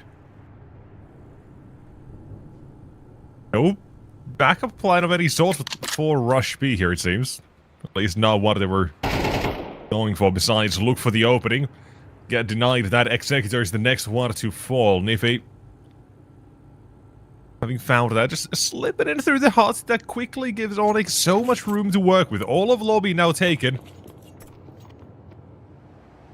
TNL, so much to work with, so much information they have to go off of as well.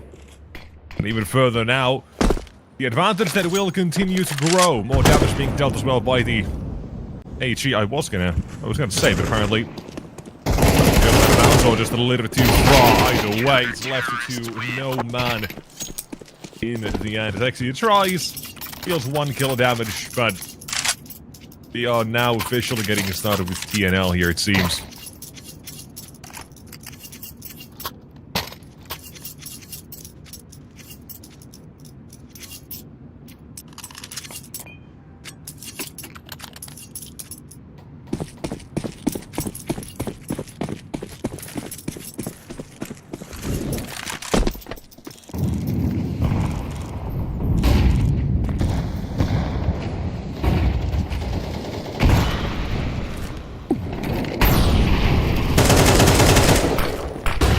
Beautiful opening to get up on your feet.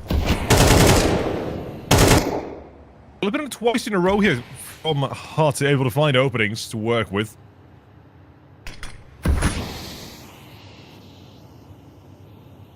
Back coming out of the A defense.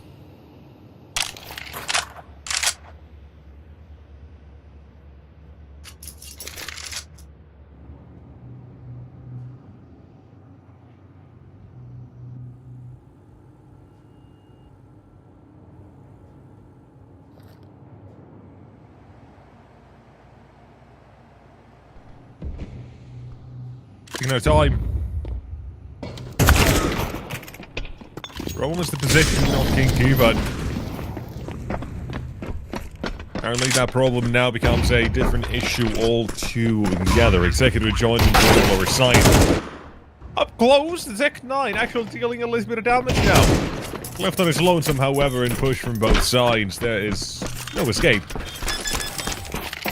Full house, Niffy and Karen's, they take another round now with TNL. They're officially getting started.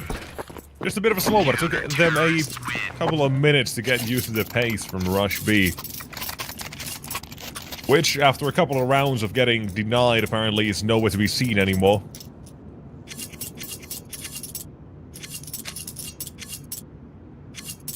First time out as well. Sounds about right. Things start off so damn well, now you slow things down. Getting denied where you want to go.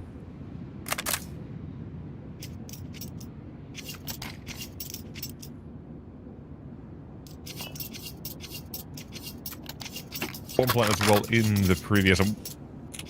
Looking at the money, yeah, it's not really good enough for anything. Anything along the lines of a full investment. So half buy here, a full buy for the last round. Nothing wrong with that. Nothing wrong with that. As we continue, move on. We find out what we can do with this one.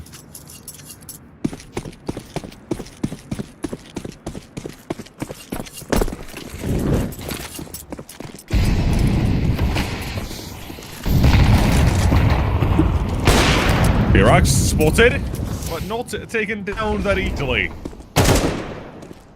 Looks to give chase, but he's managed to escape. Eric's going to be, apparently, assisting for the next one. Couldn't come any easier for that one. He's dropping down.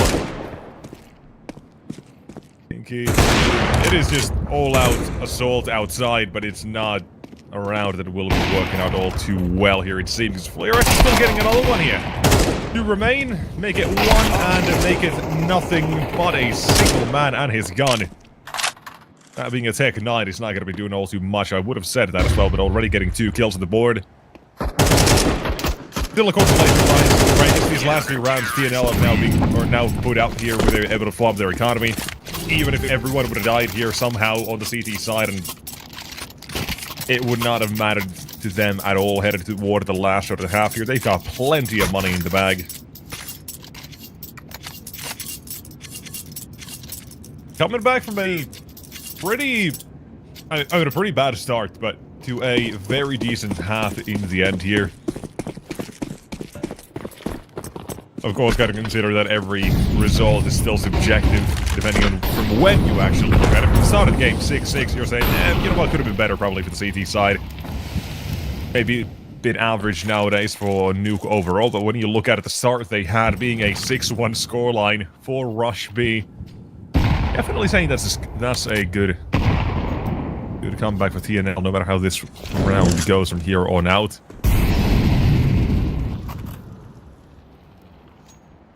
But one thing, we've lost the tempo that Rush B had at the beginning.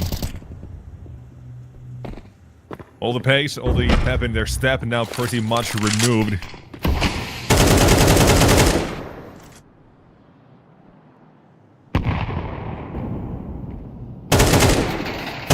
Waiting ever more toward the lower side as well. A minute still on the clock. My problem here is Rush B, they don't really have a whole lot of util to work with. Smoke now deployed, and there is a second one as well toward Hell, so they've got a plan, they've got an idea in mind that they want to get done here as well, but that will be the first one. He's dropped the bomb on the Bagazinian. There was no one even nearby to raise that. Fleerax will at least be found. It is not looking all too great. Garrett getting spammed as well, tagged now to 27. Box protects him. Some call it invincible, I call it not that, it's still very much able to be shot through, but he'll live.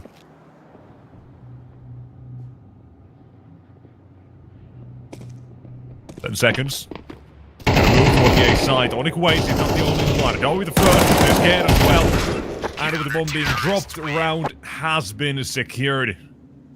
And putting on the pressure until the very end. It is from 6-1 down to an even scoreline. Very nicely done.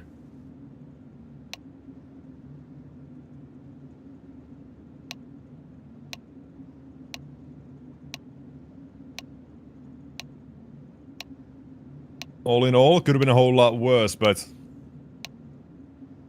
got started, and now we'll continue for the second half as well.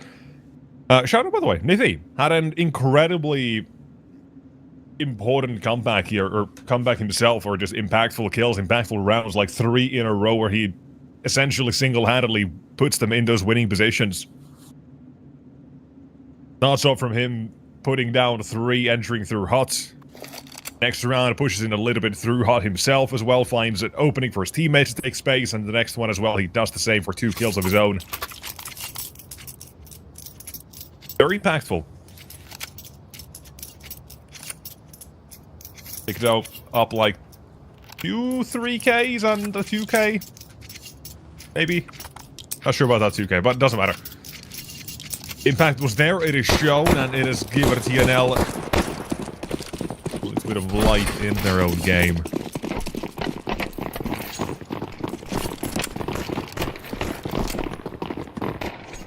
The ramp we go. Executor falls back quickly, letting them have this.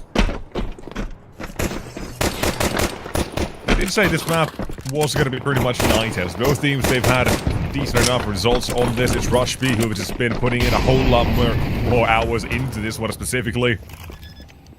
This being their 32nd time they've played a nuke in the last 3 months.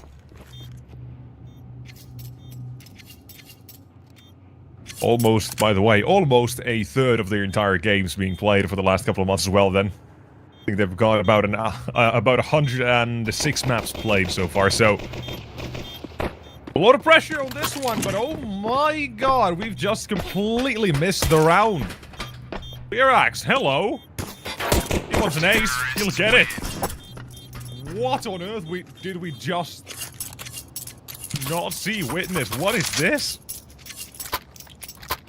Mo's down 3 with a Glock and takes last 2 with a USB. Headshots, bada bing, bada boom. But that is around TNL. The shriek continues. That is 6 in a row they've now picked up themselves.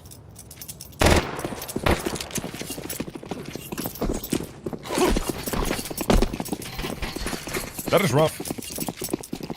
That is really rough. Considering as well how the game starts as well with Rush B having so much speed to the game, the tempo they had set, then disconnecting. Still coming back from that disconnect as well, and with the fast router that did work out very successfully, but afterward all it took was 1 round of them going fast, they denied, and then they lost their groove. Definitely speaks calling to perhaps the mental game as well. We're trying to get back on that saddle, and it's not worked out because you've now given TNL pretty much full access to the game. Pistol round being wonderful eco here in the second half as well to start for Rush B. I appreciate that it's not going to be a force buy.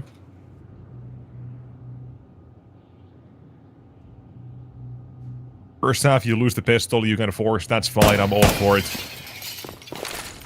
Second half is when I don't really approve. Oh my god. I don't think they would need to. That doesn't matter, there's still damage here. But in the end, it's just damage. 1 kill they'll get. USP's lost the element of surprise, and the Galils were there. More than enough ammunition in the magazine to deal with that. CNL will pick up round number 8. Casualties only 1, and that is all good and done. Now we head toward the 15th round of the game. We'll see what Rush B have to start off the second half as well. Just because it was such a good start to that first half that I really want to see what more there is to this game and how willing are they to be aggressive. Already dropping it in the first half. They're gonna find their groove yet again.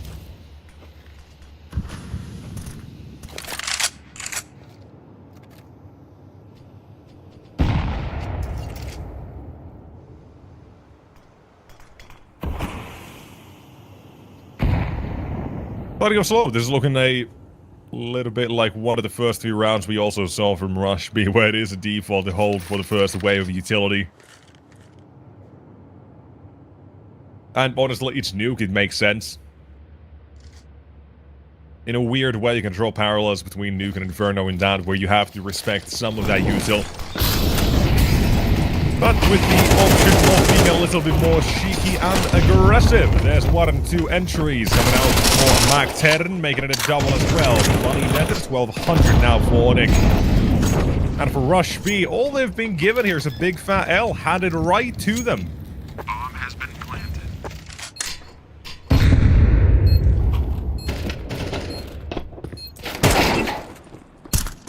Not bad. Not bad at all, and looking like they might even take away 1 more of these weapons. Next second, or at least has to drop on the first one. Slight off angle, but it still has to make the trip toward a spawn. He'll be able to make it. DNL will give up on the hunt. I was gonna say, boost up to heaven. We'll punish 1 more. And Texia alone. And dealt with. Into the grave. No retirement fund to salvage, nothing for this next round, and a second timeout for Rush B.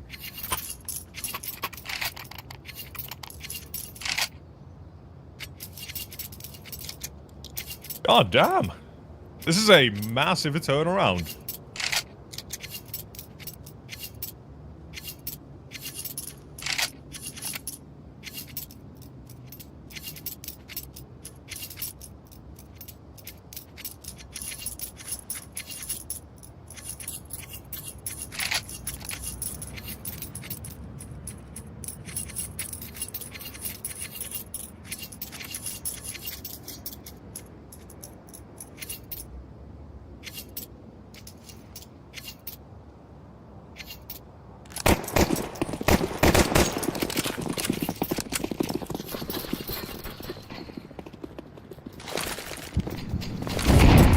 Now to continue. Pistols have my...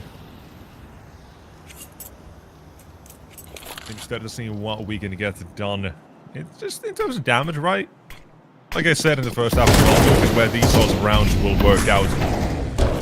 Or have a good chance of working out. Just because how the map layout kind of is, you have a couple of these close corners, angles, many of which you have to clear when you want to go anywhere. You miss one, you look the other way, instead you'll get quickly found out at a teammate try to trade against a 5-7. Goes with the headshot, you know, that's the worst of the worst situations that could happen. But for now, we've started off with something a little bit different. It's not the absolute worst. It could become a real bad scenario, however. Zenny, 4 HP, he'll survive for a couple more seconds. Leaf on... Ooh, a new lease on life. Give it toward him. If he eventually takes that away, Karen finishes off the job he started as well against Texi. And all initial worries for TNL seem to have been quelled now. Just a couple remain. Either really in a good position, either, and thus... This one done as soon as the bomb decides to be planted.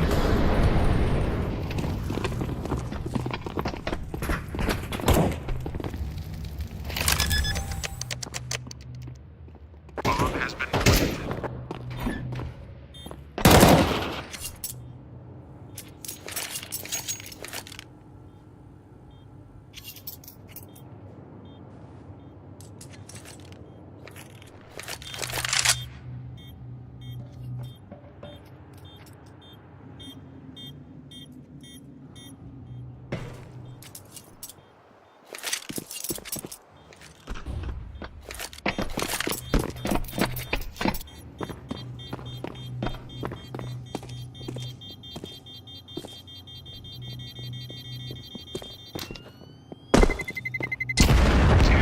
Total survivors, Executor and Kiro.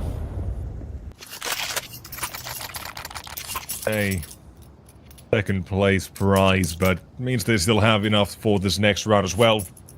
Pretty much already did, but Kiro is able to afford himself the AWP as well, which so far has been getting bested quite a bit. So from the first half as well, Flierax had a couple of duels versus Kiro that did not really go all too well for one side. The statistics as well kind of do paint a picture at the moment, but also TNL. First timeout now being used.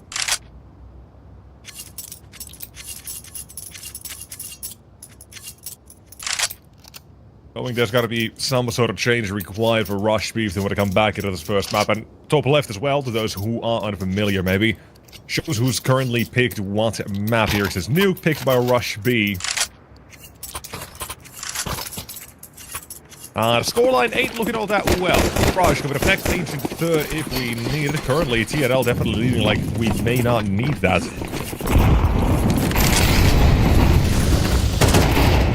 The way things are going, Flashback utility is great. Rotation, and Dobby's going in for triple, make it a quad. Currently, one of those is teammates, I think. Bomb has been planted. Not a hectic situation. He's looking for a 6 kills in the round.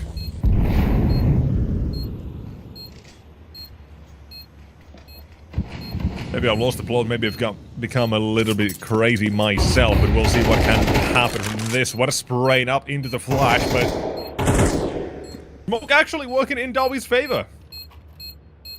As long as that CT side don't jump through that smoke, they're going to be A-okay. Just wait and hold, and as such, that is going to be around 11 being delivered. And TNL, no signs of stopping down from a 6-1 down, by the way. Terrorists To do the math, 6-1, 6-11. Wait a goddamn second, that's 10 rounds in a row.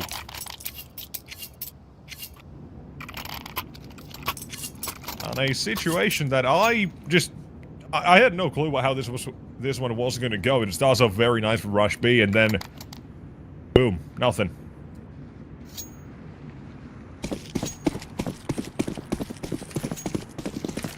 Making me question what they've got here. 30-second time playing new.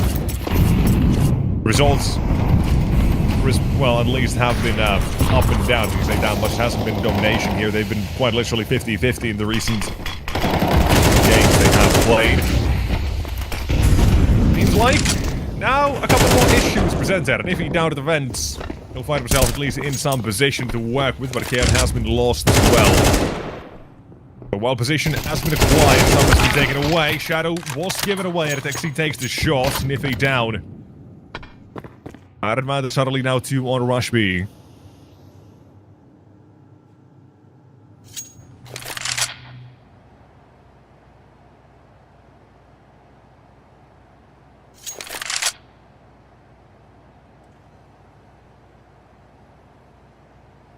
Minute still remains. And here's the in as well for TNL. They've got a couple of players tagged up here, but Taxi, so far from the action, is pretty much only meant for a retake or anything of the sort, and I don't think that's going to happen. They're not going to get a chance to do that. Clear action to 1 vs 4, now down to 3. There's the first one. Up above, doesn't recognize. Kinky's gone ahead and taken elevation instead. Taken to the skies to fly away and send him to heaven. That is finally an end to the round streak of TNL. Apparently 10 is enough.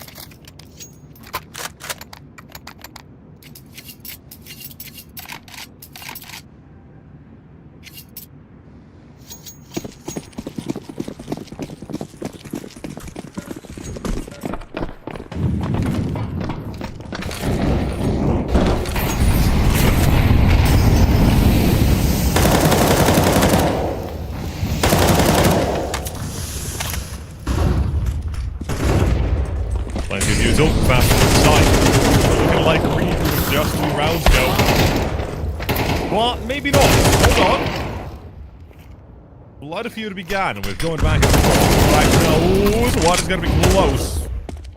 Keep butchering the name, my apologies, but we'll get it eventually. Kiro now left at 1 vs 1 against him, however. Started to go all the way around. This is a problem. Timing is what matters the most. Kiro ain't gonna show himself even a little bit toward outside. No, he's taking a position in mini instead. He's tucked away in the corner. You're right. Will be shown. Walking back, walking away. You can slow them down, but you cannot stop them completely. It's 12 instead. Got to be on team next level, and that is currently what they are. A whole nother level compared to Rush B.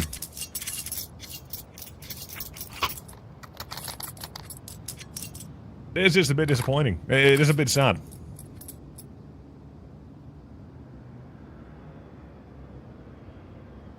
From such a good start where they looked like they were not afraid of a single thing, taking fights, and all it took was 1 round where they stopped that, go denied, and then everything went awry. 1 round is all it takes to break you. That is not good.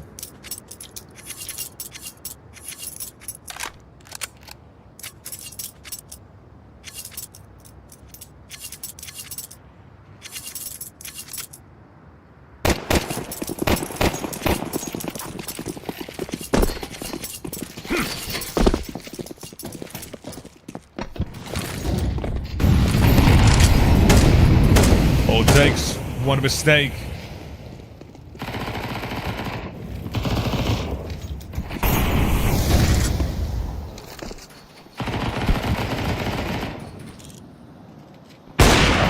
got an opportunity, but one that will instead give the information away.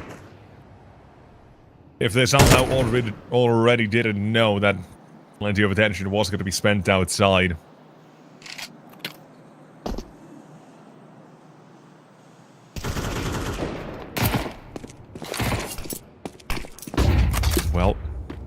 bit quiet since that first half. I think he ended the first half with about 15 kills or something along those lines, but I mean, let's be honest, hasn't needed to do much just yet for the second half, but now it's on his teammates instead to get things done. With Flarex also taken down, that is the 2 top dogs removed. Position in garage, taken it secured. 40 seconds though. The longer this time ticks away, the more likely the CT side are to stack and gamble toward these sites. Already seeing ramp as well being evacuated. Hero down toward the lower side, and it's got to be the heaven play coming through here. Again, the time is ticking at the CT side, and they know they've got to be ready for this, and just depends on the timing when. When is it coming through? Utility goes out, Util goes in. First kill is what it comes down to. Scares from above, finds the first, one more on the site! And heads hunted, found out 10 seconds. Bomb should go down here. Hero also has to up in heaven, taken down. Gary will not let this one go. That will be the round, and that will be the first map taken back by TNL. They are not going to let this one go, apparently. A 10-round streak from 6-1 down to finishing 13-7 is goddamn impressive, putting us toward our second map very shortly. And with that as well, a couple of questions. Right, Nuke, that was the most played map for Rush B, and by a country mile, that's the one where they put in so much work and effort to try to make it their best. But the results, simply put, is kind of not there. And it's not just this game, it's a fair few as well beyond that as well. It's inconsistent. But having to come back into the series, I think Mirage at least does kind of favor that very fast and loose start that we saw toward the start of that first map. Here's the thing, I don't know if we are really gonna even that or not. It's gonna be a different start most likely as well. Rush B, I'm assuming, we'll find out, should be starting at the CT side, so they gotta find a way, an answer first to stop TNL and their T-side of shenanigans. That's the biggest part of this one. But all of that, however, will be coming after a short break. And thus, putting us away for about 10 minutes. Go get your snacks, coffee, whatever else you might need. We'll be back in about 10 minutes or so with Mirage, so we'll see you then.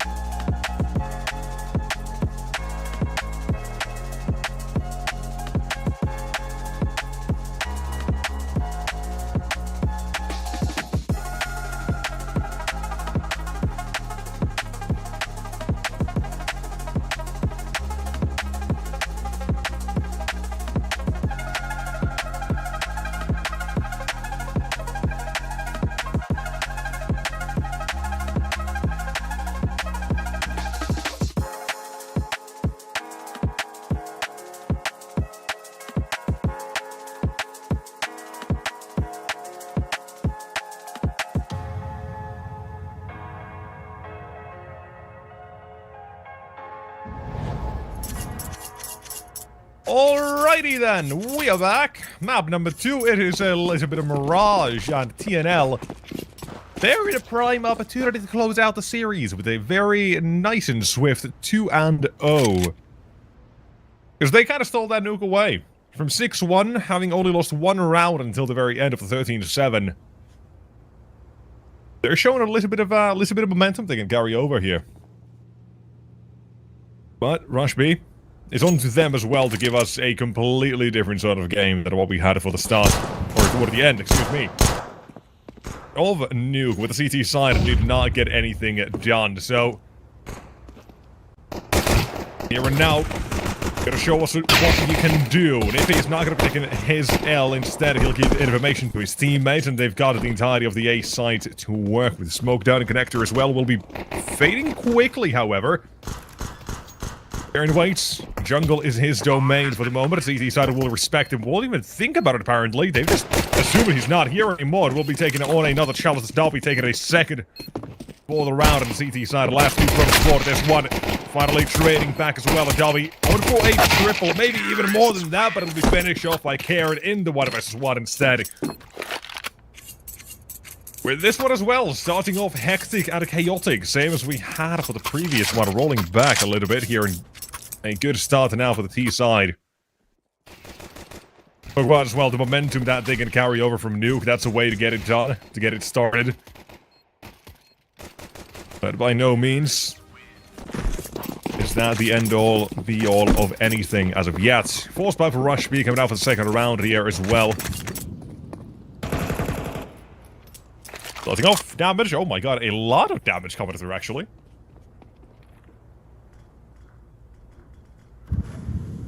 Plenty of it. Now, Onyx and Fleerax not in a great position. Health-wise, I've seen better.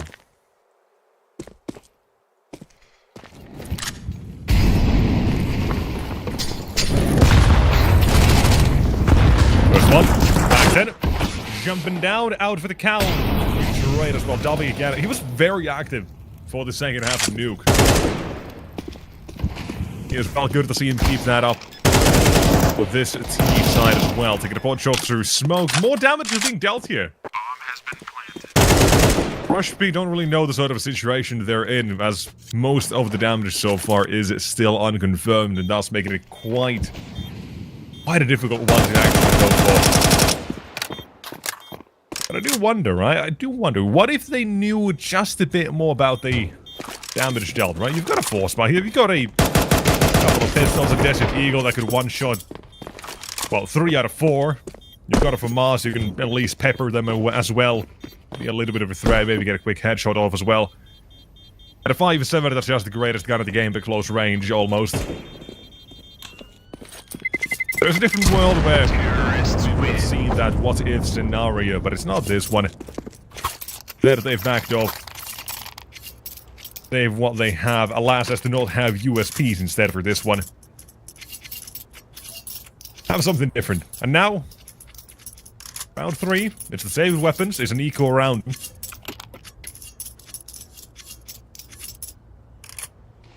And on paper, what should be a third round, but I'm not gonna say that because I've got an itching feeling these rounds never go that easily. Here, Zinni, into position, crouching with the Deagle, and he is dead. Gets shot off at least, but straight B play coming in for T and L, and seeing as the CT side have absolutely nobody here. Yeah, now we can probably say this round is done. But damage-wise, not by a long shot. As unlike the previous one, right, CTs now have the lost bonus to work with as well. They've got no reason not to at least attempt damage here, but they are being very slow overall. Not even setting up for any sort of exits here, almost. Onyx does punish too, but thus most of the damage and the threat of such as well seems to be dealt with. Last two. Hero and Kinky. 1 of the 5-7 only, that's not much, but Hero with a full armor.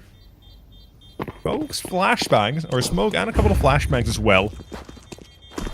A Desert Eagle, if he can keep that as well, would pair very nicely with an AWP, as I'm imagining he'll get that.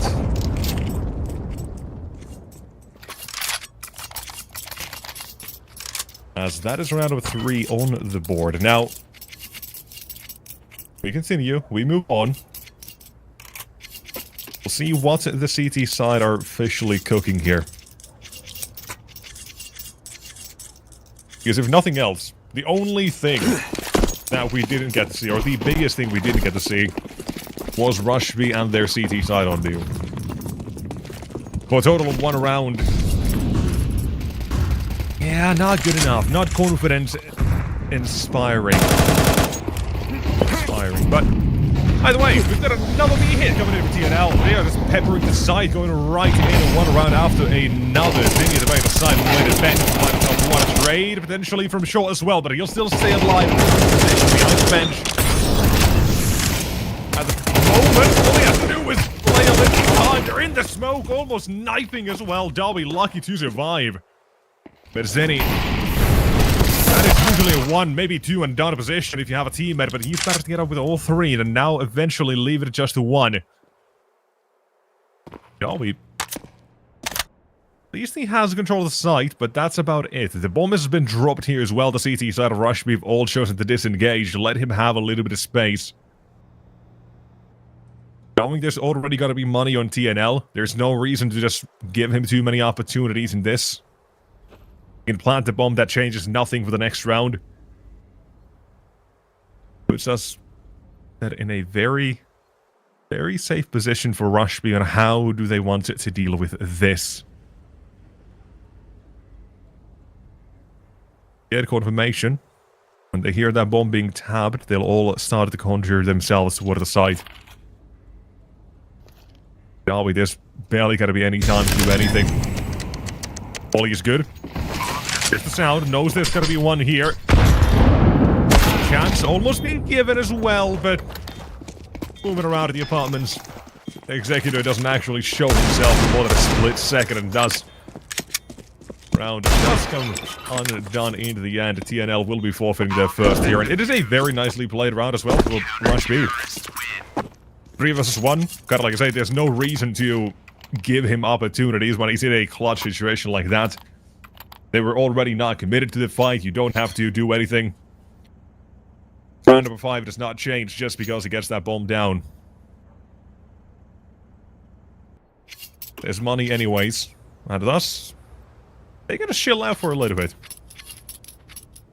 Showing that restraint.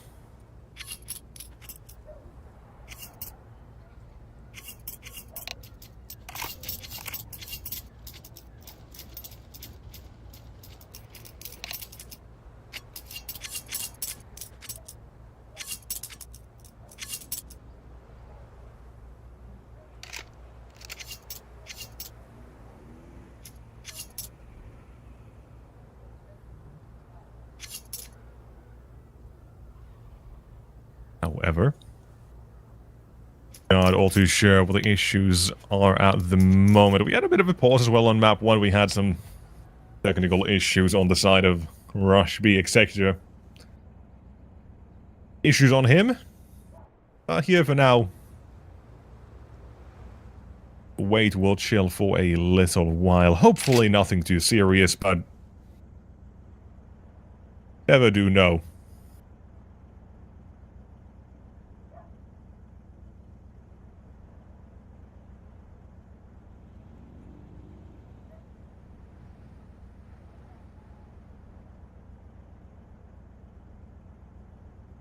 Surely nothing too bad. But either way, already from today and even beyond that, I think we're, unfortunately, as I have to say, somewhat used to these situations. The only thing we can do is wait, so get yourself some water, coffee, any snacks you might need, any food. Maybe eat a banana or 2, get some potassium. But apparently, we might actually be good to go. But if you did go to get something, come back. Game is starting back up. Don't want to miss too much of this, but either way, we're good to go. not a debate. We are indeed alive with round up 5. Are we? Oh no. I don't think we are. I do not think we are. Cats ticks. People moving back to spawn. That is a combination that means the round is not live. We should be resetting, restarting something. Also, I like... Okay, now going off on a bit of a tangent. I like the skins we see here for some of the TNL players. That one very shiny Glock is kind of nice. I've not seen that one before. But it's a lot of these sort of old school skins. Nice, you got an AK Vulcan, AWP Redline as well. There's some nice ones here. And what's the name of that knife? Have a nice life. I mean, I guess that's a little bit of BM. It's not like the nice or knife in the back really means much when you've taken away a life, but hey. Is what it is. Now, should be resetting. Hopefully soon, hopefully shortly.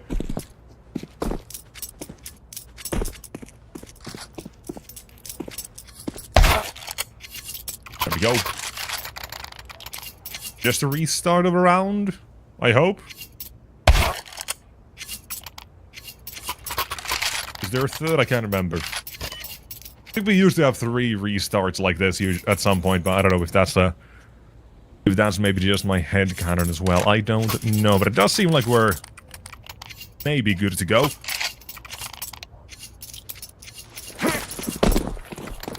And okay, everybody's moving. Everybody's moving. So if you did actually go get something, probably didn't miss anything.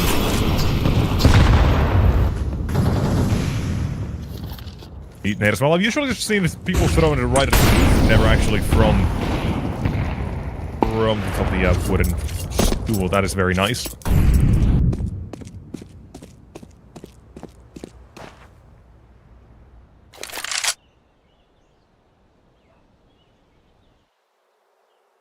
Fun tricks and gimmicks of Counter-Strike. You're behind a wall, you're behind some stairs. Just angled correctly, and you may not even take a little bit of damage from an HE.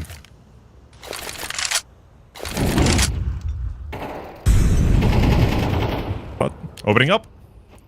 Less about HEs, more about the frags coming through. Onyx has made a little bit of noise, so they know connector is a pressure point. Rush beat. They've decided to move themselves into sandwich. 2 players. First one spotted, taken down. Second still on the ramp, but now we will have to think about this.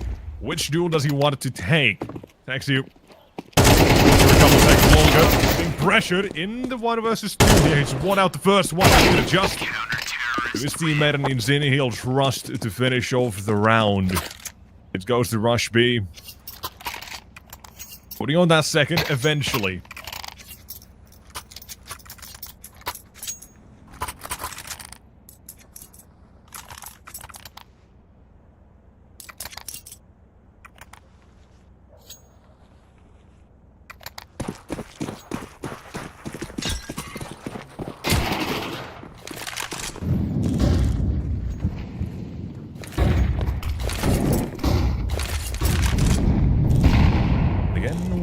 We wait. This time exposing the top mid smoke instead. Towards window. It's pretty passive. They decided they've got no reason to play goals fighting. Exposing top mid and nothing actually seen. They're playing the ball toward the B side instead. But noise being made on A. It's definitely leaving Executor in a bit of a soft position. He's not sure which way to look at all. The real attack in the meantime is going all the way through B. Eyes on Onyx. Been seen, taken down, attacks you. Short is his approach. Darby's got all the time in the world to prepare for this as well. Apartments he goes, hiding, waiting. Smoke with the bomb, but you have to check this angle. But it's the first opportunity Darby will miss. Kit on text you. Also a kit on text you, and it's just taking 5 seconds. Gonna fight the win. But it's gonna be a little bit off. Add insult to injury, taken down right through the smoke. One of us is two coming right up here, Texio. Impacting back-to-back rounds.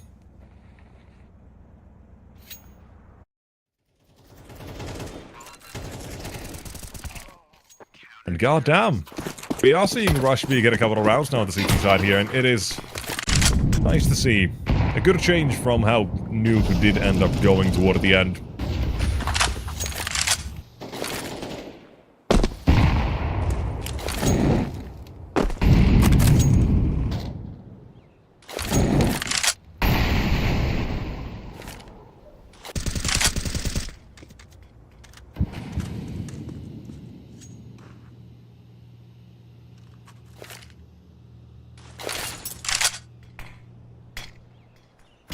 Deployed?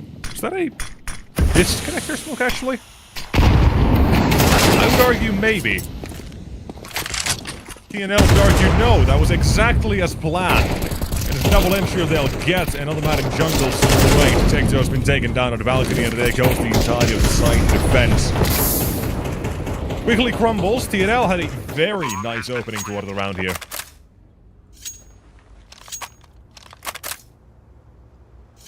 And it's at times like this where I wish I got actual confirmation and I actually knew, was the smoke planned to be a little bit loud to allow for a slight gap to walk in? Because the result certainly looks like it.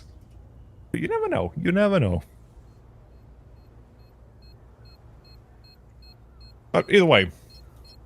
Either way.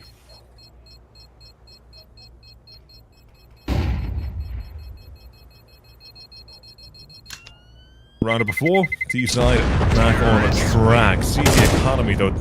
There's a couple of issues, right? Despite getting these rounds now on the board, the finances ain't looking all that sharp just because of how these rounds have gone. Down to 1 versus 1 in both of these last 2 rounds that they ended up winning. Nothing left at the end of them.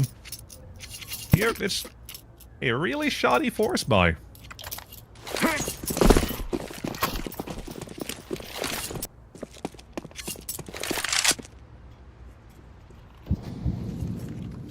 Focus towards A. Eat snack as well. I like this. I like gimmicks like this in Counter-Strike. Playing up the mad power potential advantage. But unfortunately, almost putting yourself at a disadvantage. Irax trades out for Rush B. Taking down one of the teammates, but now it's stuck in Palace, one in Jungle. Puzzle pieces have been found, but it is not done yet. A massive double HE coming through. Hello. Bomb has been planted. Well, it's a bit of an awkward situation for TNL suddenly. HE might have ruined their day, and now it is 2-1. Aaron goes back, checks CT once more, lets him confirm the Kinky and where his whereabouts might be. There's a smoke. Time is ticking. Half the bomb is already gone, but with an HE carry, surely has this one in the bag.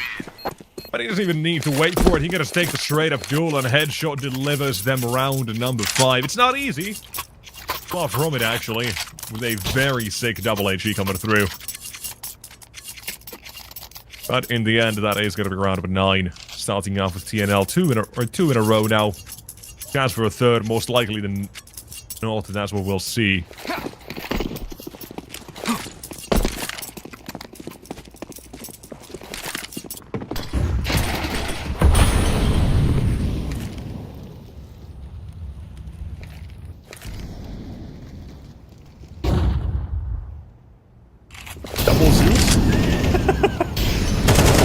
Respect the hustle. Respect the effort they're going through. Hoping they were going to go back toward that B6. That is where TNL, right, did start off early on. Now they've got a couple of rounds. Maybe they would have gone back towards it. That was the hope. Result is slightly different. They've instead walked right in toward the A side. That nade as well, I think. Almost good enough, but apparently bounces back. The CT side is still a little damage. What is happening here? Why is this a hunt for TNL? Suddenly Dobbins has to somehow make sure they don't get their hands on that AK. It's become a search and rescue mission for that one AK-47. As USPs, by the way. USPs and a couple of Zeus's, that it's gotten rid of 4 plays on TNL. That is a debacle. That is the furthest thing from an ideal situation when you're looking at your future economy, because you have to reinvest everything to get back weapons in this one. Like a Mach 10 to search, that's fine, that's how you open it up as well, but as soon as you saw USPs on the other side, they just felt a little too greedy, perhaps.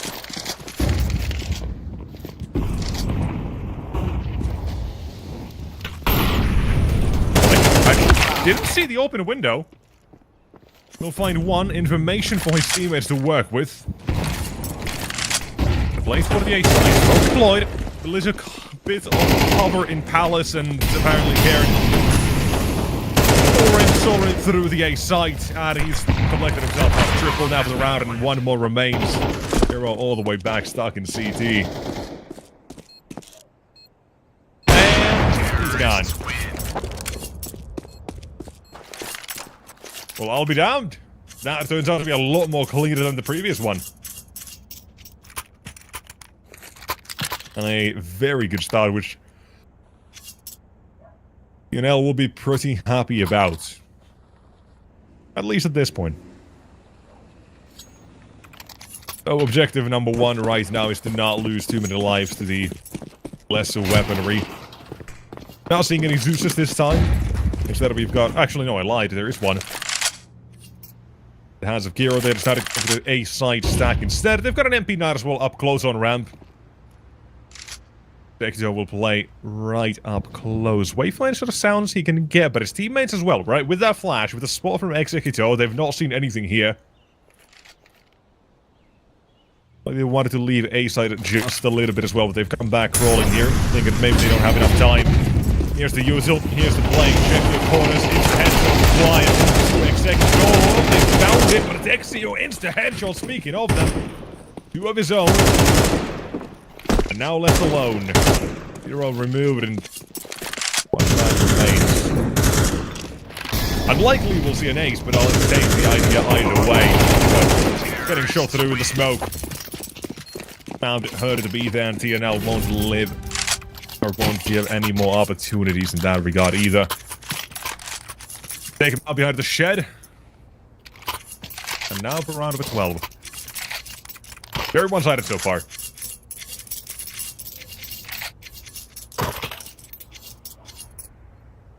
Also making me kind of wonder as well, right? What if there isn't the one of us who want to text he comes out with, or one of us two, he comes out with on the B side of Houston Smoke. Things could have been a whole lot different, even so.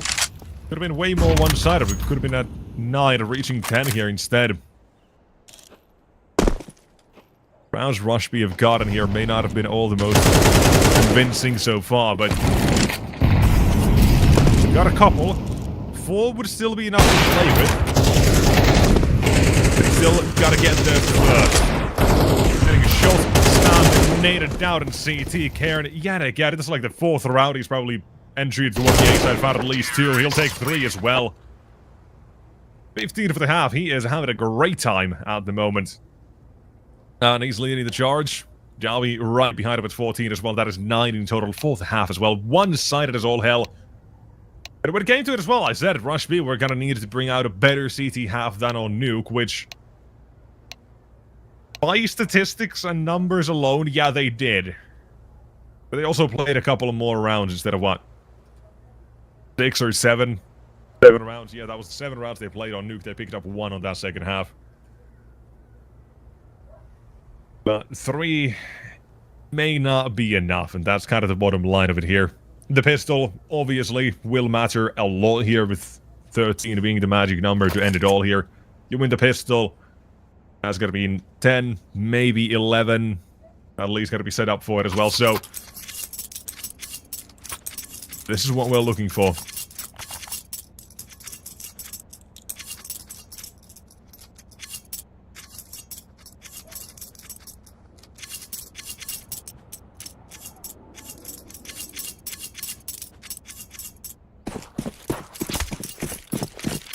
Well, good with all the marbles, essentially.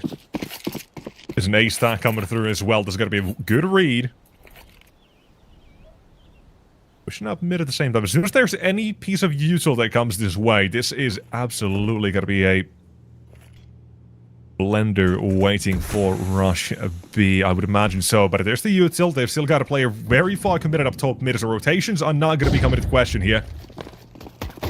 It's just to see what does the initial defense have, and oh my god, they have a lot to say. It's like dominoes on the kill feed, man. Headshot, headshot, bada bing, bada boom. There's another headshot. That's a round coming through. And guess what? You got a ramp flank as well. You're adding even more to it. An AG to go down. And it is a touchdown for TNL. Around 10. Like I say, 11 as well. Feels like it is just this close at that point. There are no good options available to Rush B here. It's as simple as that. There is no good option here.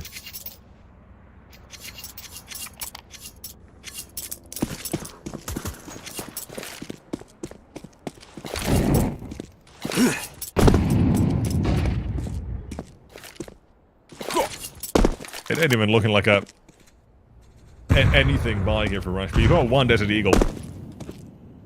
One Desert Eagle, that's down to 6 HP here. One more out of Palace. Lost it away. It doesn't go down too easily. Or will be salvaged. And that is that one. It wrapped up as well to 11. No bomb plans either. That's a big part as well for this round, right? It's got to limit it just a little bit in terms of that extra utility that otherwise would have been afforded for Rush B. Maybe even takes away the AWP from discussion. Unless we're willing to go glass cannon, maybe?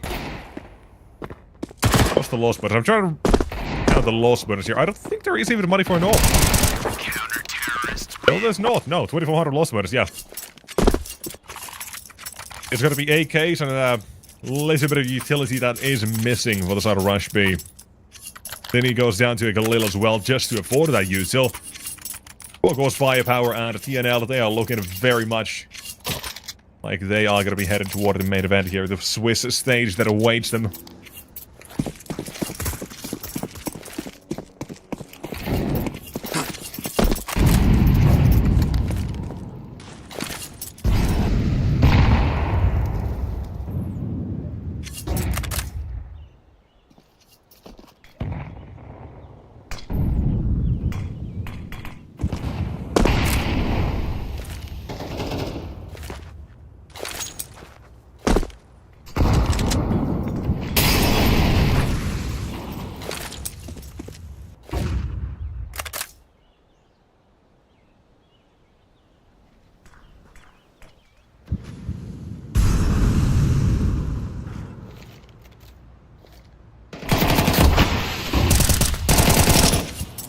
This is an absolute beast right now.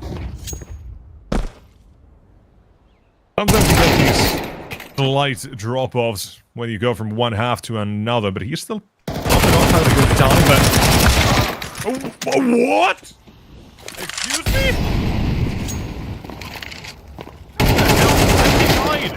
Managed to do that, don't we? It's his turn, it's his round. Executor's left alone. Careful of that Molotov as well. He's at least managed to beat the time and collect that bomb. But TNL then with 2-man unit, 1 man still around the corner. Executor, his round to make something happen. To keep Rush B alive, but no. That is Dowie. An MP9 that salvages and saves. Heroic play. It's not even needed. It's 11-3 at this point. You don't need to do this. But look at it. He's been 360s in place. Ridiculous. Absolutely ridiculous. It's just insult to injury at this point is what it is. And if the final nail wasn't already the pistol round and the loss afterwards to 11, it certainly is that. And now 07, it was a great attempt, but Rush B, you let go on nuke. Never get started here. And this is a shutdown of anything they wanted to happen.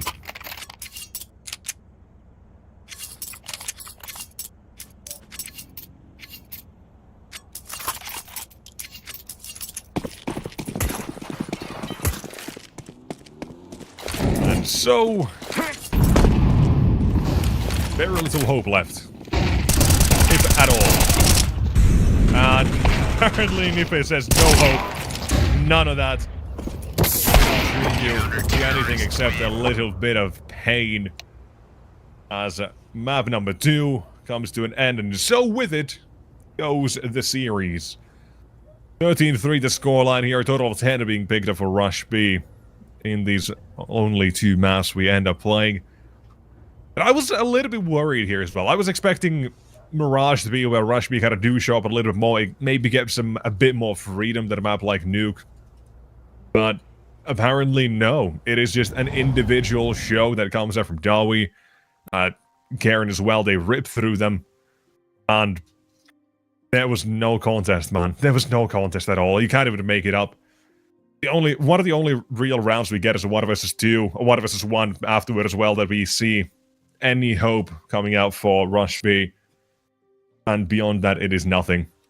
It is clutches that they picked up 3 rounds, and beyond that, it was absolutely a no-show, unfortunately for them. But what does that actually mean for our winners here? Well, it means a TNL. Moving on to the next level here. A little bit of pun, hey. Oh well. Yeah, moving on to the Swiss stage. They've punched their way through. They've been managed to now make themselves a position, a spot in the Season 3 Europe Series 1. Not playoffs, main stage, or Swiss stage, essentially. So they're making their way toward the next part of the tournament. While for Rush B, that was the only chance they'll get today.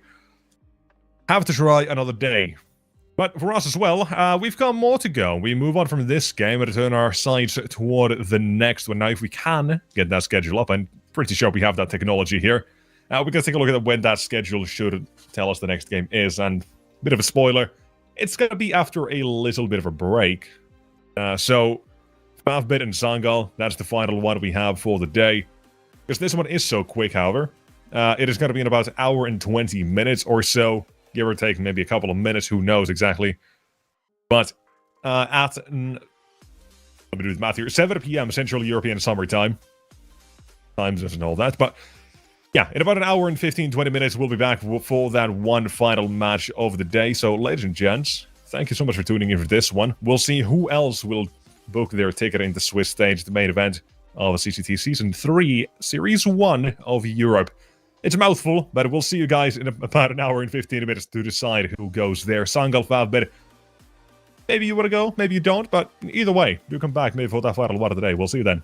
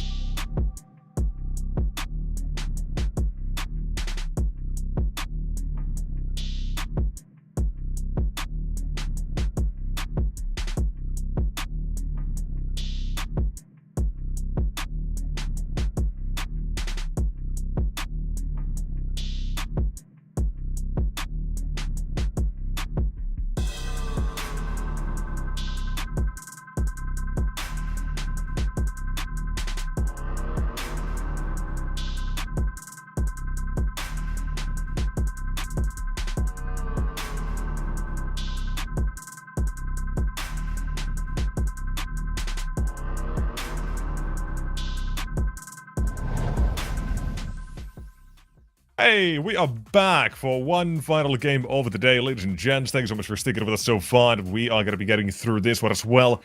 We had a, fairly quick day so far. Two duos, maybe even a third, but I actually don't remember. But don't think that really matters, because right now, what we're going to be focusing on so far is the final one of the day. And here we can actually see it is indeed only 2-0s today. Ruby have been looking pretty damn good since they've added easy. They've been making a couple of games theirs, and with no real question about it, they've been very good. Then Zero Tenacity as well. They've got a game against Sashi they managed to beat 2-0 as well. Pretty impressive. And then we just saw TNL absolutely smash their way through Rush B. And now we'll see who comes out on top between Sangal and FAVBET. And this, I think, is one of the hardest games for the day to predict. Zero Tenacity Sashi may be up there as well, but this one is going to be one where I don't exactly know all too well. Similarly to the last one, in that regard.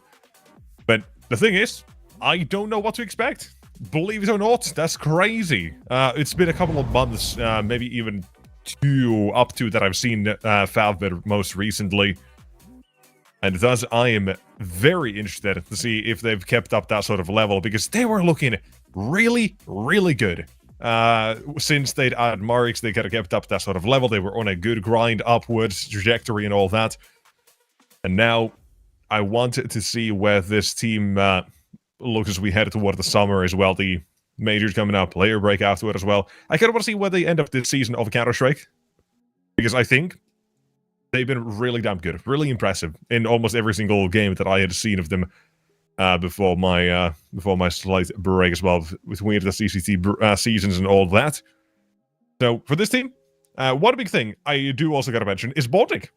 He's been playing for such a long time at this point. It's like started his career back in like 2013, 2012 or something like that. He's been around since then for a long time as well. And he is still putting up some pretty good numbers. He's IGLing. He's up, at a very stable 1.0 rating as well. He has games where he is actually able to put up some good numbers himself. I think that is a big part of why this team is so damn good. But there's also the slight counterpoint to that as well, where there was a period in time where Tension, as the AWPer, wasn't putting out those numbers, and the team was still doing really damn well. He was like very 1.05 kind of thing, just floating around there, nothing impressive. But he's now he's above like a 1.1 nowadays. So I think that already kind of lets me know what the team has been working on since I'd last seen him. Now I just want to see how they look beyond that as well. And as for the rest of the players, I will, talk about them as we come along to the game itself. But for now, just know it is not a one-man show by any means. And thus, moving to Sangal. Interesting little roster they've got here. You've got the ex-core from Permita and Mary, Masked, and Beanox. And adding a little bit of Janice, right, formerly of Bedboom and Team Space fame. And then Blitz from Eclos, who had looked really damn good on Eclos. Like a 1.1 sort of player. But hasn't really had that same form as of yet when it comes to showcasing that here with Sangal, which is a little concerning, maybe, considering it has been since the start of the year that they have been playing together. So I am a bit worried for that, knowing the level he can put out, and he's currently not really up there. So in that regard, a little scary, a little worried, perhaps. But you also have, someone like Danis, who does support it pretty damn well, I think, as well. Bedboom out of Team Space, he was very damn good. To a degree, right? He was able to put out those numbers that you kind of want from him. And here, maybe still slightly underwhelming, but I do think he has that dog in him, which is the important thing. Then again, around that as well, you have the previous core from Permita of Mask, Beanox, and Mary, who, I mean, so far, right? They've been struggling a little bit. Mary had a really good time last year around this part of the year. Hasn't really had the exact same success. Obviously, they had gone through some tough times overall, and here they are eventually finding themselves in a slightly different lineup. But Beanox has been putting those numbers. That's the one good thing we can say. Although, counterpoint, they haven't been playing as much. It's about 38 games played for Beanox in the last couple of months versus like 73 of tension. So almost double the amount of games that had been played for the side of FAVBET here. Had a couple more games to play, but still a decent, respectable sample pool, sample size there either way. But the video here as well, you can get to see. We're starting off with a bit of Ancient, Dust 2, and a Decider of Train, which, honestly, a interesting veto. It feels very fresh, almost. Maybe that's just the fact the Train is there, because people just kind of don't like it as much, but it's still getting played a bit more month after month as we're getting along, and people realizing, you know what, maybe we just have to kind of get to it. Because we haven't seen any changes, right? That's maybe a thing that people were waiting for at some point as well. Not everyone was a big fan of it immediately, so seeing if there's going to be changes made to it doesn't seem like we're getting much. So you gotta kind of just stick to it. And eventually, start playing it or banning it completely. But either way, we don't even know if we're going to see Train yet. But still, I do think they're a pretty good team. So, for me, again, I'll just say, if this is the sort of FAV that I hope to see, or get to see again, kind of similarly to what I previously managed to witness, I do feel they are the favorites. But I don't really know enough about what Sangal now would have put out. I haven't seen FAVBET in a month or two, so in that regard as well, I am a little bit lost in the expectation department, but we'll see. We shall see. Maybe I would put them a slight favorite just because I know a bit more about them. But either way, no one really knows the actual result, so let's find out instead how it does go. And with the pistol, we've started things off FAVBET. They've strolled around to a completely free A site. Bomb's gone down. We are playing a retake from the very get-go. The first round of the game. In we go. The decoy goes in. Fake flash that one. Plays a mind game. But here, we've got a T-side holding for these retake pushes coming out, and that is one coming through two. Almost three, but getting to one bomb as well. Oh, the defuse now is going to be masked and covered for as well. From above, it is not completed. The smoke with the kit. And trying to finish off the final man, but Demonic will survive. Round, however, still in the bag and in the pocket of Sangal. It has been a moment, actually, I've seen Ancient just now come to think of it. Don't remember the last time I've seen anyone play Ancient. Maybe goes to show more what I've been up to as well, but it has been a hot second. Don't think the map's really changed though.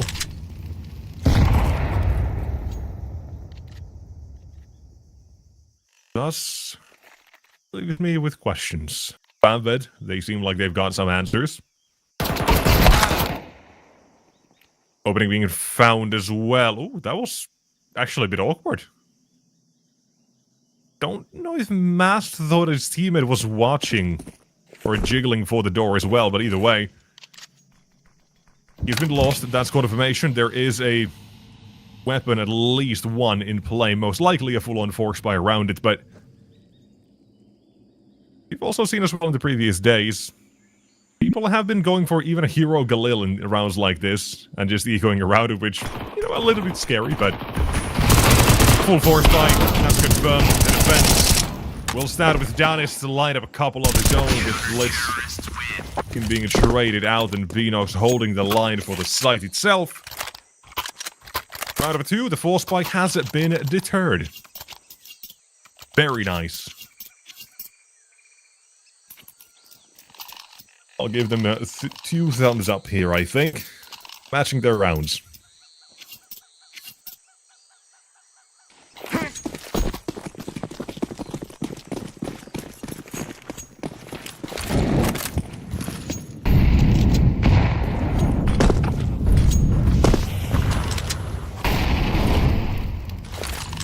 Early utility. Similar to the last round, but it's an interesting buy here again for FAVBET, which I find insanely surprising considering the lack of success they get. Right? If they manage to get it down to 1 or 2 players last round, I understand why you want to force buy, but they are playing kind of against that against the general normal notions of the game here. Absolutely something that can catch Sangal off guard and thus can work out. Still haven't fully revealed their hand. It's just been a little bit of util that's gone out. There's also Sangal spending a little bit of their util. But now just waiting to see what happens. What sort of contact there might be and where. Utility in mid has been deployed. Blitz waits for his own smoke to be thrown whenever he gets that eerie feeling something is wrong. Mash backs off the CT, flashes. Decent is going to Blitz to assist as well.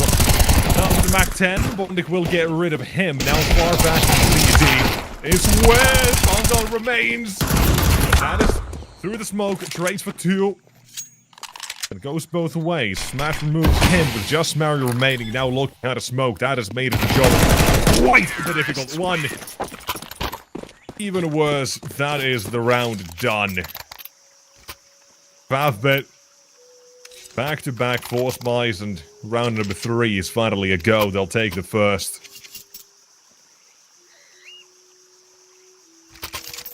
A bit of a hectic one. Especially after this first one. It's this push into CT that catches off Sangal completely. Mac 10 for Marks as well. Wonderfully done. Even if he just gets those 2 kills, that gives him plenty of bank, but... And as well as teammates finish off the rest of the round and put Sangal on a awkward middle ground of some have money and others don't.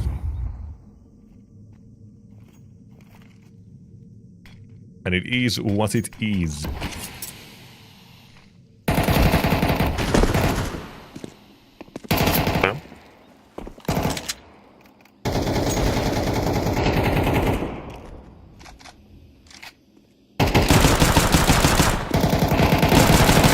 Dangerous for Jackie.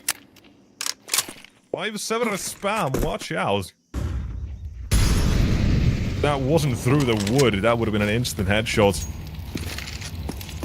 No chance for Jackie, but he'll live. Double nades, good to chip away, and with the crossfire established as well. MP9 with the 5-7. This is a death trap waiting.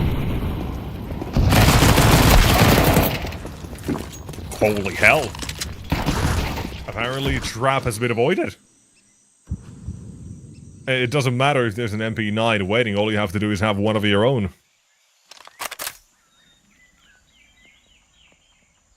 Genuinely thought we were going to see a round here. Felt like Sangal was going to be more in contention, because that is one where you don't really... I don't think you ever see that happen. Marks outplays it just by quick headshots. And that is a 3-second round for FAVBET. And even better, they've got a free AWP.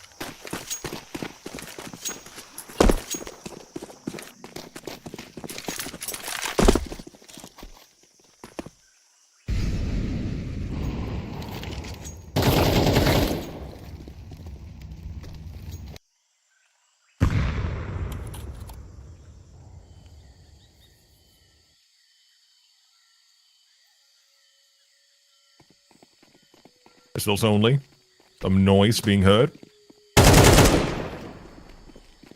How many does Marks get before his time is up? Answer is 3. It's a nice little spray.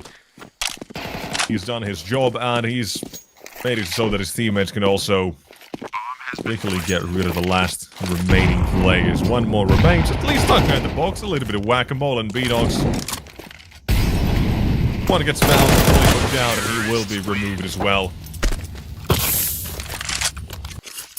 Very nicely done.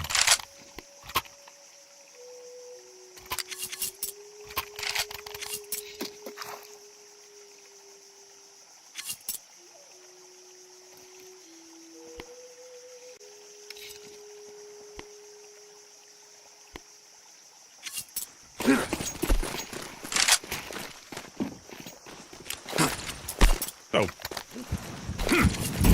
FAVBET, D side is off to a good start. But apparently, it's now. Second duels, that is managed to trade out the first loss of life at Mary to continue on that advantage. That advantage in this situation usually more than enough. You could play side crossfires if you really have to, but Mask is still sticking around. Not the safest option here.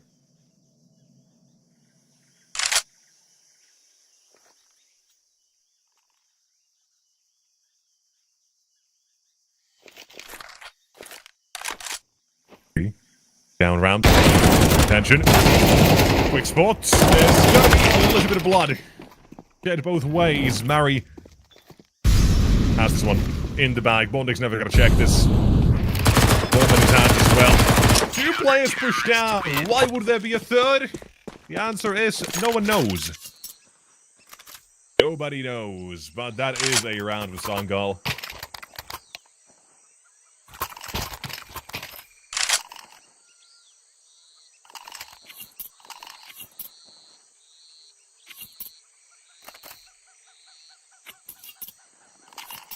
So, a bit of a timeout. Hopefully nothing too bad. We're already used to it. Got a couple of these ones already today in our previous series. But let's hope for the best. Just wait it out. There's nothing else we can do here.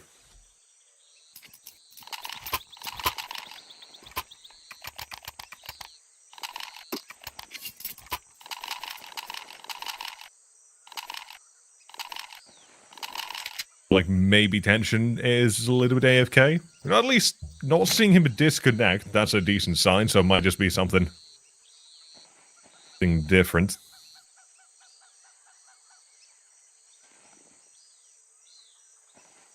Something that is easy to wait out. But either way, Sangal are giving us a fight as well from the very beginning here, though. I'll say, right, FAVBET obviously T-side on Ancient. They're getting a couple of these rounds already on the board. A good start. As simple as that.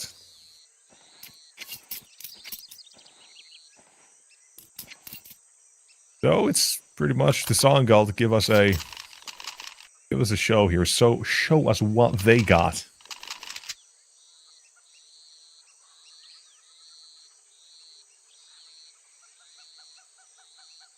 Gotta prove me almost wrong here, because, as well, right? If you ask me this on paper, I think Sangal have absolutely what it takes here.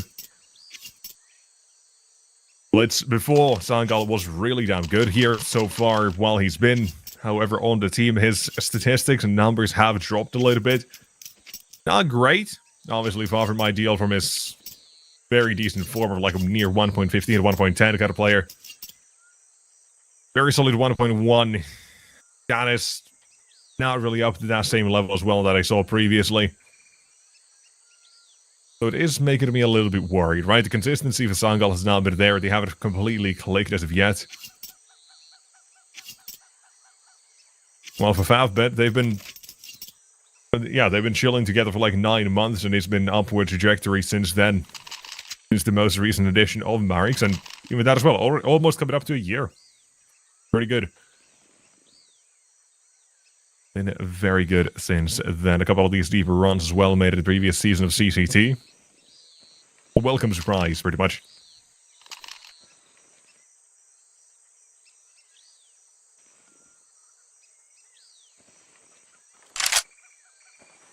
Well, it seems like we still have to on waiting. I don't think I have any information as to what exactly we are waiting for, but it's all good. All you gotta do is wait a couple of moments. Big hydration check, water. Pretty damn good. Tea, coffee, any carbonated drinks anyone might need. Now is the time to go get them.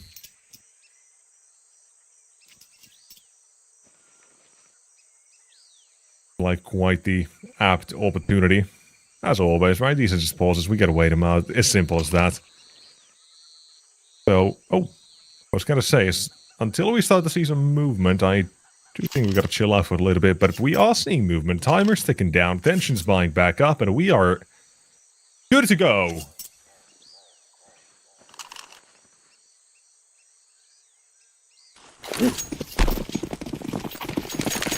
Go. Round 7 is a go, officially so. We've been seeing every single round bar for the pistol going toward the B side, and so FAVBET now changing it back toward that A side. Smokes will let the CTs know what is up as well, and that is going to be blocked off from any sort of assistance, needing to decide which way he wants to play this, and he is choosing to disengage. Blows up the smoke, lets them know Donut is occupied, can't walk through that smoke.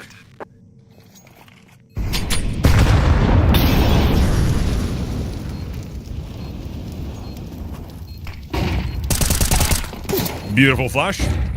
Tricky as well, was spotted up close. They know he's gonna be here. Not gonna forget about him, are we? Maybe they did. Gets away with 2, bonding one of his own, and now it is a 2-on-2 remaining. Bomb timer as well, far ticked.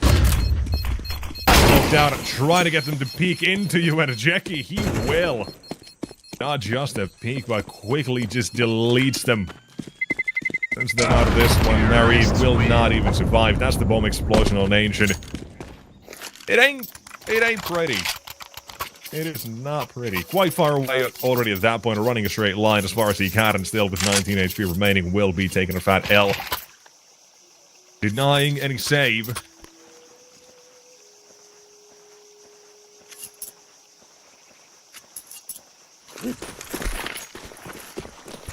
And moving on. No weapon saved. Nothing in this one. Could have maybe seen some sort of a half buy around the AK if we did. It'd be salvaged. Wondering in the meantime, he's having a moment himself. Not letting a single 3 kills to smoke. Yeah, fair enough. Fair enough. And sometimes your opponent has a good day, sometimes they see through your plans, and Bonding, he's seen about everything Counter-Strike has. The point, he doesn't even need to see you himself, he can just get a quick vibe check from the smoke, knows there's gotta be 3 players behind it, and all headshots, all good to go. And they will keep it clean, Bonding's ace will be stolen. The round is done. First time out, deployed with Sangal, right? Obviously, CT-sided map, you want to get a little bit more than a 3-5 losing situation when you start off the map here, so gotta make the most of it. There's one thing as well here, right? FAVBET so far, sorry, not FAVBET, Sangal so far, they haven't really been playing this map a lot here. Since the last couple of months. Only played it 3 times. This has been one that they have somewhat been avoiding, almost. Or at least not at the top of their own turn order when it comes to what maps do you want to look at. Which is maybe a bit surprising. Because I feel like the previous Permit-out players that still were here, they were a fairly big although, if I'm not completely mistaken. I'm confusing them with somebody, but apparently it doesn't matter. Does not matter what I think. Only matters what Jackie thinks. Couple of his own, he's going through mid. Down is the C, and yes, he's got 1, but that's unfortunately not going to get him out of the woodwork just yet. He's still going to be stuck. I'm in trouble. There's plenty of util barrage through. He will be chased. Opportunity, he'll take the tackle back. But just his position alone, I don't think is enough to really tempt the rest of the team to come for this round. Gotta back off, gotta say bye-bye. From timeout to convert the round, and even further beyond, it's not gonna work out. You lost the AWP. That is That is not really nice to see here for Sangal's side. Terrorists win. Well, I'd say it's not ideal for Sangal. It is very ideal for FAVBET. They took away the AWP. Maybe with that save, probably with that save, they would have fully forced back into it. Now it's that weird limbo in between of do you want to fully force or not. Well, you gotta count what can happen and what will happen if you do or don't, and what happens if you lose. They're still taking that still taking the gamble here. Forcing right back up, but without that AWP.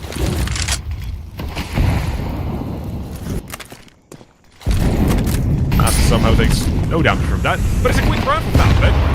Already on the B side, and just waiting for the utility to clear out, so they're gonna go ahead and smash some heads. Unintended, first one has been found already. Bomb has been planted. Blitzing through. Sangal.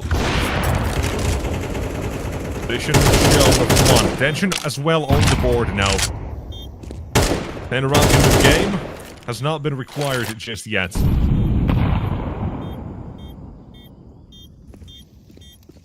Oh yeah, they just don't have what it takes here. The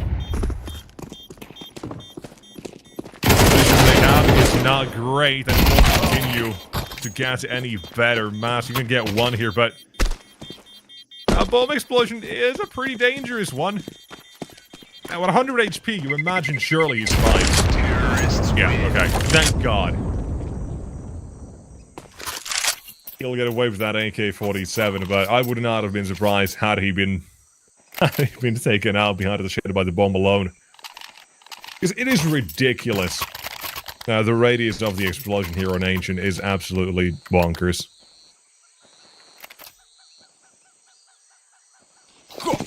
But he's fine. They can still, again, force bind. The lost bonus hit complete max as well, so save a couple of weapons and can still try to force around and get these rounds in any way. They're not going to need those. Doesn't matter how, just gotta get one more round at least, right? As with 4, you have that minimum you need, right? You lose that pistol, 4-9, probably 4-10. At least got a couple of rounds to play with. You're not immediately putting yourselves against close enough to map point, so just one here, but can change the entire game. Smash as well. He's so ready for this. Danis.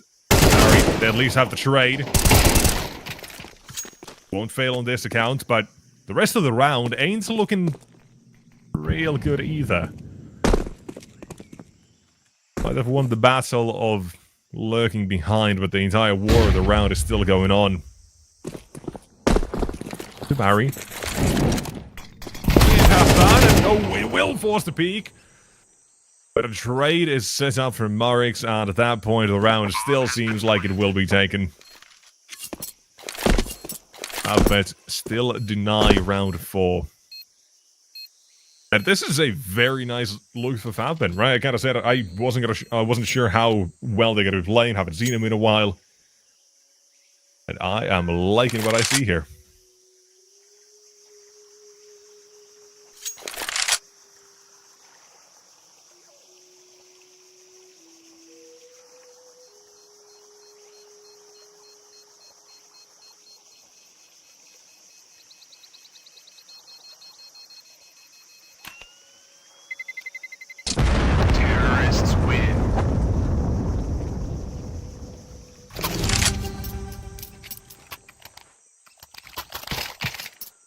One more round for the half. It's hard to be positive at the moment if you're looking at how Sangal, or how things are going for Sangal. So the one thing I can say is that they at least have a little bit of money. It's that loss bonus. But the key word in that as well is loss. You've been losing these rounds. So, tough luck, I'll say. Apparently we've got a full-fledged war happening in mid. Battle for the ages. Marix is taking the first one to Jackie. Looking to double down, but with Marix and Doe instead, and they will find every single one in mid to clear this whole place out. Round 4 ain't happening. I'm sorry to say, Blitz. His chances ain't looking good. I think they saw him. They saw him. Man, that's gotta hurt as well. You think you get away? You hear a couple of steps running right behind you, and your head is popped off clean with a 9-3 half as well coming on top of it as well. Unfortunate, but very fortunate when it comes to what FAVBET have been showing here.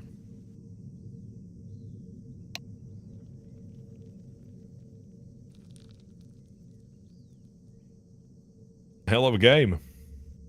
All I can say.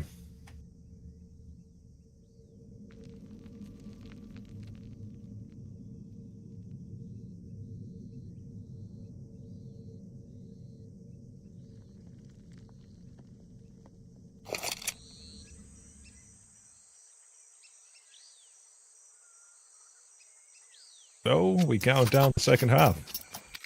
FAVBET, doing the pistol. At that point, you really do have the game under lock and key.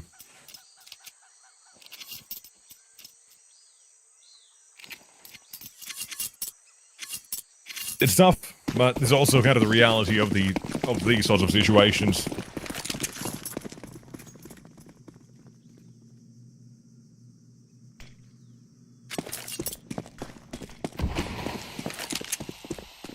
Fast they play. What a sight they go where FAVBET are defending from range. You've got a bomb plant now here secured. That's step 1 of winning a round. But step 2, don't get shot in the head. Currently, failing, unsuccessful in their endeavors. 2 more remain, both stuck in donut, and that is a crunch upon them. From both sides, FAVBET showed themselves, and that seems like that should be it. Bomb has been defused. Counter-terrorists win. Pretty good. Pretty damn good. Now, in case you want to still make things feel a little bit worse with Sangal, you gotta keep it in mind that they won that first pistol in the second round. They had the first 2 rounds of the game, then a third force buy or second force buy in a row for FAVBET is when they get started. So you have a world as well where Sangal just do not even win that first pistol. Where it starts off 3-0, they miss out on those 2 rounds as well. So you still gotta be a little bit careful, knowing that things could have been worse. This is by no means the absolute worst scenario, but actually winning gun rounds so far ain't really been successful. Issues in that regard. Taking 2. Blood spilt out a round. Quickly dealt with yet again. And that was the final struggle.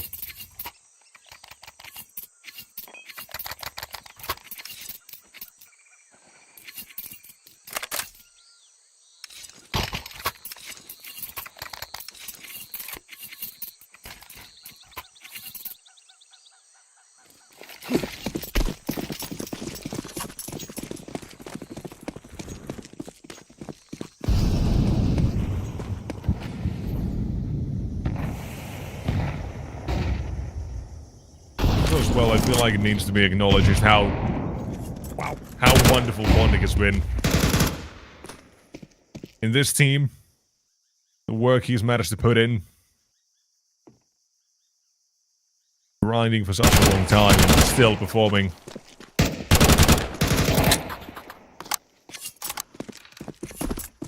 Individually as well, right?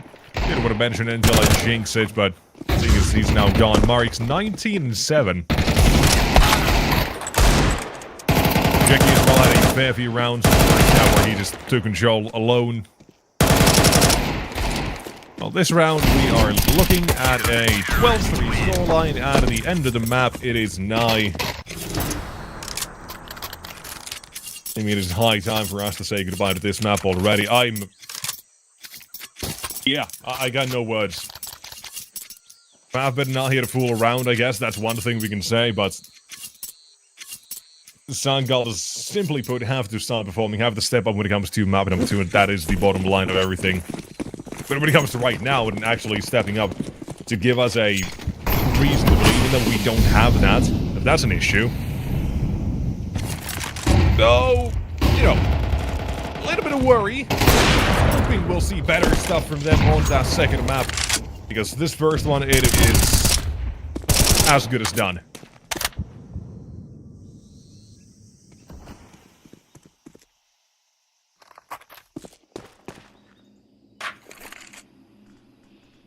And so, 4 plays remain between at the end of the map. Continuing it for a little bit longer. A very nice jiggle as well, Marix. That is such a clean one he gets away with. At least a bit of noise has been made. Jackie will take the second. Tried to poke their head back in to see what happened. What was waiting on the other side? The answer, not much, unfortunately. What's the end of the map in disguise? That is... as much as I hate to say it, a very poor show from Sangal. 6 HP. Had a dream. 30 seconds. And another smoke. Yeah, this is rough. Any concerns or worries I might have had as well about FAVBET and how they've been doing it since I hadn't seen them in a while, alleviated just from this alone. And that is that. So, Map 1. Nothing else to say except that it's just way too easy, it seems. For Christ's sake, right? It's the first and second round that Sangal get, and since then they got nothing. Win the pistol, win against the force spy, lose against the next force spy. That was all they really had to say here, and that is very unfortunate, but also very much the reality. One good thing you have, it's not your map pick. It's, you know, not the worst of the worst. You got at least one thing to look at, and that's going to be Dust 2 coming up next. Which, for FAVBET, is one of the weaker links they have in the map pool. Drain maybe kind of fits into that as well, almost, but you still got to consider as well they're barely played it. While Dust 2, they have a couple of more games on it as well, with a total of 9 and 3 wins out of those. It's not looking like the greatest situation for FAVBET, right, with Dust 2 coming up, but individually they're wide awake, so I feel like any doubts could be offset by that alone. And thus, we'll have to see if they can keep it up. But for now, a chance, a break for Sangal to regather themselves, rethink, regroup, and figure out what to do. Because Dust 2, on paper, that's their good map. That's where they get work done. So we leave you with the question of, will they come back? I feel like they'll let us know, but also let us know what your thoughts are. Is FAVBET gonna get a 2-0? Stick around to find out.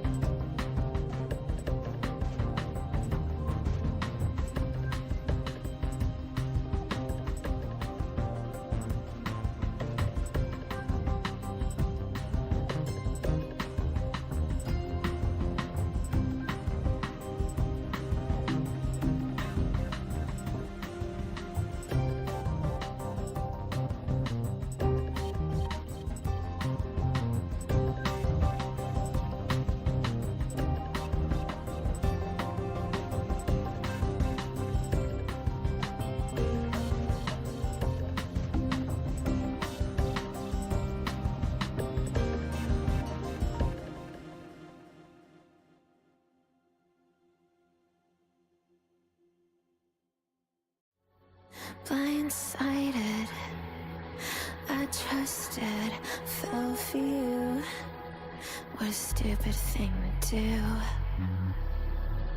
Blindsided, high hopes, but they fell away the moment you lied to me.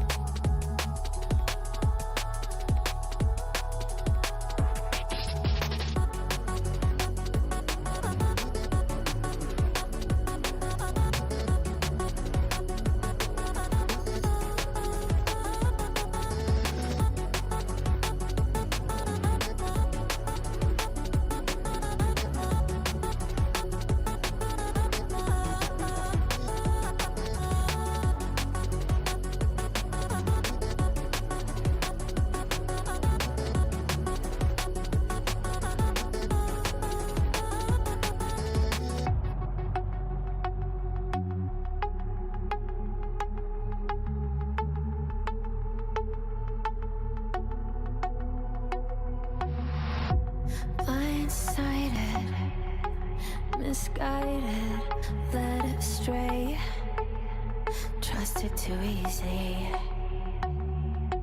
Blindsided, strung out on the smallest string, had me questioning everything. I don't know where I am now. Pedestal I had you on is crumbling down on the ground. It was all illusion. Where do I go now?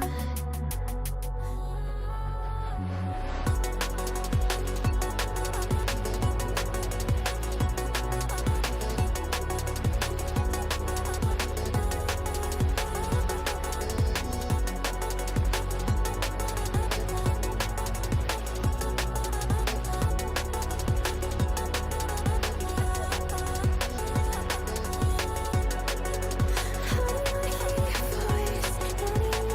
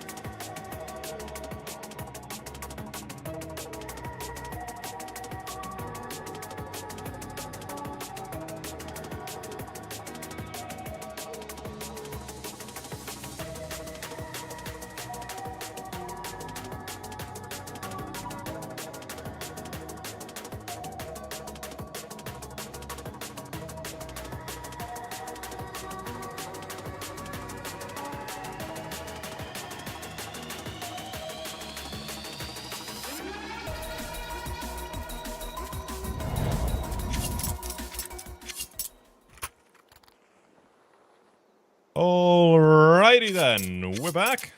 We've got Dust 2, and we've got FAVBET looking to show us a different side of their Dust 2 than the results as of recent times have shown. So, to do that, all you gotta do, I'll put it simply here, is to carry over about half of what they did on map 1. Which was, I think, Marix ending the map on like 20 and 7. Jackie at like 15 or something along those lines, 14, Bondix 13, and Smash at 15. Had a real good individual show on map 1. That was the bottom line. Currently, under a little bit of stress, a little bit of firehead's tensions away. He's not really able to get more than just the first one, as suddenly Bondic gets himself decapitated, and it is down to Jackie on the pistol already. He's got a raid ball set up, a dualies kit, not a kit, Kevlar and a smoke on his side with minute on the clock. It's on the Sangal to decipher this one. See what they got, figure it out. That's the waters, perhaps, but we're seeing Jackie move out first. He doesn't spot them immediately on long, doesn't see them coming closer, and thus he'll move away instead.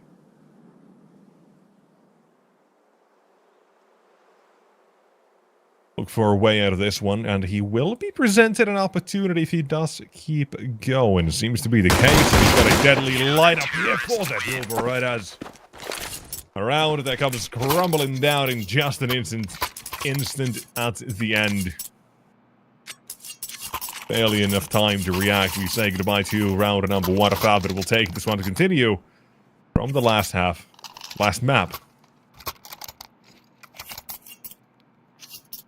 See how much more they've got here. I'm behind the force by here as well. I'm good with it. It's more or less seeing as how Dust 2 CT side, as soon as you lose your economy, the game becomes a lot more difficult, so Sangal are going to try to get rid of that on the very first chance they get and just flip the script on them. Started off, Jackie is down to half from the scout shot as well. That means he's now a little bit vulnerable to any damage incoming. Mention on short, not alone either. He's currently facing it, just maybe a little bit exposed, but he's backing off while the smoke starts to fade. He's got a teammate right with him as well, and he looked to clear this out. Finds himself 1, 2, and a 3K. Holy, the most that is quick. Ladies and gentlemen, the MP9. It is a very quick weapon. And attention, he's got himself the same amount of kills he had on map number 1, which is ridiculous. 2 rounds in, he's matched his ancient performance of 5 kills. And with 5 times as good of a KD. It's kind of funny.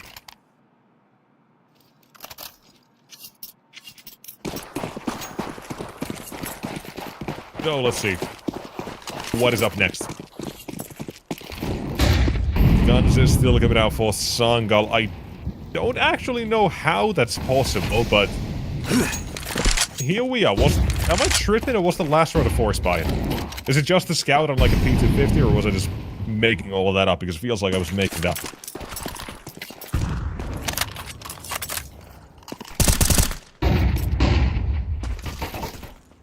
The scout fooling me, but oh well.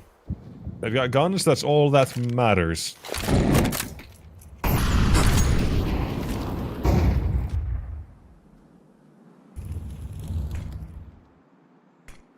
A lot of slow here. CT side as well. They're being quite respectful about the information and map control. Sangal is pining after.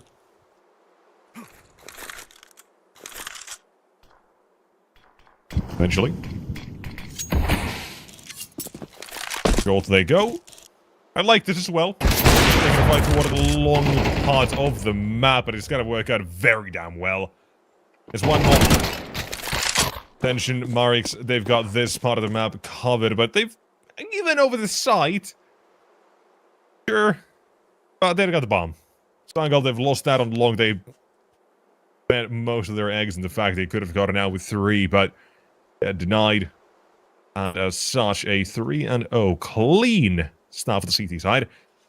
Even better for them as well out of the previously mentioned economical game. They've lose anyone, and as they're finally going for a challenge, it's an MP9. It's the only thing they'll lose. Even so, Smash has found himself one from that. He's good. He's chilling. And here is the final task. Enox is out. Couple more AKs grabbed. 3 in total with that AWP. That is a massive win for FAVBET. Just to having these long-range engagements, the M4s will lose out, so get those AKs. Keep them alive no matter what, as much as you can. You've got instantaneous headshot potential suddenly, and something the T side are going to be regretting in terms of giving those over.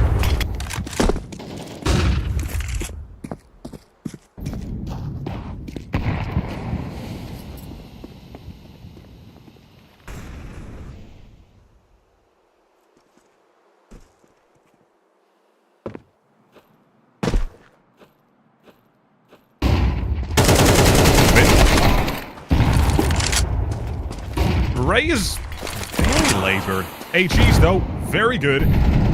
They've been away at 3. Put away that entry. Weapon has not been recovered. There's one thing the CT side at least don't have to worry about at the moment. But it seems like they will have to in a moment or two, because Mask has now managed to pick that up and continue his way inside. There is a spray. It is perfect on the first one, but Bondic down. Leaves Smash. Wondering which way to look. On the site, he gets taken down. Tech 9s, boys. Watch out for those. Seems like this one is not as cut and dry as you would have thought from the start of it. Last few cleaned. This one, not the same. Sangal, they'll strike. Tension's already called this one off. Still lingering a little bit, maybe. Right, with this, he's kind of hoping that no one's going to be walking up close. At least not immediately. As to not give him a chance, he'll back off. The T side will take space instead, and thus... round number 1, Sangal. Massive scalp to take, and right as I mentioned as well, giving away this AK-47s, they have taken them all away. They're going to repossess a couple of them. Alongside an M4 they managed to get. And our journey of Dust 2 can officially begin.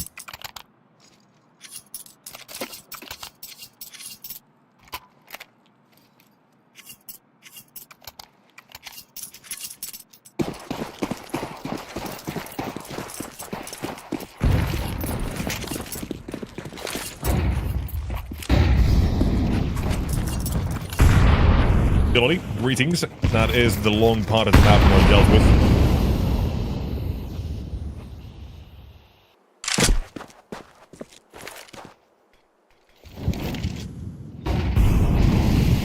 Sangal, they waited it out. It's a default for Dust 2. It's nothing crazy. We're not seeing the CT side either going for anything insane at this moment either. Take their time. Let Sangal be the ones to initiate these fights first.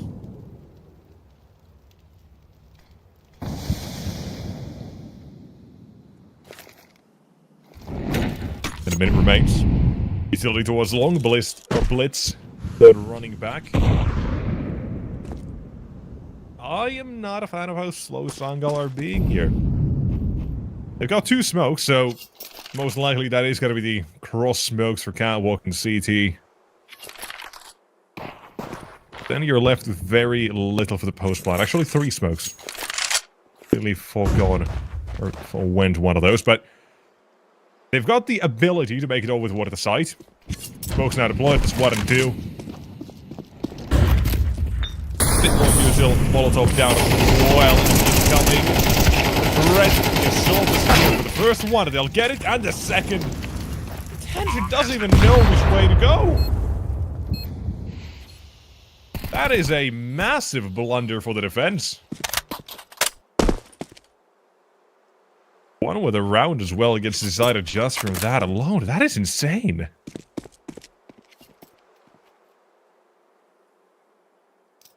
Wow.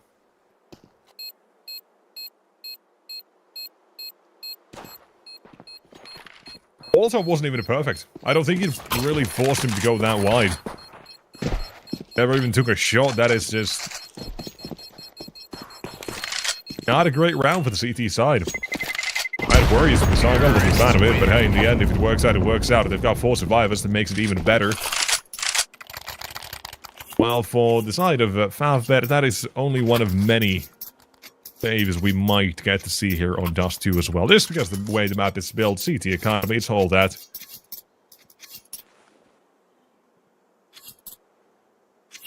Whole shebang of the entire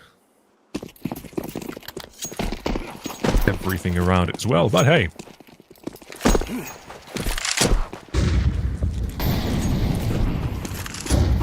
We continue.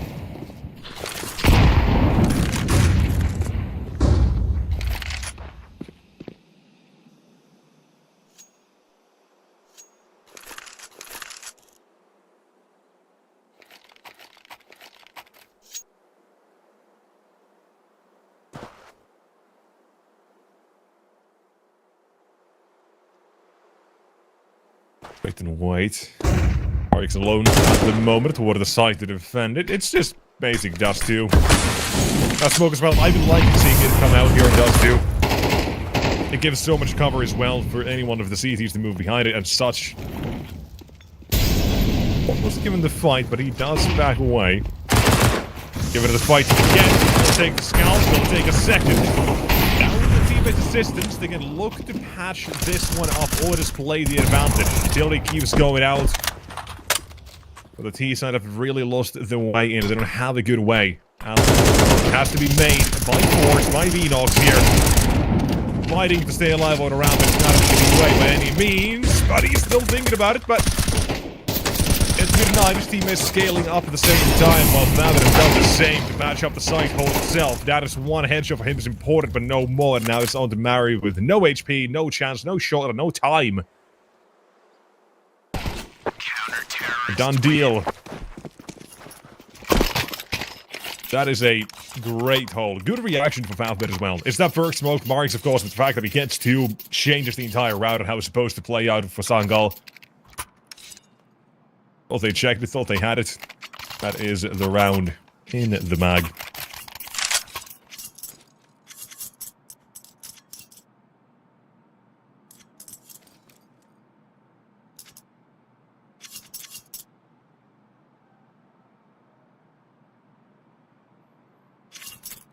So,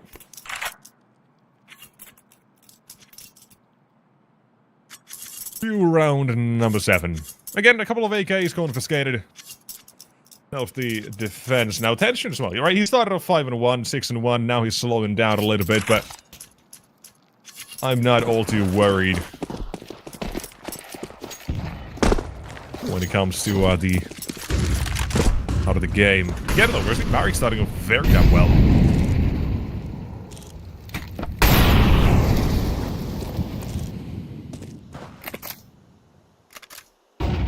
On long taken, playing out D-Flash as well, waiting for the T-side reaction, see if they want to try to burst through.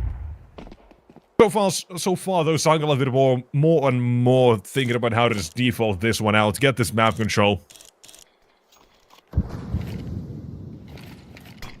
And seeing how last round played out, long is what they've discounted already, so no thank you.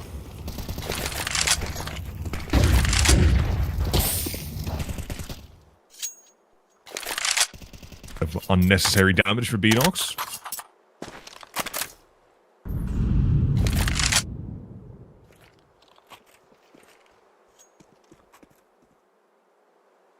In 50 seconds. We've already seen this once, but this time they've also got Mario lurking toward the B side with a little bit of util on his own. I think he's...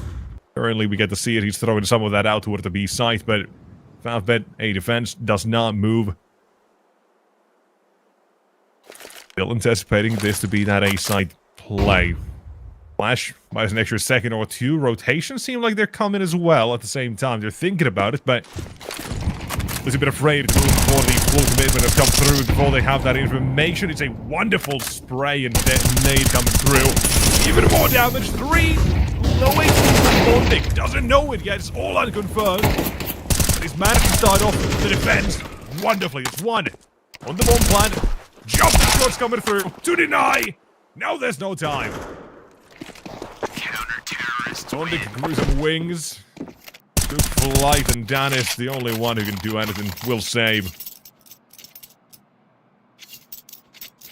5-2 at the CT side. They played that very damn well. And it's the spray as well. It's lucky as all hell, absolutely. But it is so goddamn well played.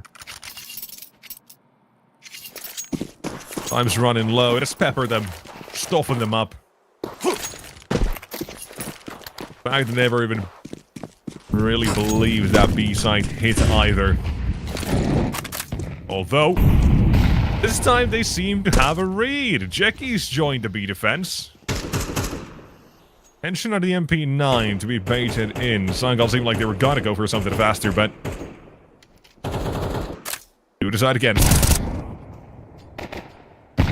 Explore the map a little bit more, but this will still be a B hit.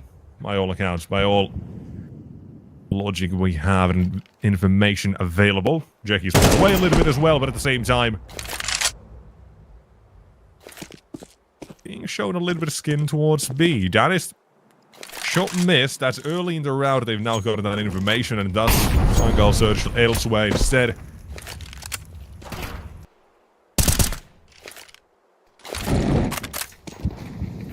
Fighter flight. Runaway is the choice for Masked. And back to B for like a 3rd time this round, I think.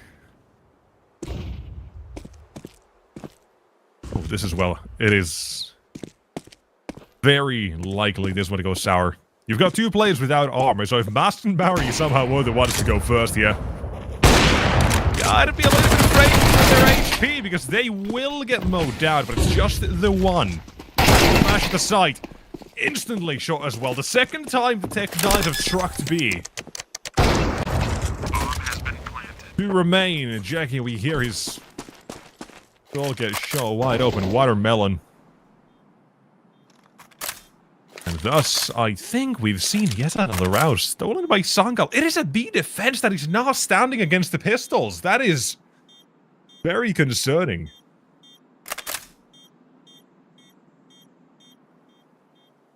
It is so damn well played yet again with Sangal.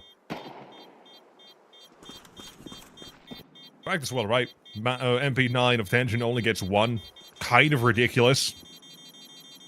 First one is unarmored, that's an easy enough of a kill, but the second never comes. That's the real problem of it.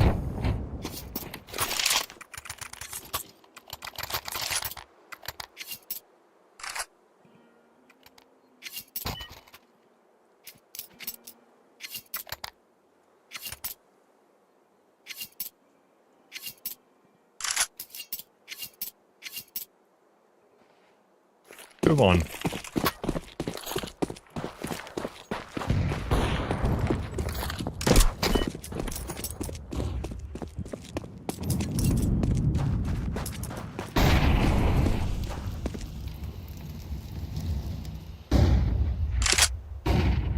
Round number 9 begins. It is... Sangal is defaulting this. It's almost getting a little bit boring. The way they keep defaulting this and how little FAVBET are actually fighting for any of this mid control, right? It's usually on Dust 2 CT side, at least I feel we do get to see a lot more of the CT side fighting for mid control, right? Putting someone beneath the Xbox just to watch in a smoke or something. Here, none of that's been happening. It's side holes, and it's Laban yet again. The second one from Bondic will come through, assisting the defense a little bit, and considering how weak that's been. finally a worthwhile round that seems to have turned on its head. Dan is left alone. Sure, he's on the site, but 4 to find ain't looking all that likely, especially because there's a timer on the clock, and it's called Maris. Lurk through tunnels works out very nicely, and we are immediately finding ourselves with FAVBET on yet another round. The Sangal don't seem to get these back-to-back rounds here.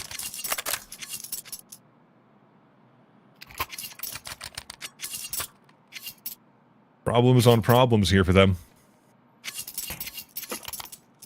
Gotta win these rounds consistently. Currently masked as well, 0-7. Not double 0-7, he's at least got an assist here, but that's not much better.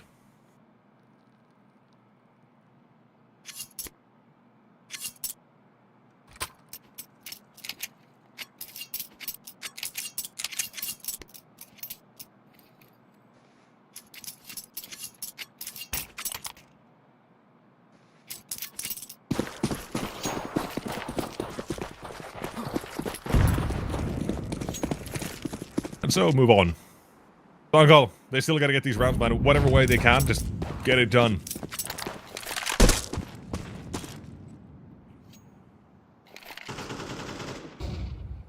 Attention waits. 6-1 was the start, by the way. He's fallen asleep since then, but now he's got something here. And with Jackie in tow, there's a 2-man advantage. Quickly take it away and shout back to 1.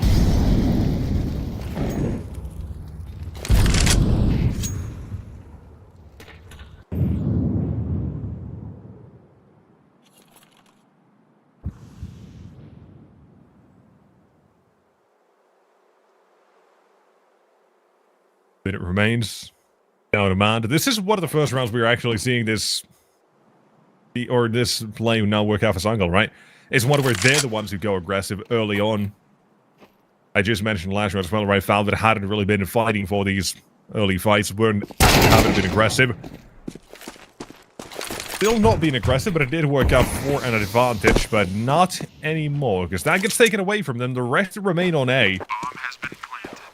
Not even anyone in the CT spot, and nobody near mid is a big issue, and I think that's enough as well for them to call it quits for this one. An advantage pretty much just thrown away.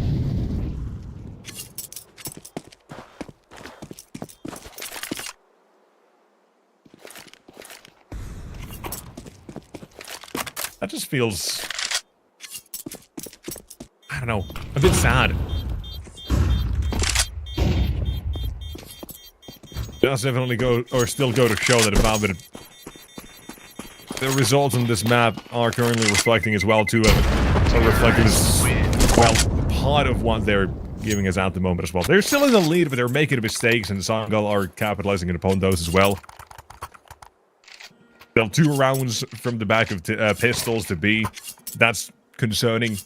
That round as well, I feel like they just were way too afraid, assuming they were going to go back toward the site again. Is not really on top of everything at the moment.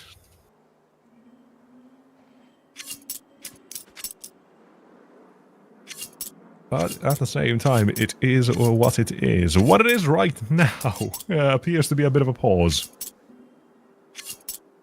They're gonna feel like we've done this enough times today to, for people to know exactly what the trick is, what we're gonna be doing here. Just wait it out, chill for a moment, we'll see you as we are ready, but till then, just enjoy the grooves and tunes of the ambient dust too.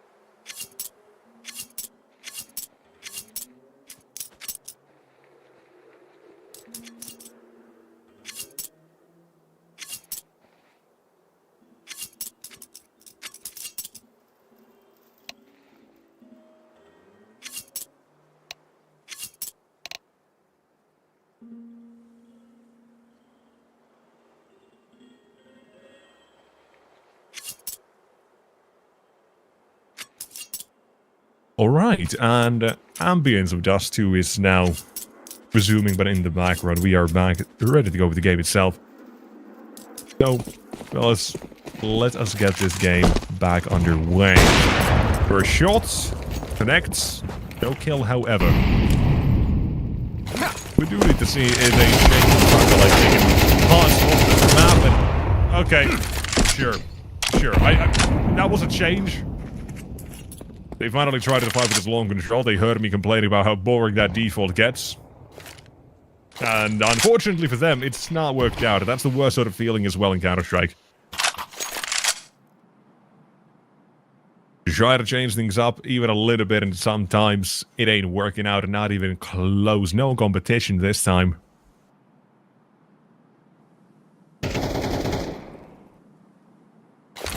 And you give this one up. Ricky will give his life. Tried to smoke him off, but instead now that is a wasted utility toward the B site. Minute remains. Man advantage brought it down to just 1. The Sangal are still in this one. Slight problem might, however, be Marik's at 12 HP. He is playing a bit of a rat position here. He's not taking the initial fight. But he is letting his teammates still be part of the action as well on site, I think. Oh, wow. We might get to see that happen, I was going to say, but he's taken off the first, and now they're focused on him. HP low, double mollies go. And still, Marix ain't done. 2 kills on 15 health, and he's won the round. He plays the time low enough, and it takes away whatever advantage position Sangal did have. Makes it moot, and that is 7-4. Chance for the 8 here. But while it's not without issues by any means, it is still pretty damn decent for Sangal. And I did say it at the same time when we did come to this one. If Sangal bring, or sorry, if FAVBET bring a little bit of what they had on map number 1 to this, it absolutely could still bring them back from what was initially just not really the... Not the results that you've kind of wanted to see from them, right? 9 games played, 3 wins. You bring a little bit of individual prowess and suddenly you don't have to worry about it. We're still getting that. Some parts of the game, however, don't work out, and that's against the ecos and half-buys and force-buys, so... That's what you really gotta worry for, but thankfully we do have Sangal fully forced up here. So surely in that regard, you don't gotta worry. They've already got it the first as well. Jackie's secondary op has been striking from the very first few seconds of the round. That is down to suicide, and he is gone. But again, we've gone back to regular Counter-Strike for this map. FAVBET passed far back. And with 2 ops as well, it kind of makes sense, but they are still expecting a B hit here. That being Sangal's most effective strategy so far. I do not blame them for stacking this. Marix has been an absolute anchor as well toward A. Overall, you're going to leave that part of the map to him. He's got attention as well. AWP watching short. And this one is still coming out to be a B hit. It's through mid they'll go. And it's 3 they have to get through. First as well is taking fights, taking challenges, smash through the doorway. Baiting his teammate with Bondic fighting 1. All still in the back of the site. Jackie try to survive, but it's not worked out. 3-man hold dismantled, even with the bait and switch. Leaving on the retake. The B side, you don't favor these. Never look at a round like this, say, yep, this is FAVBET every single day of the week. Especially not now with Marix making plenty of noise, tension, unable to help him in any way. It is going to be 5 at the end of the half here. Sangal, they've got more than a fighting chance now. Or pretty much a minimum 5, you can work with that. Now you don't have to worry about that pistol one, or pistol round either. You're gonna win, you're gonna lose, but you still got a chance either way. That's what they need.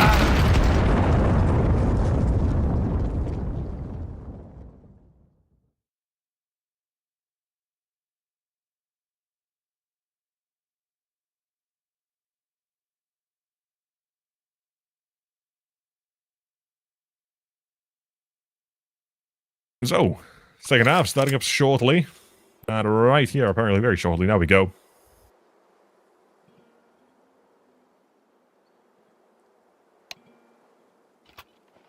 Although, not that quickly. FAVBET, first timeout to be used here.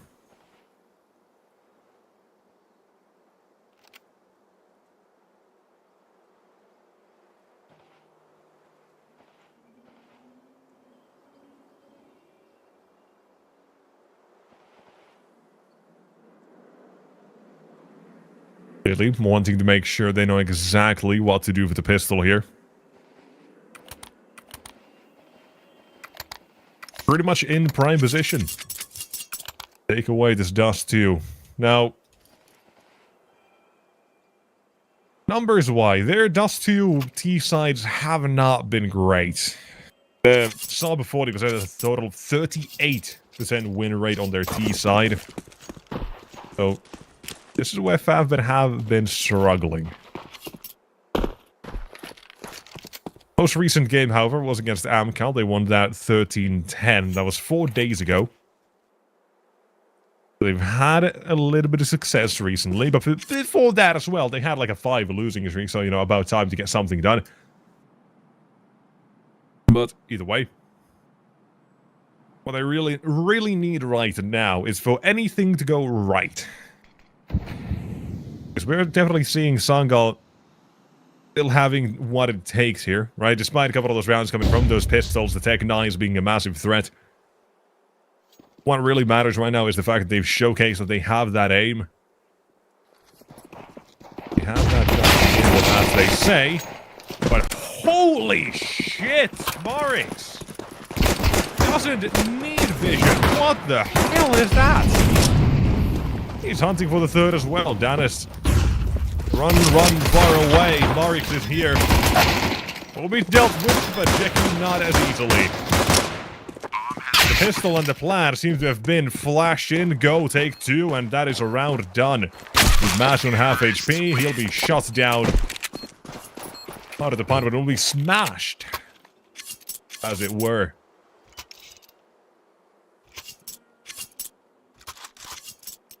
Wow.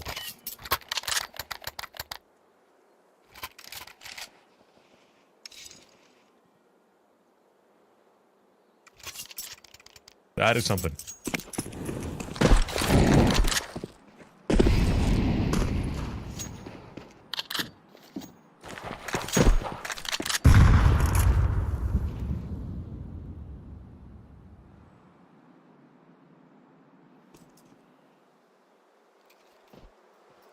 I am not a fan of this. Second round force buy. You lose the pistol. Second half, you're forcing right to it. You're on a map like Dust 2 where CT economy matters a lot because you're gonna see people saving here. That is very, very difficult if you lose. And guess what? If you lose, they're going to. Triple entry, a Molotov force their hand. 4-7 move, and here comes Big Bad Jackie, spotting even the last man. Well, apparently it doesn't matter, he's still dead, but got the information, and that secures the round.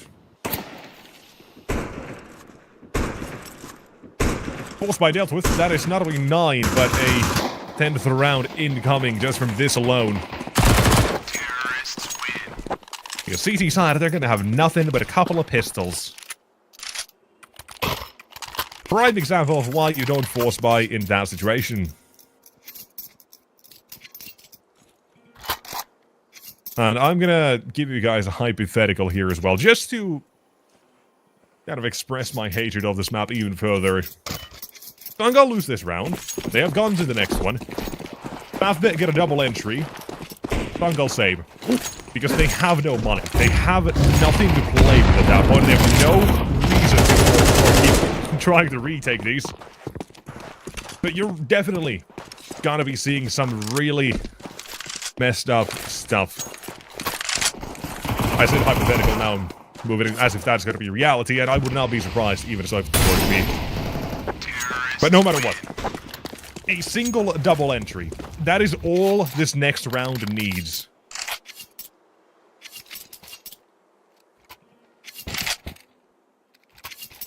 If Sangal lose a little bit of control, if they don't have what it takes to find an immediate sort of position here, this is gonna be a done deal. Even this could have been it.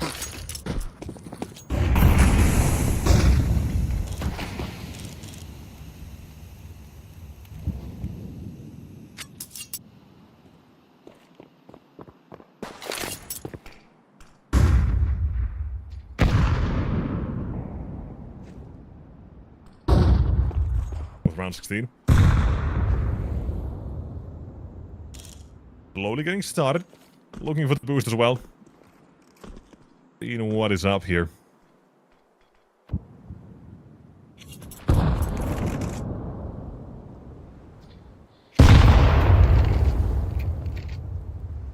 Seeing where everything takes you. At the moment, Jackie. First kill is his. They've dealt damage back, that's good at least. Keeps the CTs still alive in this one, no matter what. But the defense is in first phase. Danis. Both waits. And that is awkward, but Bondik down. Let's the CTs rotate. There you go. Life from Sangal. Seemingly enough as well to force FAVBET away to regroup elsewhere. Keep an eye on that push as well. Mash is going all the way to top mid. It's currently tension, not looking at this away, but he will escape just in time. Back to Danist. Run the boost coming across. Nailed this. Can't. One bullet in the mag. Now got to reload. Buys a little bit of time. Still is that Mash push. Probably short. Either the kill feed. That's where we reload. One more top as well. Force another one. This round is down to one. One play goes down just in a nick of time. So damn close. One bullet. Well placed from Married and now decides this round. A little attention, AWP. Even a leg shot will work, but Mary's making a little bit of noise for walking. Decided to slow things down just a little bit of intention. Swept around. Off shot. Will nail it. As FAVBET, they should not have pulled this off. Masked had it around. He had it in the bag. A quick whiff and a miss. That is FAVBET 211 demolishing the economy Sangal had. That was a 4 versus 2, was it not? At least 3 on 2. Maybe that 4th. It doesn't matter. What does is the result that stands right now. That is the absolute worst that could have happened. At least with saving, you could have had some excuse, some reason to still keep buying back into this, to keep trying. But now you got nothing. Half buy. A half buy is all you got. Maybe a hero AK or M4, but MP9s, they're going for the middle ground.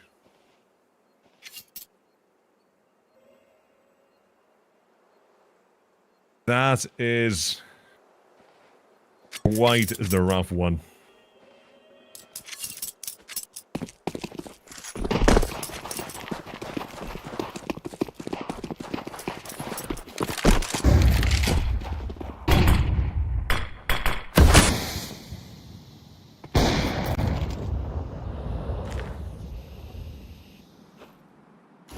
So,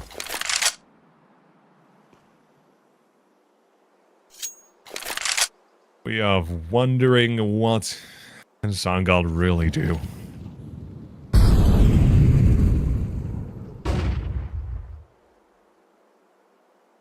They've been dealt a tough hand. They've been dealt a individual show from FAVBET.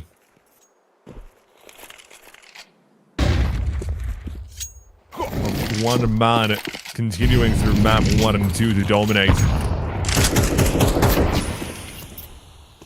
20 and 7 marks ended map number 1, currently 19 and 8. Still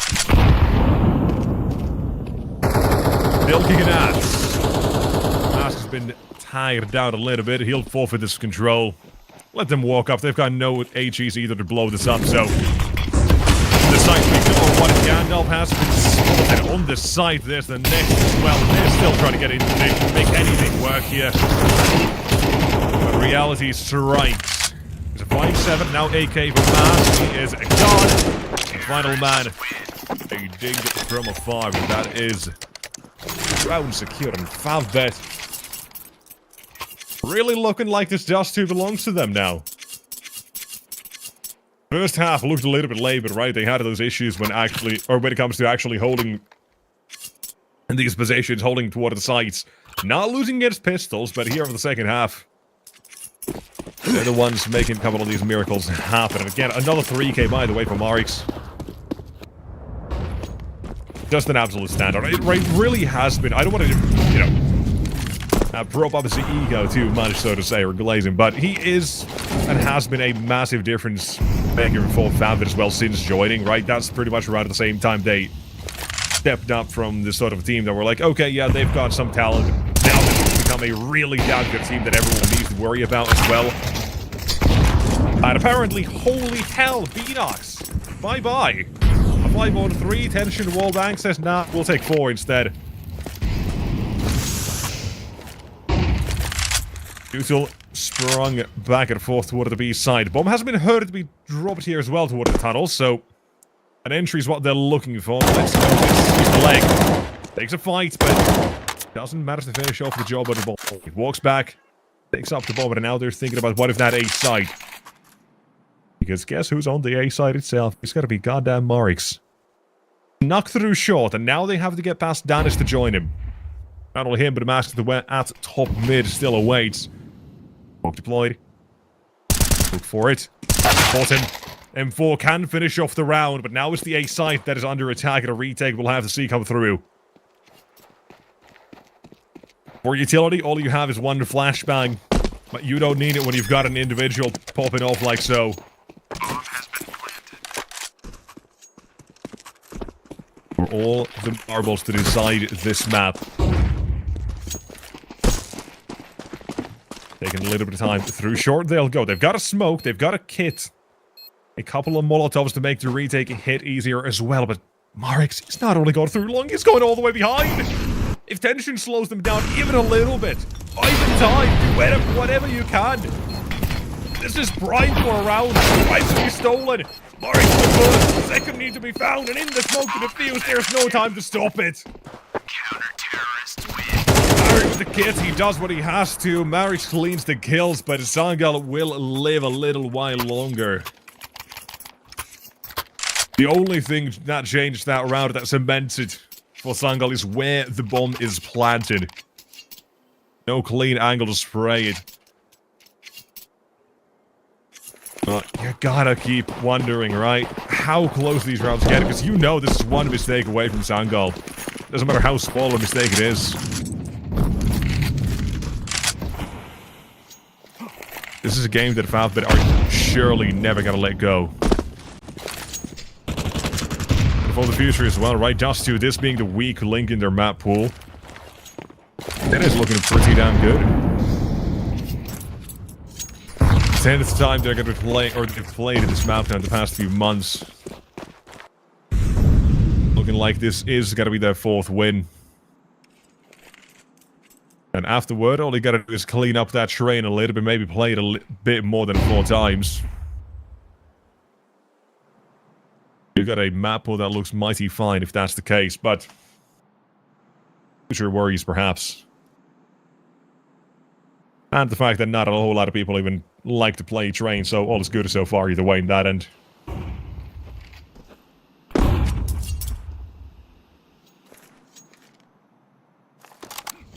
Either way, to continue with 45 at the clock, we're headed back towards, I think, the A site. Opening found. Bomb's been dropped as well, by the way. Mask has found himself in control of that.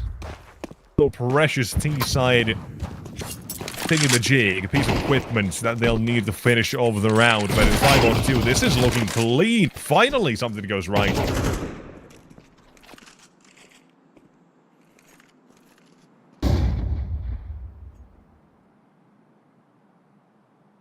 This is just a save. One that Mask as well might deny. He's not in a bad position. But apparently took a shot, he's run away.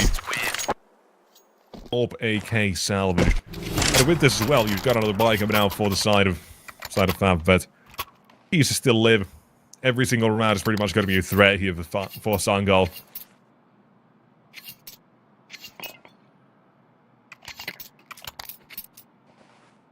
And so round number 20 begins.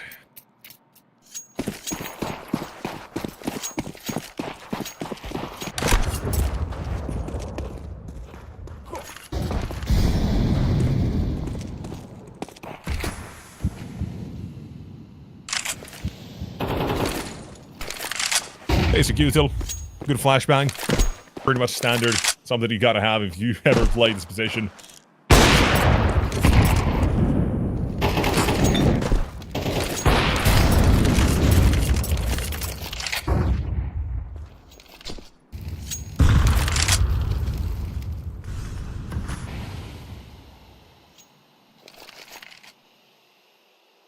End is nigh.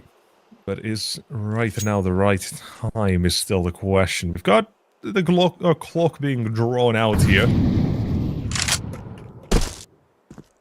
Still figuring out how this one will shape up. However, seeing the smoke be dropped to Jackie, I'm feeling this is going to be a bit of an A-fake.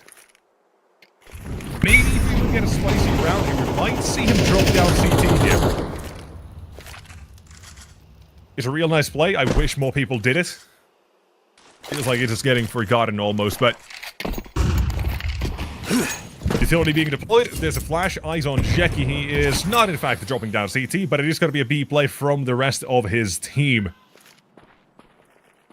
You remain, Jackie, the opening, doesn't get it and backs off. Now to control rotations is his only job. The rest of his team, cycle B, towards victory they go. Mary finds himself 1 or 2 blitz with a third. Jesse's job of holding in rotations will never come to pass. His teammates don't get into position to make it impactful enough.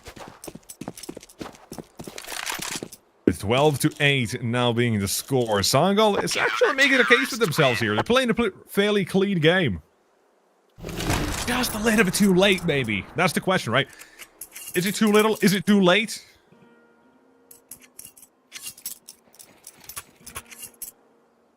And we move on to find out exactly exactly what they're made of. If this goes to trade, right, that is absolutely well earned. That kind of has proven that there are some issues still on FAVBET, right? Even this run as well. The fact they're now letting a couple of rounds slip here. Just what? 3 in a row right now is not much, but this T side does prove to be a problem. We're like 38% win rates and such. It's what they'll need to figure out a little bit more. That is actually surprising to me as well. With an IGL and a player is veteran, that's one thing. The fact is that Dust 2, I feel like, should be a lot easier in his blood almost to call a good game here, but...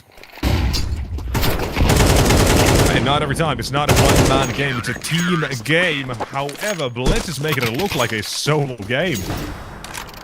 4 kills found and orb collected. That is 9. 4 in a row.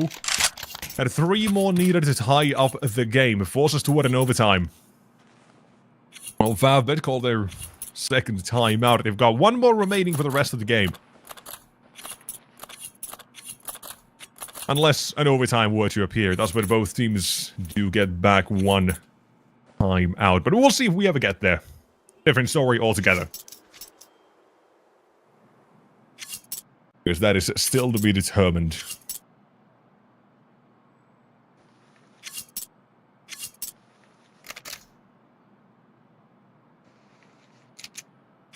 So, count down the clock. Another round. Weapons back out for FAVBET. I'll say this much as well.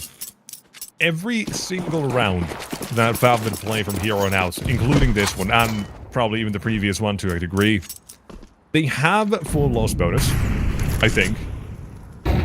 Maybe not the last round, but either way. They're gonna have full loss bonus.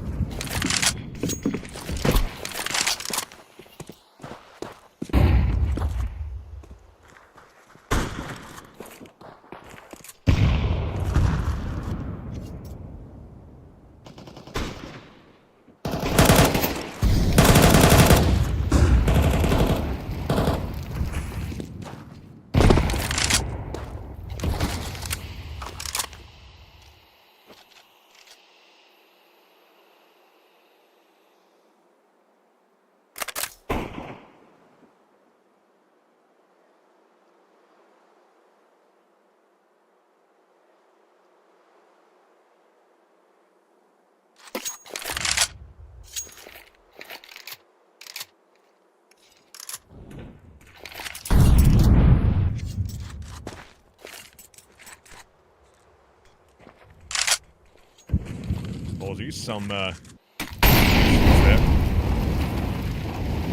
Wild animals in the studio. Almost couldn't turn off my PC, but we are so damn back for the last 30 seconds of this round. Almost ended up missing it, but hey, we're good. 5 on 5, 20 seconds, and the A side under attack. And we're going to find out exactly how this one goes. With Jackie first to go toward the side. He's found himself a headshot and a second. God damn, that's clean.